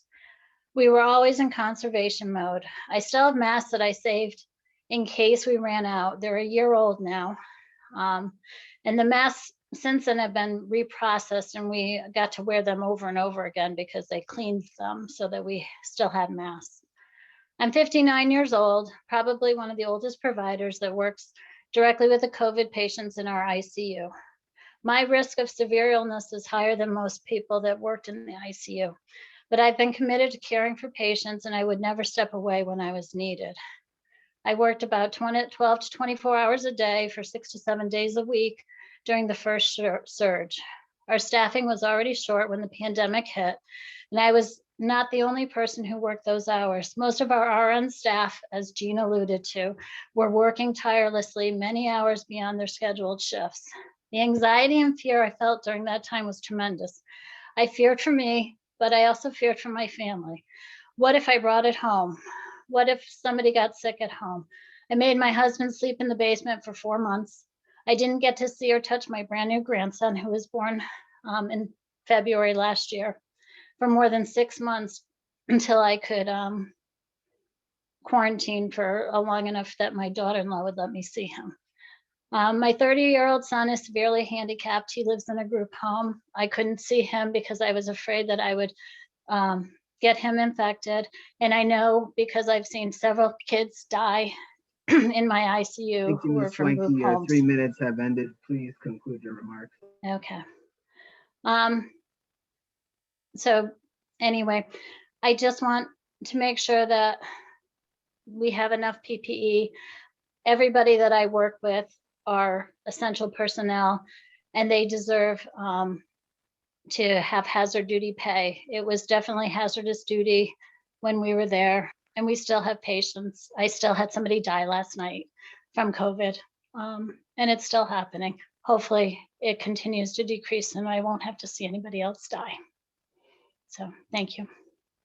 Thank you. Thank you, Ms. Swanky, for your testimony. Senator Kushner? Thank you for testifying tonight. You know, when you came to the end of your 3 minutes, you went to the end of your remarks, and I think we missed something. One of the things you were saying right when that came up is that you had seen children die. And I think that a lot of us are under the impression that this only, that the people who died were mostly old people. And I wondered if you could talk about that a little bit. And I know this is we don't often have an opportunity to speak to someone who was in the kind of unit and direct care that you're in. So I hope you're able to share some of that with us.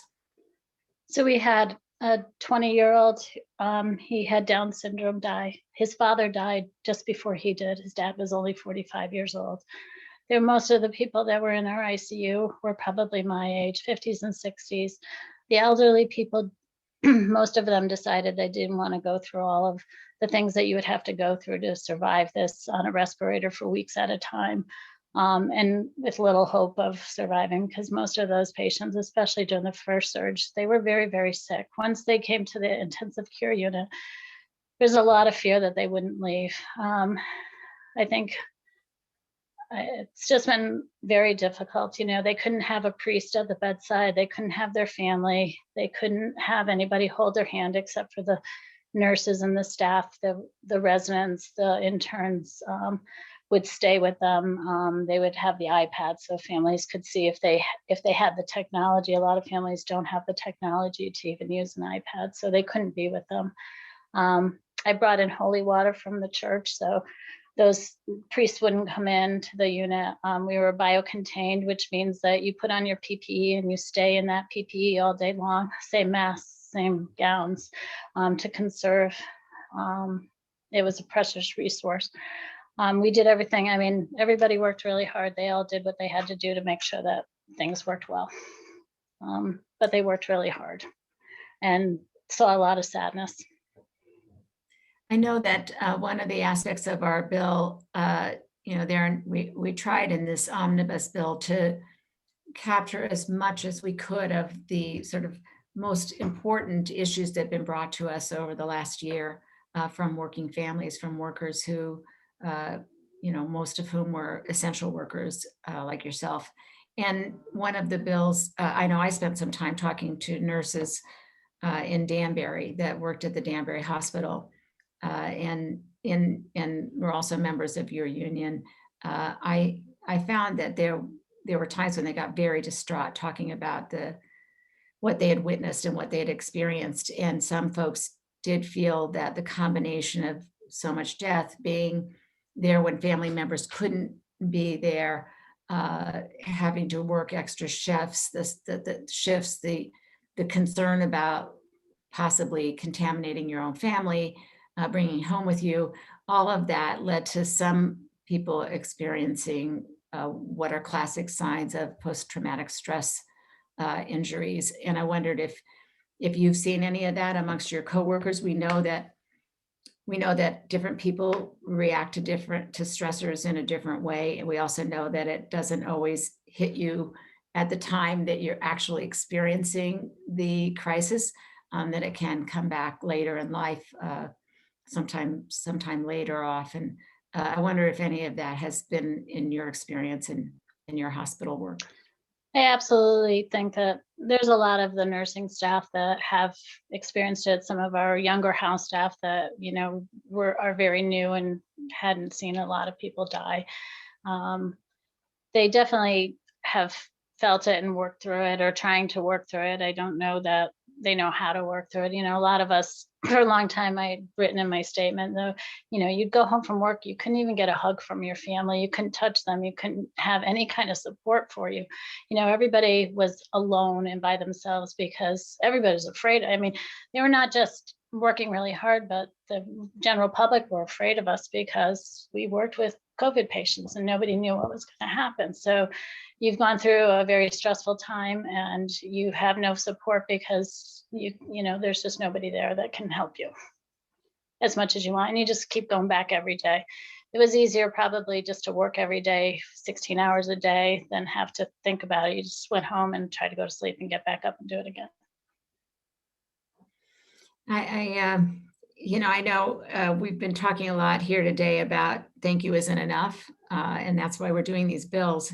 But it also is just so hard to hear from folks like you and not say thank you, because we were so sheltered from it. I mean, we were all scared. And I know there was times at the beginning when we didn't know yet whether we were going to get sick if we touched an item at the grocery store that somebody who had COVID had touched. And fortunately, we are also fortunate that it was not as contagious in that way. And we did not, or we would have been in much worse shape, I believe. But as it was, many, many of us did not experience this. I know a woman that I work with at the Capitol, at the LOB, she had 17 members of her family pass from COVID. And I didn't have a single member of my family. And so, the extremes are here, where some of us had no direct experience with it, and others had so much. And so for those of us who didn't have that, I know we were scared and I know we were careful, but you had to live it every day. And so I think the least we can do is try and find a way to pass legislation that will help others and will protect against these kinds of problems in the future. Thank you for being here and testifying. Thank you. Thank you, Senator Kushner. Any other questions or comments for Ms. Swanky? Okay. Ms. Swanky, thank you so much for taking the time to testify today. Thank you doesn't even begin to cover it, nor does it suffice, but thank you. Have a good evening. Up next is Ms. Karen Dross. I see Ms. Dross here. Good evening, members of the Labor Committee. Thank you for hearing my testimony in support of Bill HB 6595 and SB 1002 about labor issues related to COVID-19. My name is Karen Droz, and I would like to speak to you as a home visitor with Team Inc. in Waterbury. As a union member of 32BJ SEIU, about my experiences during this epidemic. As a home visitor, when we were called back to work in March of last year, we were given a list of families to reach out to on a weekly basis. We were gathered information on their basic needs. As time passed, I began to deliver diapers, breakfast, lunch to those families that were unable to pick up the material due to transportation or being in quarantine. I had 4 families contract COVID throughout last year. I had other families that had other needs, such as applying for state benefits and other resources available to them. Many of the families I work with are also non-English speaking, which increases the need for my involvement. I also have gone grocery shopping for families in quarantine who had no support system. In late October of 2020, I was exposed to COVID during a home visit with a family. I had to quarantine for 14 days. Team paid me. I didn't have to use my PTO, but I know that other people who have had to quarantine more than once have had to use some of their personal PTO. That is one of the things that we think companies shouldn't do when we put ourselves on the line like we do.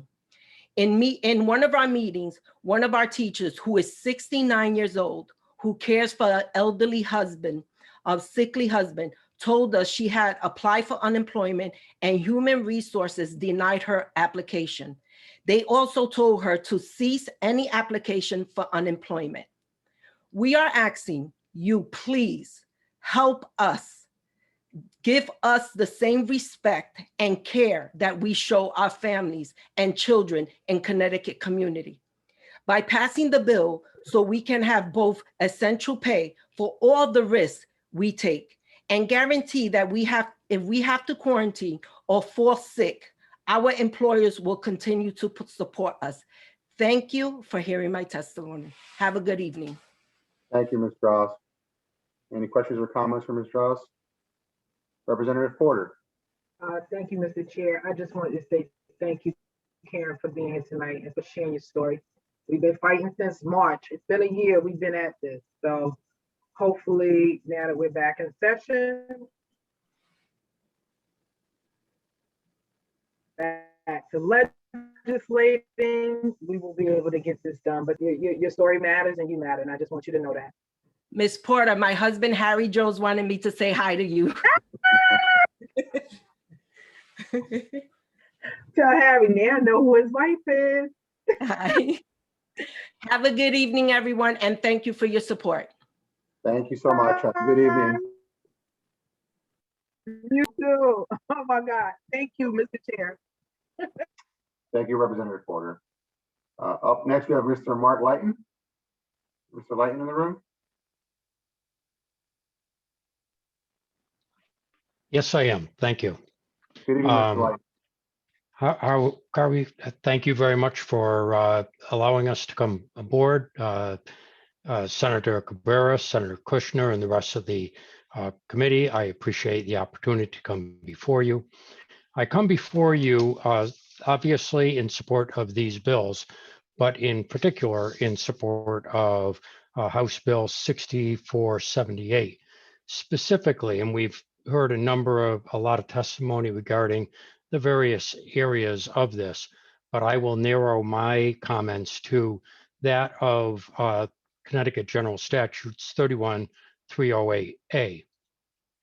I won't reiterate what that statute says in detail, as I believe that Representative Quinn many hours ago gave a pretty good analysis of what that statute is.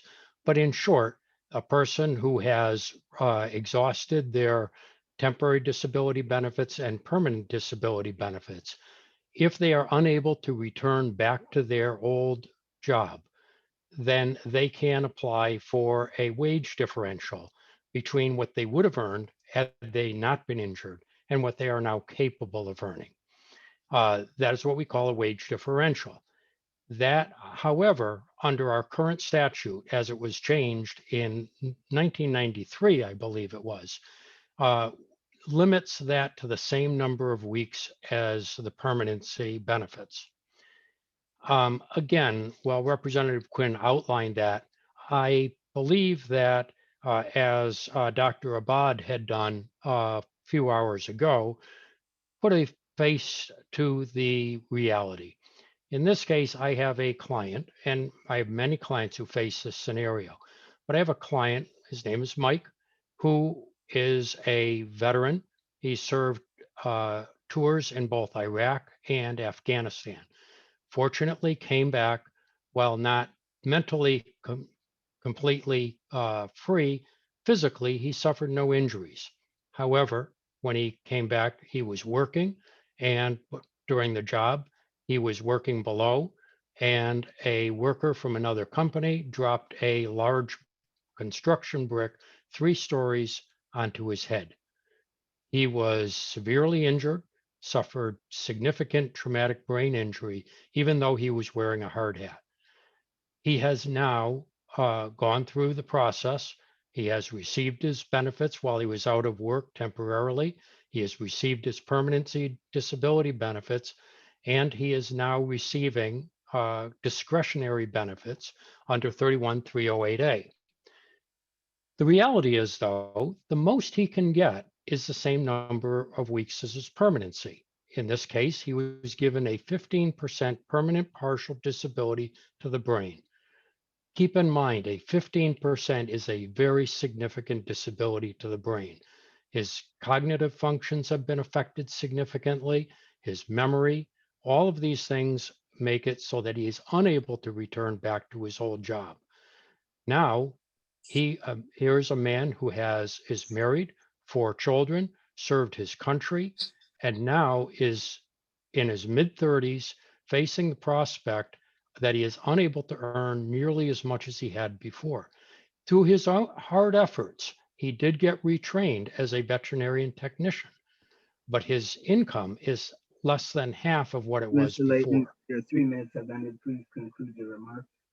Thank you. So this is a man who was served his country, is unable for the next 30 years of his life to support his family. This, I believe, should be changed and should be changed now to what we used to have, where the commissioner did have discretion to allow further benefits. Thank you.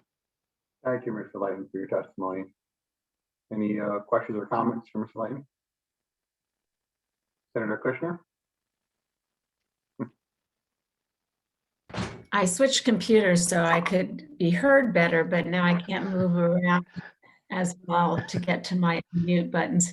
But I do want to ask you, and you just mentioned this at the end of your testimony, that, and we heard this earlier today when Representative Quinn first testified, that the bill, there used to be a longer period that people were reimbursed. And were you practicing then? And can you talk a little bit about the history of the change? Yes, I have the gray hairs, even though the lighting doesn't show it, to indicate that I have been practicing. I've been practicing over 30 years. I was the chair of the workers' comp section of the Connecticut Bar Association, and yes, I was practicing back then. Back prior to 1993, there technically was no limitation on the number of weeks that an individual could be given. However, because it is discretionary on the part of the commissioner, the reality is that commissioners would limit the number of weeks that they would award.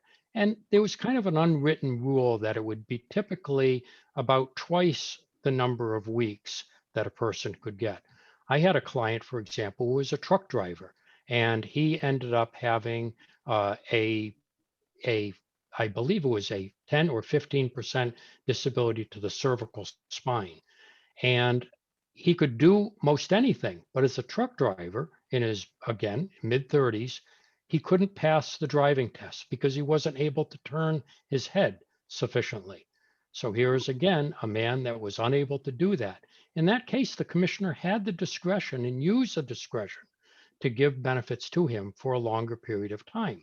In this case, I believe he probably awarded him probably 2 or 3 times the number of weeks of his permanency. So, yes, it did. And keep in mind, a lot of the testimony today that we've listened to, and I give you folks credit, we're now, going on 11 hours into this thing.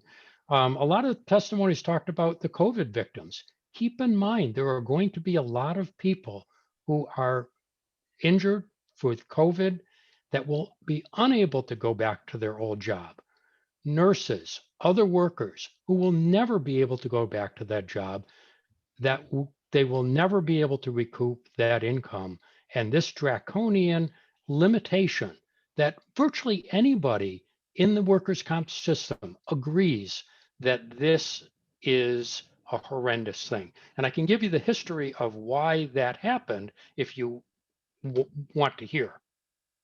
I am interested in why. That's important to us. And again, for those who were sitting in the legislature at the time, and I remember my state representative commented, and he was a kind of a bleeding heart liberal like I am, and he commented that at that time, the economic conditions were so poor that the combination of the pressure that the CBIA and UTC put on it, and they basically said, listen, unless you change this statute along with others, we're going to pick up our bags and move out of state. Okay. And as he said, it was a runaway freight train, and any state legislature who wanted to stand in front would be run over. So it was done very hastily in an effort to try to maintain jobs. And of course, like so often, you throw away the baby with the bathwater. Well, that was the same time at which the change was made with the PTSI, with the PTSD that's now known as PTSI, yes, with the post-traumatic stress, that the limitations were, that it was eliminated basically, and that, we've just started to address. But I think that your testimony, it raises the question, that who takes care of people when they get hurt at work? That's what our workers' comp system is supposed to be for, but obviously it's failing these young people who get an injury like what you described and are never going to be able to earn and support their family going forward. And we are, as a society, I think we fail people in those circumstances. We do. And I think it's important to recognize that what happens in those situations, quite often, they have to end up turning, hopefully to family, but quite often to other social agencies for support. And so now all of a sudden the financial responsibility is shifted from the employers and the premiums that they pay to, frankly, taxpayers who are now having to pick up the tab, whether it's Social Security disability, whether it's food stamps, whether it's general assistance. These are all things that these people really, I mean, not only are they suffering, but frankly, we're shifting the burden from where it should be to another source. Well, thank you. Thank you so much. And thank you, Mr. Chair, for allowing me the opportunity to ask these questions. Thank you, Mr. Leitner. Thank you. Thank you for Light. hearing me out. I pronounced your name, Attorney Leighton. Sure, it is Leighton, but that's okay. As long as you don't call me for late for dinner, I'm good, okay? And thank you, folks, for spending, as I said, we're 11 hours into this. Yeah, thank you, Yes. Senator Kushner. Representative Winkler, I think, has a question for you. Okay. Thank you, through the chair. Okay, so I'm identifying with this Mike character. So I get a brain injury on the job. I retrain myself. Let's say I had a $60,000 job when I got the brain injury. I now have retrained myself as a veterinarian assistant, and I now make, say, $35,000. Yep. And so there's a $25,000 differential between the two. How many weeks can they pay me the differential? Well, in this case, and specifically in this case where he had a 15% permanency, that was 78 weeks of benefits that he would be able to get. So basically, a year and a half of that wage differential, where he's got another 30 years of earning capacity. And frankly, after that, it's now, keep in mind, sure, the workers' compensation claim can remain open, but he would only be able to get additional benefits if his condition worsened. Okay. And keep in mind, and that, you know, as we all know, those are the issues that you face. So yes, you know. So is there how to put this? Is there a disincentive to try to find any job?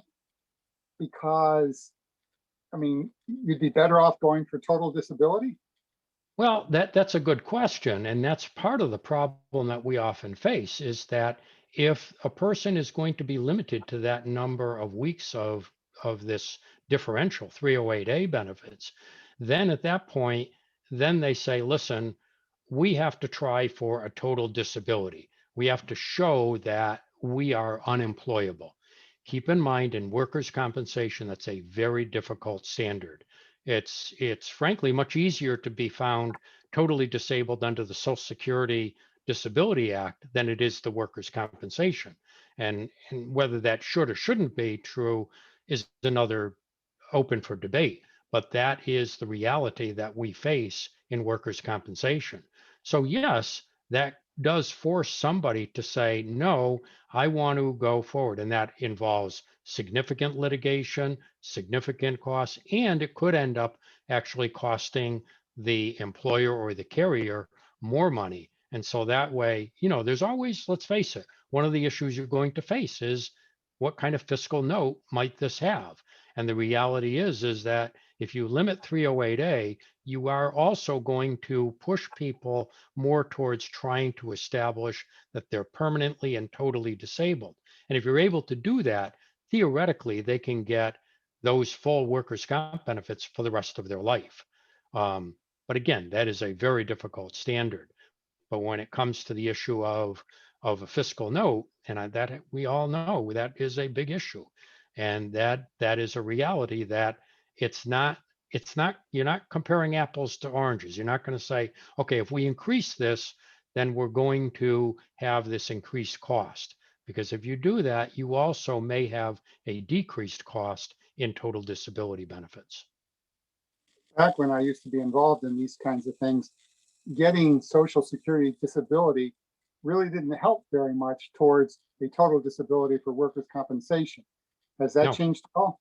No, it is not. And in fact, most of the time, if I have a client who is established as totally disabled under the Social Security Administration standard, if I'm trying to establish that they are totally disabled, and I've done these and I've had these trials, the reality is that testimony, that evidence quite often is not going to be even introduced. It won't be allowed because they say it is a different tribunal, it's a different standard, and therefore we cannot or should not be persuaded by another system that's there.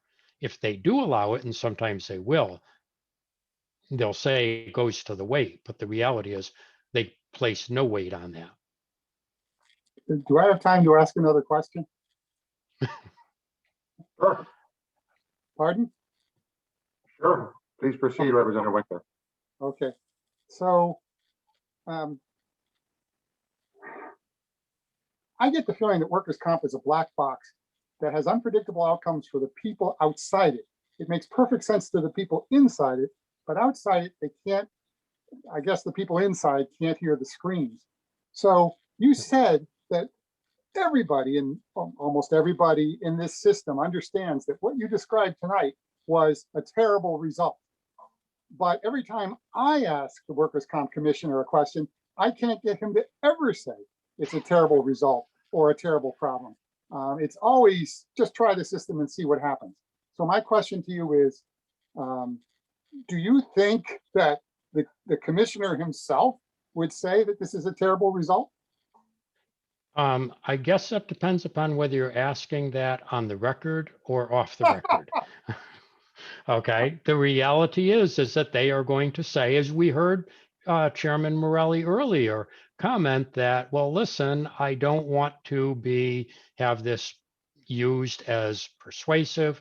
But so I think they would say, well, yes, I think it is, but they don't, but that is not going to be something that they, I suspect, would put on the record. I could be wrong in that, because I will tell you that there probably is most everybody in the workers' comp system that agrees that if there's one area that really is horrendous, this is it.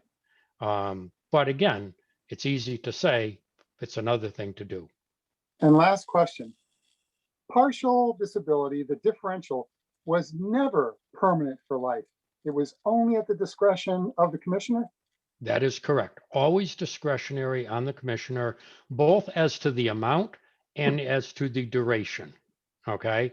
And again, now it's absolute. You cannot go beyond that.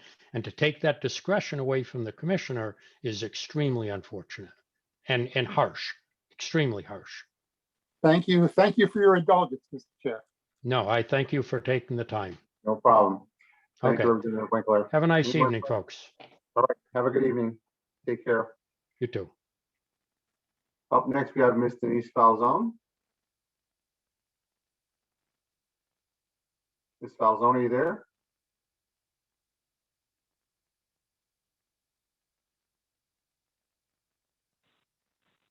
Hello. Hi, Ms. Falzone. Hello. The floor is yours. Thank you. Thank you to the committee for hearing my testimony today in support of the COVID relief and essential worker pay bill. My name is Denise Falzone, and I have worked for over 12 years at Team Early Education Program, where I am also the union steward with 32BJ SEIU for the program's Lower Naugatuck Valley Division. When the pandemic first hit, we shut our doors last March. Team reached out to the teaching staff to ask if we could provide childcare for essential workers from Griffin Hospital. I volunteered as I did not have young children to care for, and I wanted to support the hospital and our community in this assignment. I did childcare for preschool and school-age children 4 days a week, 5 hours per day. I was paid time and a half for these hours and paid my regular hourly rate for my additional hours for which we were shut down. On April 20th, I was diagnosed with COVID-19, as were my husband and my adult son. We were able to manage our symptoms at home, but we were all out of work for 1 month. While I was out sick, Team did pay me without using my PTO due to the shutdown. and I believe this was a fair and responsible thing for them to do for my family. When TEAM reopened the program in July for young children ages 0 to 5, all of the teachers returned and there were precautions taken, including mask wearing, temperature checks, health screenings, class size reductions, and more. As expected, however, we did have staff and children get COVID-19. Teachers were forced to quarantine if there was a child in their care who was COVID positive. And if it happened once, we were able to use the special 2-week time off established for COVID. Unfortunately, there have been cases of staff being quarantined several times, draining their own PTO. In certain cases, teachers have been required to quarantine past the 10 or 14 days the CDC recommended. Quarantining precautions make sense, but teachers going without pay does not. All of the teachers are essential. We care for children so others can work. We help our community in a time of crisis. Nevertheless, the hazard pay and COVID compensation I received for my work for caring for the hospital's children turned out to be the rare exception. It is unfair that teachers should have to sacrifice their own PTO when their employer is requiring them to be out of work and when the very nature of our work puts us at an increased risk of catching COVID. It is demoralizing that our sacrifice isn't supported with regular hazard pay. That is why I hope the committee will vote to support both of these bills. Thank you for your opportunity to express the concerns of my fellow union members and myself. Thank you, Ms. Falzone. Any questions Thank or you. comments? Seeing none. Thank you, Ms. Falzone, for your testimony this evening. Thank you. Have a good evening. Up next, Mr. James Case. Mr. Case, Here, Senator Cabrera. How are you tonight? I'm good, buddy. How are you? Doing okay. I am here. James Case. I'm with CWA Local 1298. We represent more than 2,500 telecommunications workers in America, in Connecticut. Predominantly AT&T and Frontier. I'm here in support of HB 6478, an act concerning workers' compensation. I would urge you all, I'm sorry, Senator Kushner, Representative Porter, Senator Sampson, Representative Aurora, vice chairs and members. I would urge you to read my testimony online because I'm going to go a little off script. There's been such great testimony today that I've been kind of inspired to tell some of my own story. A quick shout out to Rick Hart, who had fantastic testimony, but particularly Michael Baldwin had talked about how his his children had to stay with his sister-in-law for months because he didn't want to put them at risk. And that spoke to me because I did the same thing. I work for Frontier, and we've been essential employees throughout the pandemic. No hazard pay, particularly in the beginning, no PPE. In fact, when we finally got masks in, I had to sign one out because they didn't have enough, and I had to tell them why I needed to be protected from a deadly virus. Meanwhile, they didn't have to explain why they didn't have the PPE. But on Easter, I got a fever and I got sick. Luckily, my wife and I had sent our children to their other parents, because I'm remarried, to stay. And I was then quarantined and had symptoms for over 5 weeks. I didn't get to see my kids for easy 8 to 9 weeks, including my son's 11th birthday. That being said, I got off lucky. I never had to be hospitalized. I am a long hauler. I've had problems with exhaustion almost every day in the last 11 months. My taste of sense and smell has finally started to come back after all this time. And, you know, the essential workers, they don't have a choice to stay home. They are required to go to do their job to keep our country running. For me, as a telecom worker, I'm the one that goes and makes sure that your data is running and your phone systems keep working. And that's all necessary. In the weeks before I got sick, I worked in Hartford Hospital. I worked in the convention center. I worked in a headquarters of a world headquarters of insurance company, grocery stores. I mean, if I had a choice of staying home, I would have absolutely stayed home and kept myself safe. I did not have that choice. So because I was required to go out, I was made susceptible to this virus and consequently got it. The workers' comp presumption is absolutely necessary. There's no reason that the burden of proof should be on the employee that has no other recourse but to put themselves in danger versus the employer who is requiring them to do so. I appreciate everyone that spoke before me because it's all been heartfelt and fascinating. And I thank you for your time. And I urge you guys all to vote for HB 6478. And I'm open for any questions you guys have. Thank you, Jim. And it's good to see you here. And I'm so sorry you went through all that struggle with COVID.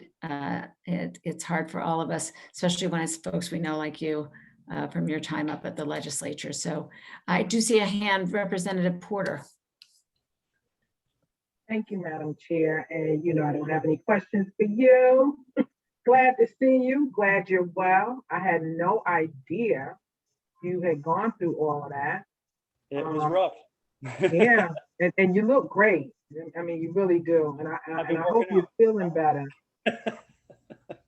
But I'm glad. I really am, sincerely. I mean that. I'm glad that you're doing better. You're doing well, and the family as well. And I thank you for sharing that story with us. Thank you. I say it all the time, and I'll say it again. There's so much power in that. So thank you for coming before us and just letting the world know what's really going on, why this is really necessary. It's not an option. It's an obligation, and we need to get it done now. So thank you. Thank you. You're welcome. Thank you, Madam Chair. Thank you, Representative Porter. I don't see any other hands, so thanks so much, and we will look at your written testimony as well. Great. Thank you for the time. I appreciate it. Take care, everybody. Take care. Have a good evening. Next up, we have 119, Darian Young. Hey, how's it going? Everybody hear me fine? Yes. Hi, Darian. Oh, how you doing? It's been a long day.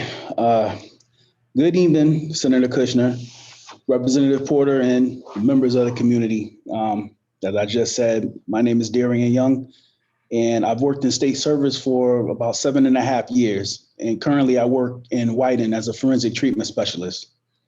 I'm here today to testify in support of the Hero Pay in Senate Bill 1002 and House Bill 6595. Before the pandemic, Demons had plenty of time to get organized and figure out exactly what they needed to do. But when the pandemic hit, as you've been hearing all day from several other agencies, management's first reaction was to come on the units and take all of our PPE. They took all of our gloves, all of our sanitation wipes, damn near everything. They took them off the unit completely. We thought we were going to get, they're going to replace the supplies, but they didn't.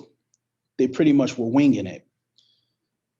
They had employees come in. We had some employees coming into work wearing their own masks. However, the directors of nursing would tell people that they weren't allowed to wear masks. Now, the first patient we had on one of our units, he was symptomatic. He was an older man who was having trouble breathing and coughing. We had no PPE to protect ourselves and our patients. Nurses were swabbing patients without wearing masks or gloves because management took all the gloves away. At some point, administration started allowing people to wear masks, but we had to sign a waiver in order to wear one, which I never really understood.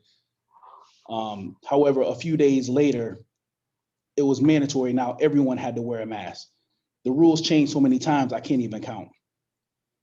COVID came into the building because patients were admitted with COVID. We established a COVID unit. It kind of was on the spot because they were making this up as it went along. And no one was wearing masks at this point. We didn't have PPE on the units. Everyone on this unit got exposed, and pretty much everyone on that unit got sick. Other people who floated from other units to cover our unit would then go back to the original unit and bring COVID with them, so it kept spreading. Staffing levels were so low prior to the pandemic that floating staff were needed everywhere. It spread like wildfire, and it took its turn on every unit. The whole thing was a mess. Now, me personally, I got COVID, and it almost killed me. My wife works from home, and my kids at the time, they were distant learning. My family was safe from exposure except me because I was essential. I caught COVID from work and I brought it home. I got my wife sick and my oldest daughter as well. I really got sick pretty much on Mother's Day is when it hit me. And I was symptomatic for about 8 or 9 days. Once I started feeling better, I started having complications because I started coughing up blood, which resulted in multiple pulmonary embolisms. And that could have really taken me out. They were very serious clots, and I'm stuck taking blood thinners still because of COVID. I still have bouts of fatigue where I don't even feel like getting out of bed.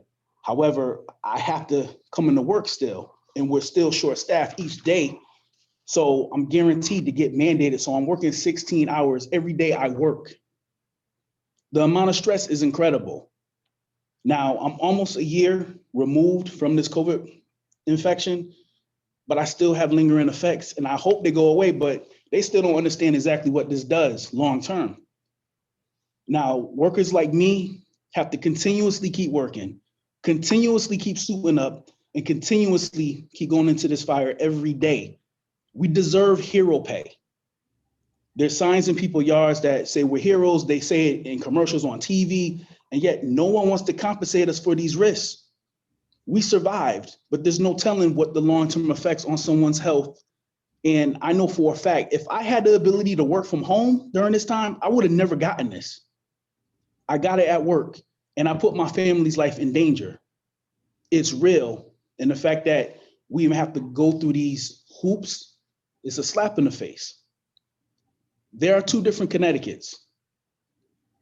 The rich make their money because the essential workers, the middle class, come into work every day.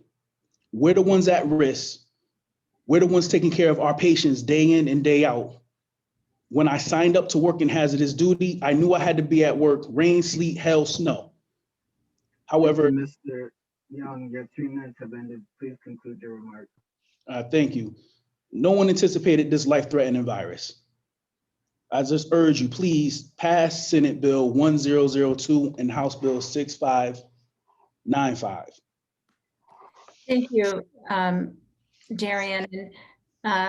You look very young. I hope you don't mind if I impose and ask you your age. I'm 41. Yeah. You know, I think so many of us believed that young people wouldn't get this or wouldn't get as sick. And, you know, hearing that from you is very important. My other question is, did you apply for workers' compensation? I did. It was a few months after, because during the time, I remember before the pandemic started, it was talks that, yeah, this should be covered, so on and so forth. But when everything hit, it was just chaos. Mm-hmm. So that conversation kind of got pushed to the back. So after I came down with COVID, my concern was, you know, I want to be covered because if I have any complications, you know, I want to be covered. I did fill out paperwork. I really should follow up on it to make sure that it went through, but I followed up, did the paperwork, gosh, I want to say probably around September. And I came down with this in May. And do you remember the day that you came down with it? I came down with it on Mother's Day. It was May 10th when it hit me. So I would encourage you to follow up on your claim. You are one of those that would because you got it prior to the 20th of May, which was the executive order from the governor, you should have a presumption of having gotten COVID at work. And so I would encourage you to follow up on that claim, because I think you're correct in being concerned about the long-term impact of COVID on you. And you need to make sure that it's good that you filed a claim, but you need to make sure that you follow up on it to make sure that it's moving through the process. I can't tell you how important it is to hear stories.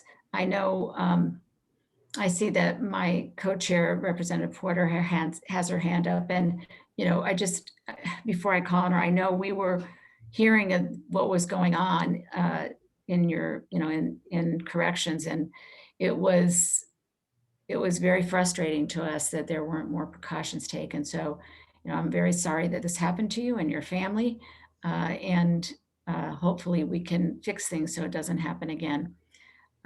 Representative Porter. Thank you, Madam Chair, and thank you so much for your testimony this evening, Darian. My first question, your family, everyone's well?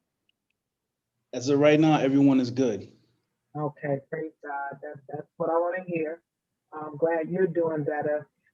And I was going to ask the same thing that the senator asked, because, we had folks come through from the insurance company, their workers' comp works good, people understand, there's posters and bus signs, and folks know what to do, right? And here you are, that was September, you took the first step, but you didn't follow up, you're really not clear, right, on what next steps and what are your options. So this is why story is so important, because it really does bring home the validity of the anecdotal, right? This is your lived experience. This is what you're going through. And this is why we have this legislation before us, because you're right. We can't keep calling you a hero if we don't treat you like one. And we can't say you're essential and don't provide you with essential pay and essential health care to satisfy your essential needs. So just trust that we're at the bit, and we're doing everything we can to make sure that we get this through. And I would encourage you, your colleagues, the folks that you work with, family members, people you see in the growth, talk about this stuff. Tell them to reach out to their legislators, because that is what moves legislation in the building. It's what I call outside interference. We need to hear from you all. That's why these public hearings are so important. But we understand everybody, doesn't participate, don't have access, they aren't civically engaged, whatever it is. But you are. So you take this power that you have and empower other people so that we can get done what we need to get done.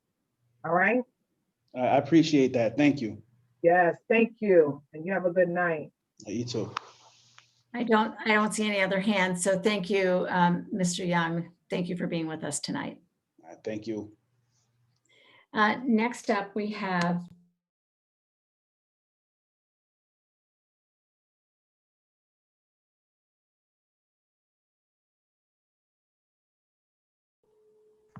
$120, Sean Howard. Sean, are you there?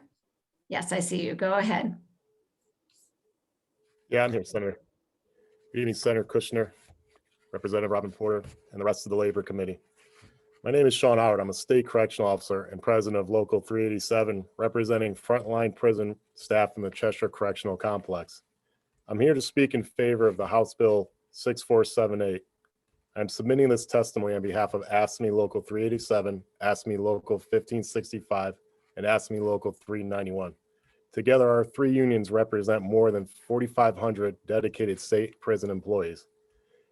As you know, state prisons were a petri dish for the spread of COVID-19.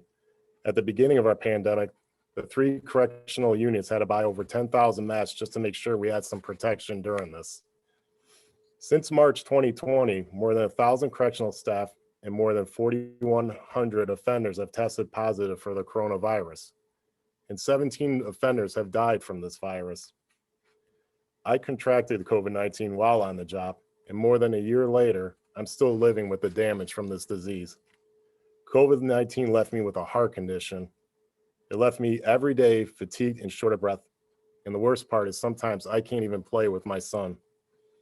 I see a cardiologist now regularly, and I'm on 7 medications due to this heart condition that I got from COVID-19. My cardiologist has confirmed that this is something I'll probably always deal with for the rest of my life, and my life will never be the same. I filed for workman's compensation, but my claim, like so many others, remains in a holding pattern. I haven't been denied, but I haven't received my rightful benefits. My colleagues in corrections use their own sick, personal, and vacation time to recover from this disease. This is not right when it's clear we got COVID-19 while on the job.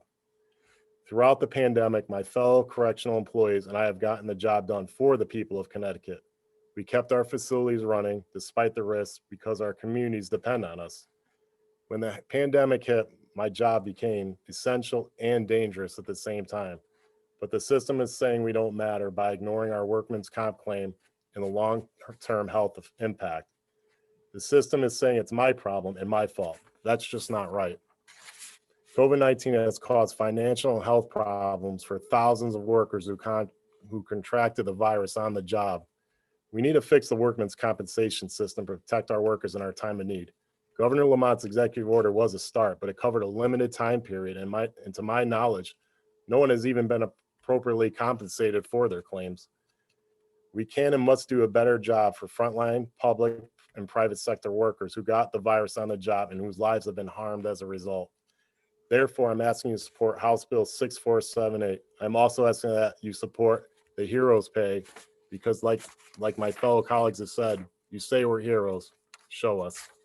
Thank you all for your time. Thank you, Sean, and thank you for representing all those workers in corrections.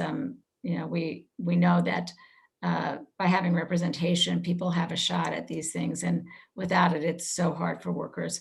But I do want to say one of the things that concerns me, and it's good, it's good that you've testified about your own workers' comp case, because one of the things we've heard throughout the day from various experts is that we haven't seen very many of these cases resolved.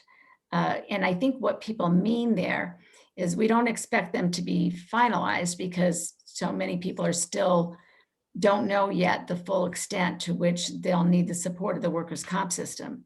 But what I understand is that the responsibility for the injury has not been accepted by the employer. So these cases have not been deemed accepted. Therefore, you're still in nowhere land in terms of knowing whether or not you're ever going to get compensated. And I think that's got to be tough on you when you've been through what you've been through. And so I wish there was a way for us to move that part of the process along. So even if all of the determinations hadn't been made as to how much you would get, or and some of those won't be able to be determined until sometime down the road, but at least you would know that that there was responsibility, that the employer was taking that responsibility for that claim. And I think that must be so frustrating to you. So I can appreciate you being here, and I appreciate you testifying and letting us know about that. Well, I appreciate everything you guys are doing, Senator. I really do. Yeah, it's a tough fight. And I feel like people don't realize it. This is, I think everybody realizes that what we're experiencing globally is something that is, a once in a lifetime, hopefully a once in a lifetime occurrence. And it hasn't happened to this world since the epidemic or the pandemic of 1918. And, so we're talking about more than a century ago. But at the same time, it just doesn't feel like we've really come up with the solutions. They're very piecemeal. And here we are trying to do something now that's very, very forward thinking and not piecemeal, trying to really look at as much as we can with this omnibus bill of everything we need to do to help workers get through this. Well, we appreciate it because we do deserve it. We put our lives on the line, and lives have been lost to this terrible pandemic. And a lot of lives will never be the same due to this pandemic. And I wouldn't wish this on anybody. I know my life will never be the same, and there's people that are even worse than me. So I appreciate everything that you guys are doing. Well, thank you. And thank you for being with us tonight, and take care of yourself and stay in touch. Thank you. I just wanted, Representative Porter, yes. Thank you, Madam Chair. And just really quick, I'm just going to echo the senator's sentiments and just thank you. Thank you and all your colleagues for what you do and for the sacrifices you make. And I'm glad that you're better. I know you're not 100%. All of you, all these stories that I've heard tonight, I haven't said it, but I'm saying it to you, and I'm hoping the folks before you hear it as well. But you're definitely in my thoughts and prayers. And I believe in the power of prayer.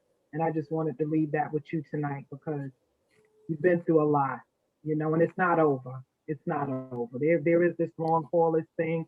I have a constituent that I'm going through this with her, and it breaks my heart. It really does. And it's just not right. And we're doing our due diligence to do right by you all. So hang in there just a little while longer, while we convince the rest of our crew that this is what we need to do. All right? I appreciate the kind words, Representative. You have a great night. You as well. Thank you, Madam Chair. Thank you. Next up, we have number 123, Brittany Manley. Brittany, are you with us? I'm going to give Brittany a minute to get on. Oh, there you are. I know you're working tonight. So, and I really appreciate you taking a break to join us. So thank you. I apologize. I am on the clock, so if there's a phone call, I apologize. I also wanted to thank all of you. I know you've had a very long day. The fact that you've made it almost 12 hours we appreciate it. Taking the time to listen to us on both sides is very important. But I would like to say good evening to all of you. My name is Brittany Manley. I live in Danbury. I wrote this out because I'm a little nervous, I'm not gonna lie. I am a medical surgical certified nurse here in the float pool at Danbury Hospital, but I primarily worked on the COVID unit at Danbury Hospital throughout the pandemic. I'm here to show my support in favor of House Bill 6569. I believe in this legislation because throughout the pandemic, I watched my colleagues and I give absolutely everything we had to our neighbors and communities. Prior to COVID, I would have a patient pass away probably once a month, usually expected, usually peaceful, and usually surrounded by loved ones. But on Friday, March 13th, almost to the day, everything changed. I usually work 3 night shifts a week, sometimes picking up extra, and I started to see patients dying every single shift, oftentimes more than one. Their deaths were brutal, and I could do nothing to stop it, nothing to help. And if you ask any nurse what the worst possible patient outcome is, we will never say death, because sometimes death can be a blessing. It is irrevocably being unable to give someone dignity at the end of their life. If they die in pain or die alone. I watched patients' oxygen needs climb and climb until we could do no more. And the intubation that followed that was most often a death sentence. Watching an otherwise healthy man, as he's well down to the ICU, FaceTime his wife, who had not seen him since he went into the hospital. He was asking her to tell their children he loved them, not knowing if he would ever see them again. Excuse me. We ran out of equipment to monitor our patients, sometimes reduced to iPads with Zoom calls to watch for when they stopped breathing alone.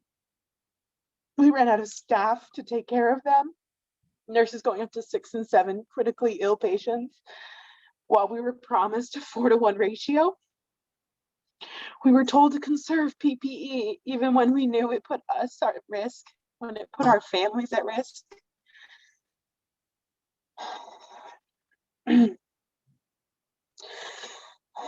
I had one night where so many patients had died, both on the evening shift and on night shift, that their death certificates were laid out on the nurse's station, and they were awaiting doctor's signature because they were too busy to come sign them. We needed to get room on the floor, so they went down to the morgue without their death certificates. Initially with other paperwork, but we noticed that one of the death certificates had the sticker mix up. So I had to go down to the morgue, ensure she had been labeled correctly. Upon arrival, I was horrified to be taken to a refrigerator truck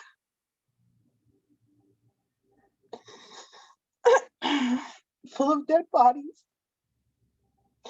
stacked on top of each other on like grotesque bunk beds. To this moment, I remember that exact feeling, the despair that we weren't winning and we weren't going to win.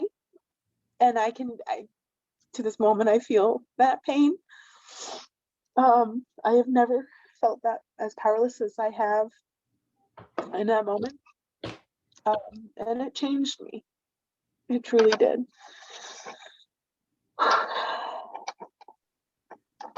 But I am lucky enough to recognize the joy.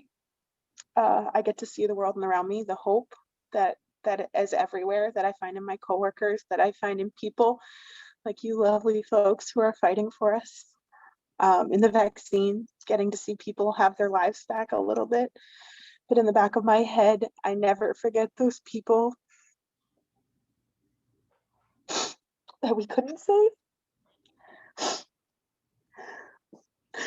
I would be lying if I didn't know the effects that the last year has brought.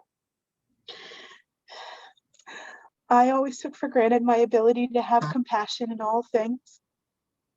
It is who I was. It is who I am. And I noticed myself having to struggle to care in a way that's never happened in my life. That once never-ending well of understanding had run dry, and I did not know where to go from there. How do I be a nurse if I can't care when I'm trying to survive?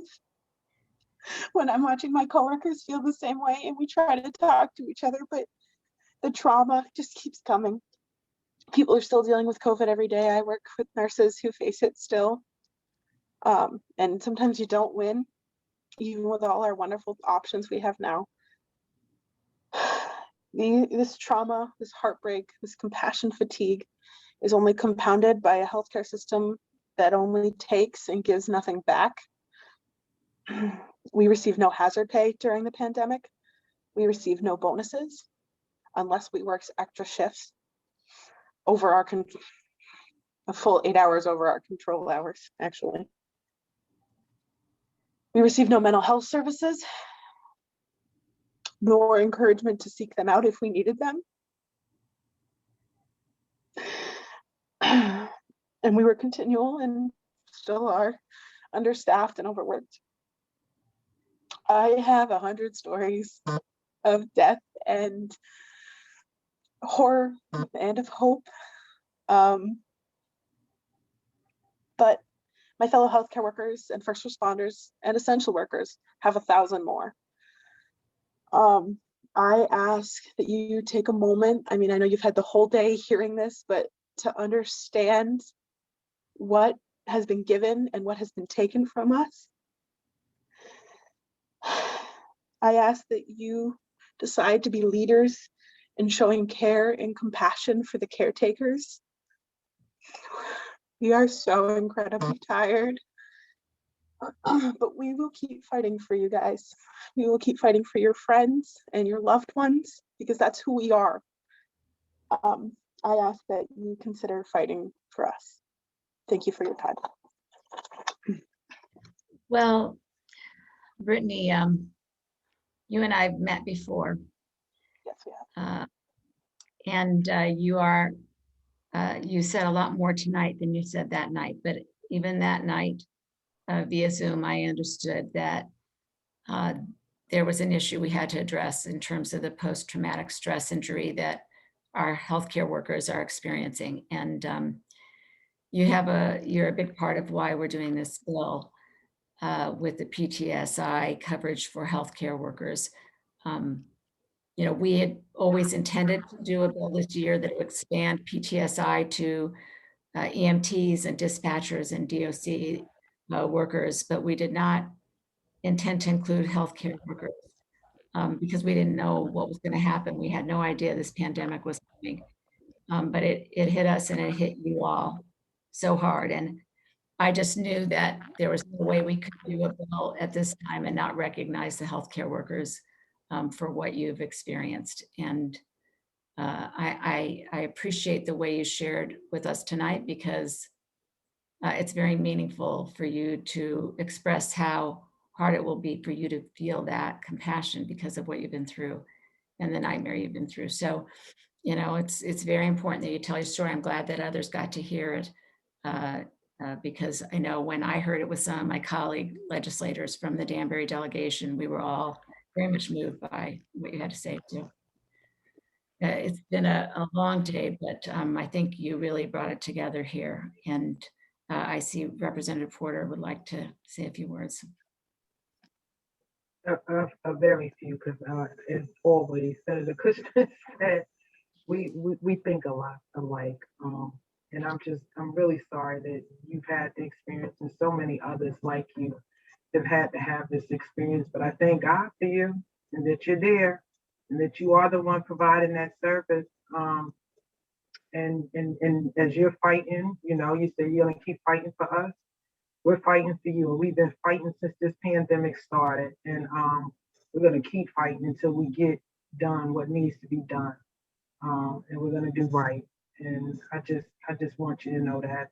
I've said it to several other people before you, but it's late. You've been with us for almost 12 hours now, waiting to have your 3 minutes.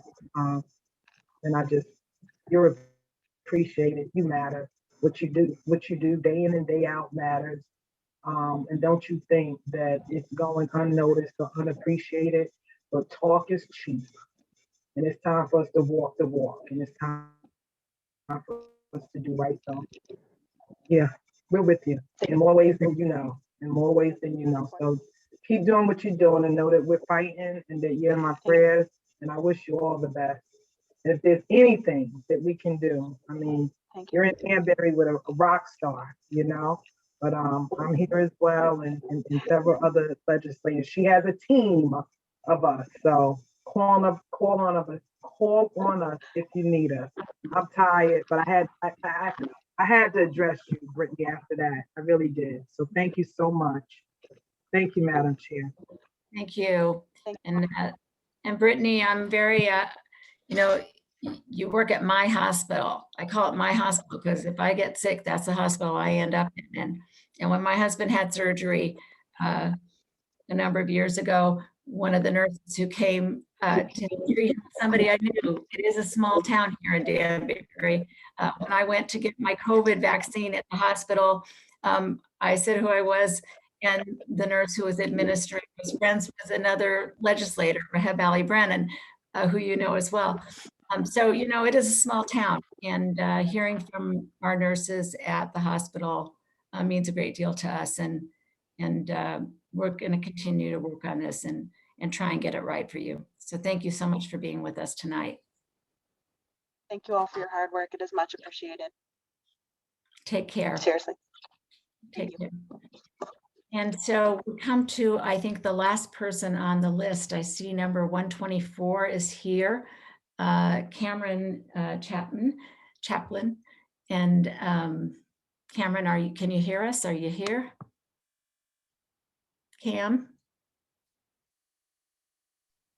I can hear you. Okay, Cam, go ahead and finish off the night for us. All right. I know you were waiting for me. Well, I've heard you testify before, so I was looking forward to it. Well, I just meant I'm the last one. That's why you were. Anyway, I just want to say I've got a few bills I want to speak on, but for the sake of time, I'm just going to speak on one. But Chairwoman Porter, Chairwoman Kushner, Ranking Members Sampson and Aurora, and members of this committee, my name is Cameron Champlin. I represent Plumbers and Pipefitters Local Union 777. Local 777 is comprised of approximately 3,500 men and women that live and work in the state of Connecticut. This testimony is in strong support of the following bills: SB 999, SB 1002, House Bill 6478, and House Bill 6595. I really want to speak about 999, but I just want to say a couple of things about the workers' comp bills. It's about time that the contractor or the employer has to prove that the employee is wrong. Because so many times employees are held up from getting the proper compensation. And at times they have to take a lesser amount than they really want, because it goes on and on. They may get a little bit of money, but not enough to keep them going. They settle for much less. When I was a business manager, I had one of my members that took a lot less money than he deserved. I said, "Why did you do that?" He said, "Cammy, I was going to lose my house." He says, "I couldn't live and support my family on what they were giving me." So I just think this is a good thing, not only for COVID, but for everything else. And I know you've heard a lot of testimony, a lot of heartwarming. The last girl, I mean, it's hard to follow her. A lot of these things are much more personal than what I'm talking about on 999. But 999 requires any entity that is approved to construct a renewable energy project and is subsidized by the state taxpayers of the state of Connecticut to compensate their employees with wages and benefits that are adequate enough for that employee to be a productive part of society. By that I mean that they can enjoy some expendable income, which is spent on small businesses in their communities. It includes a requirement that the employer has a certified state of Connecticut apprenticeship program, which ensures a good positive career for that person's future. With the requirements that are included in this bill, it ensures that these projects will be constructed with employees that are well-trained, competent craftsmen that are fairly compensated with wages and benefits that will allow them to live comfortably in the state. We cannot forget that these projects that are constructed with a project labor agreement in place is an agreement with the contractor, union, and the community to ensure that residents of the community are included in the project, along with residents of the distressed communities.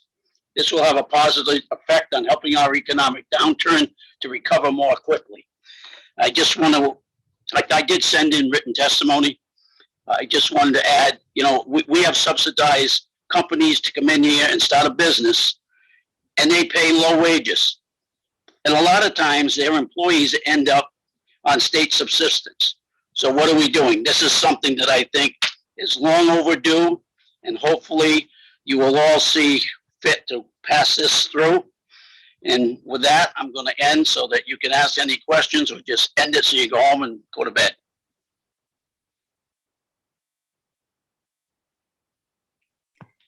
Thank you, Cam. One of the few advantages of doing this stuff by Zoom is that when we finish, we are home, and so it is easier to get relaxed afterward. But I have an hour drive from the Capitol, so I can't tell you how much I prefer ending at this hour and being in my home. We've had a lot of people testify about this bill today.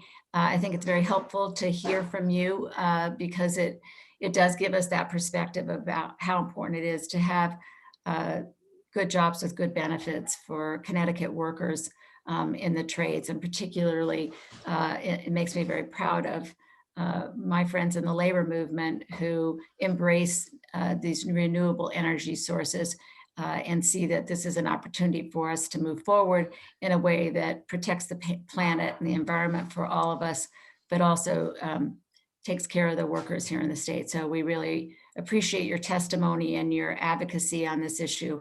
It's a really great effort, and I'm hopeful that we can get this done in the legislature. So thanks for being with us tonight. I don't see any other hands. I know my Representative Porter is going to want to say something at the end of the night here.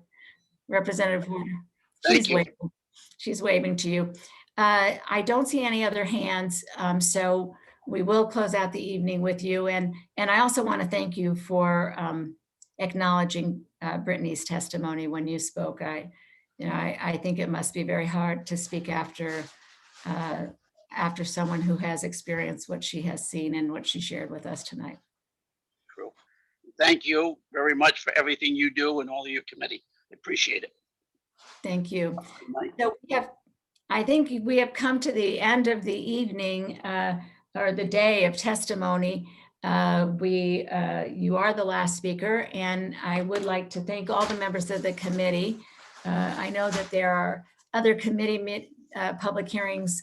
In fact, I think there might even be another one that's still going on tonight. We might not have finished last, I think, but I do believe that we had a good day of testimony. We learned a lot, and we will take up these issues as we move through the legislative session. So I appreciate everyone who was on today, all of our committee members for being with us today. Any closing remarks, Representative Porter? No, I just wish everyone a good night, a good restful night, and a good day tomorrow. Thank you, Madam Chair. Thank you, everyone. Thanks, Cam. Thank you. Representative Aurora, any closing remarks? No, thank you, and everybody have a good night. All right, thank you all, and thank you to our clerk who's been with us all day, getting us through the list, and to my legislative aide, Mike Fallon. Thank you, and Mike Antonokis. I don't know how to pronounce your last name. I'm sorry, Mike, who is sessional working with us today too. So, and give our regards to Stephanie, who did such a great job stepping up and translating when we needed her to do so. So thank you all, and we'll see you soon at the next committee meeting of the Labor and Public Employees Committee. Take care and have a good night. Night.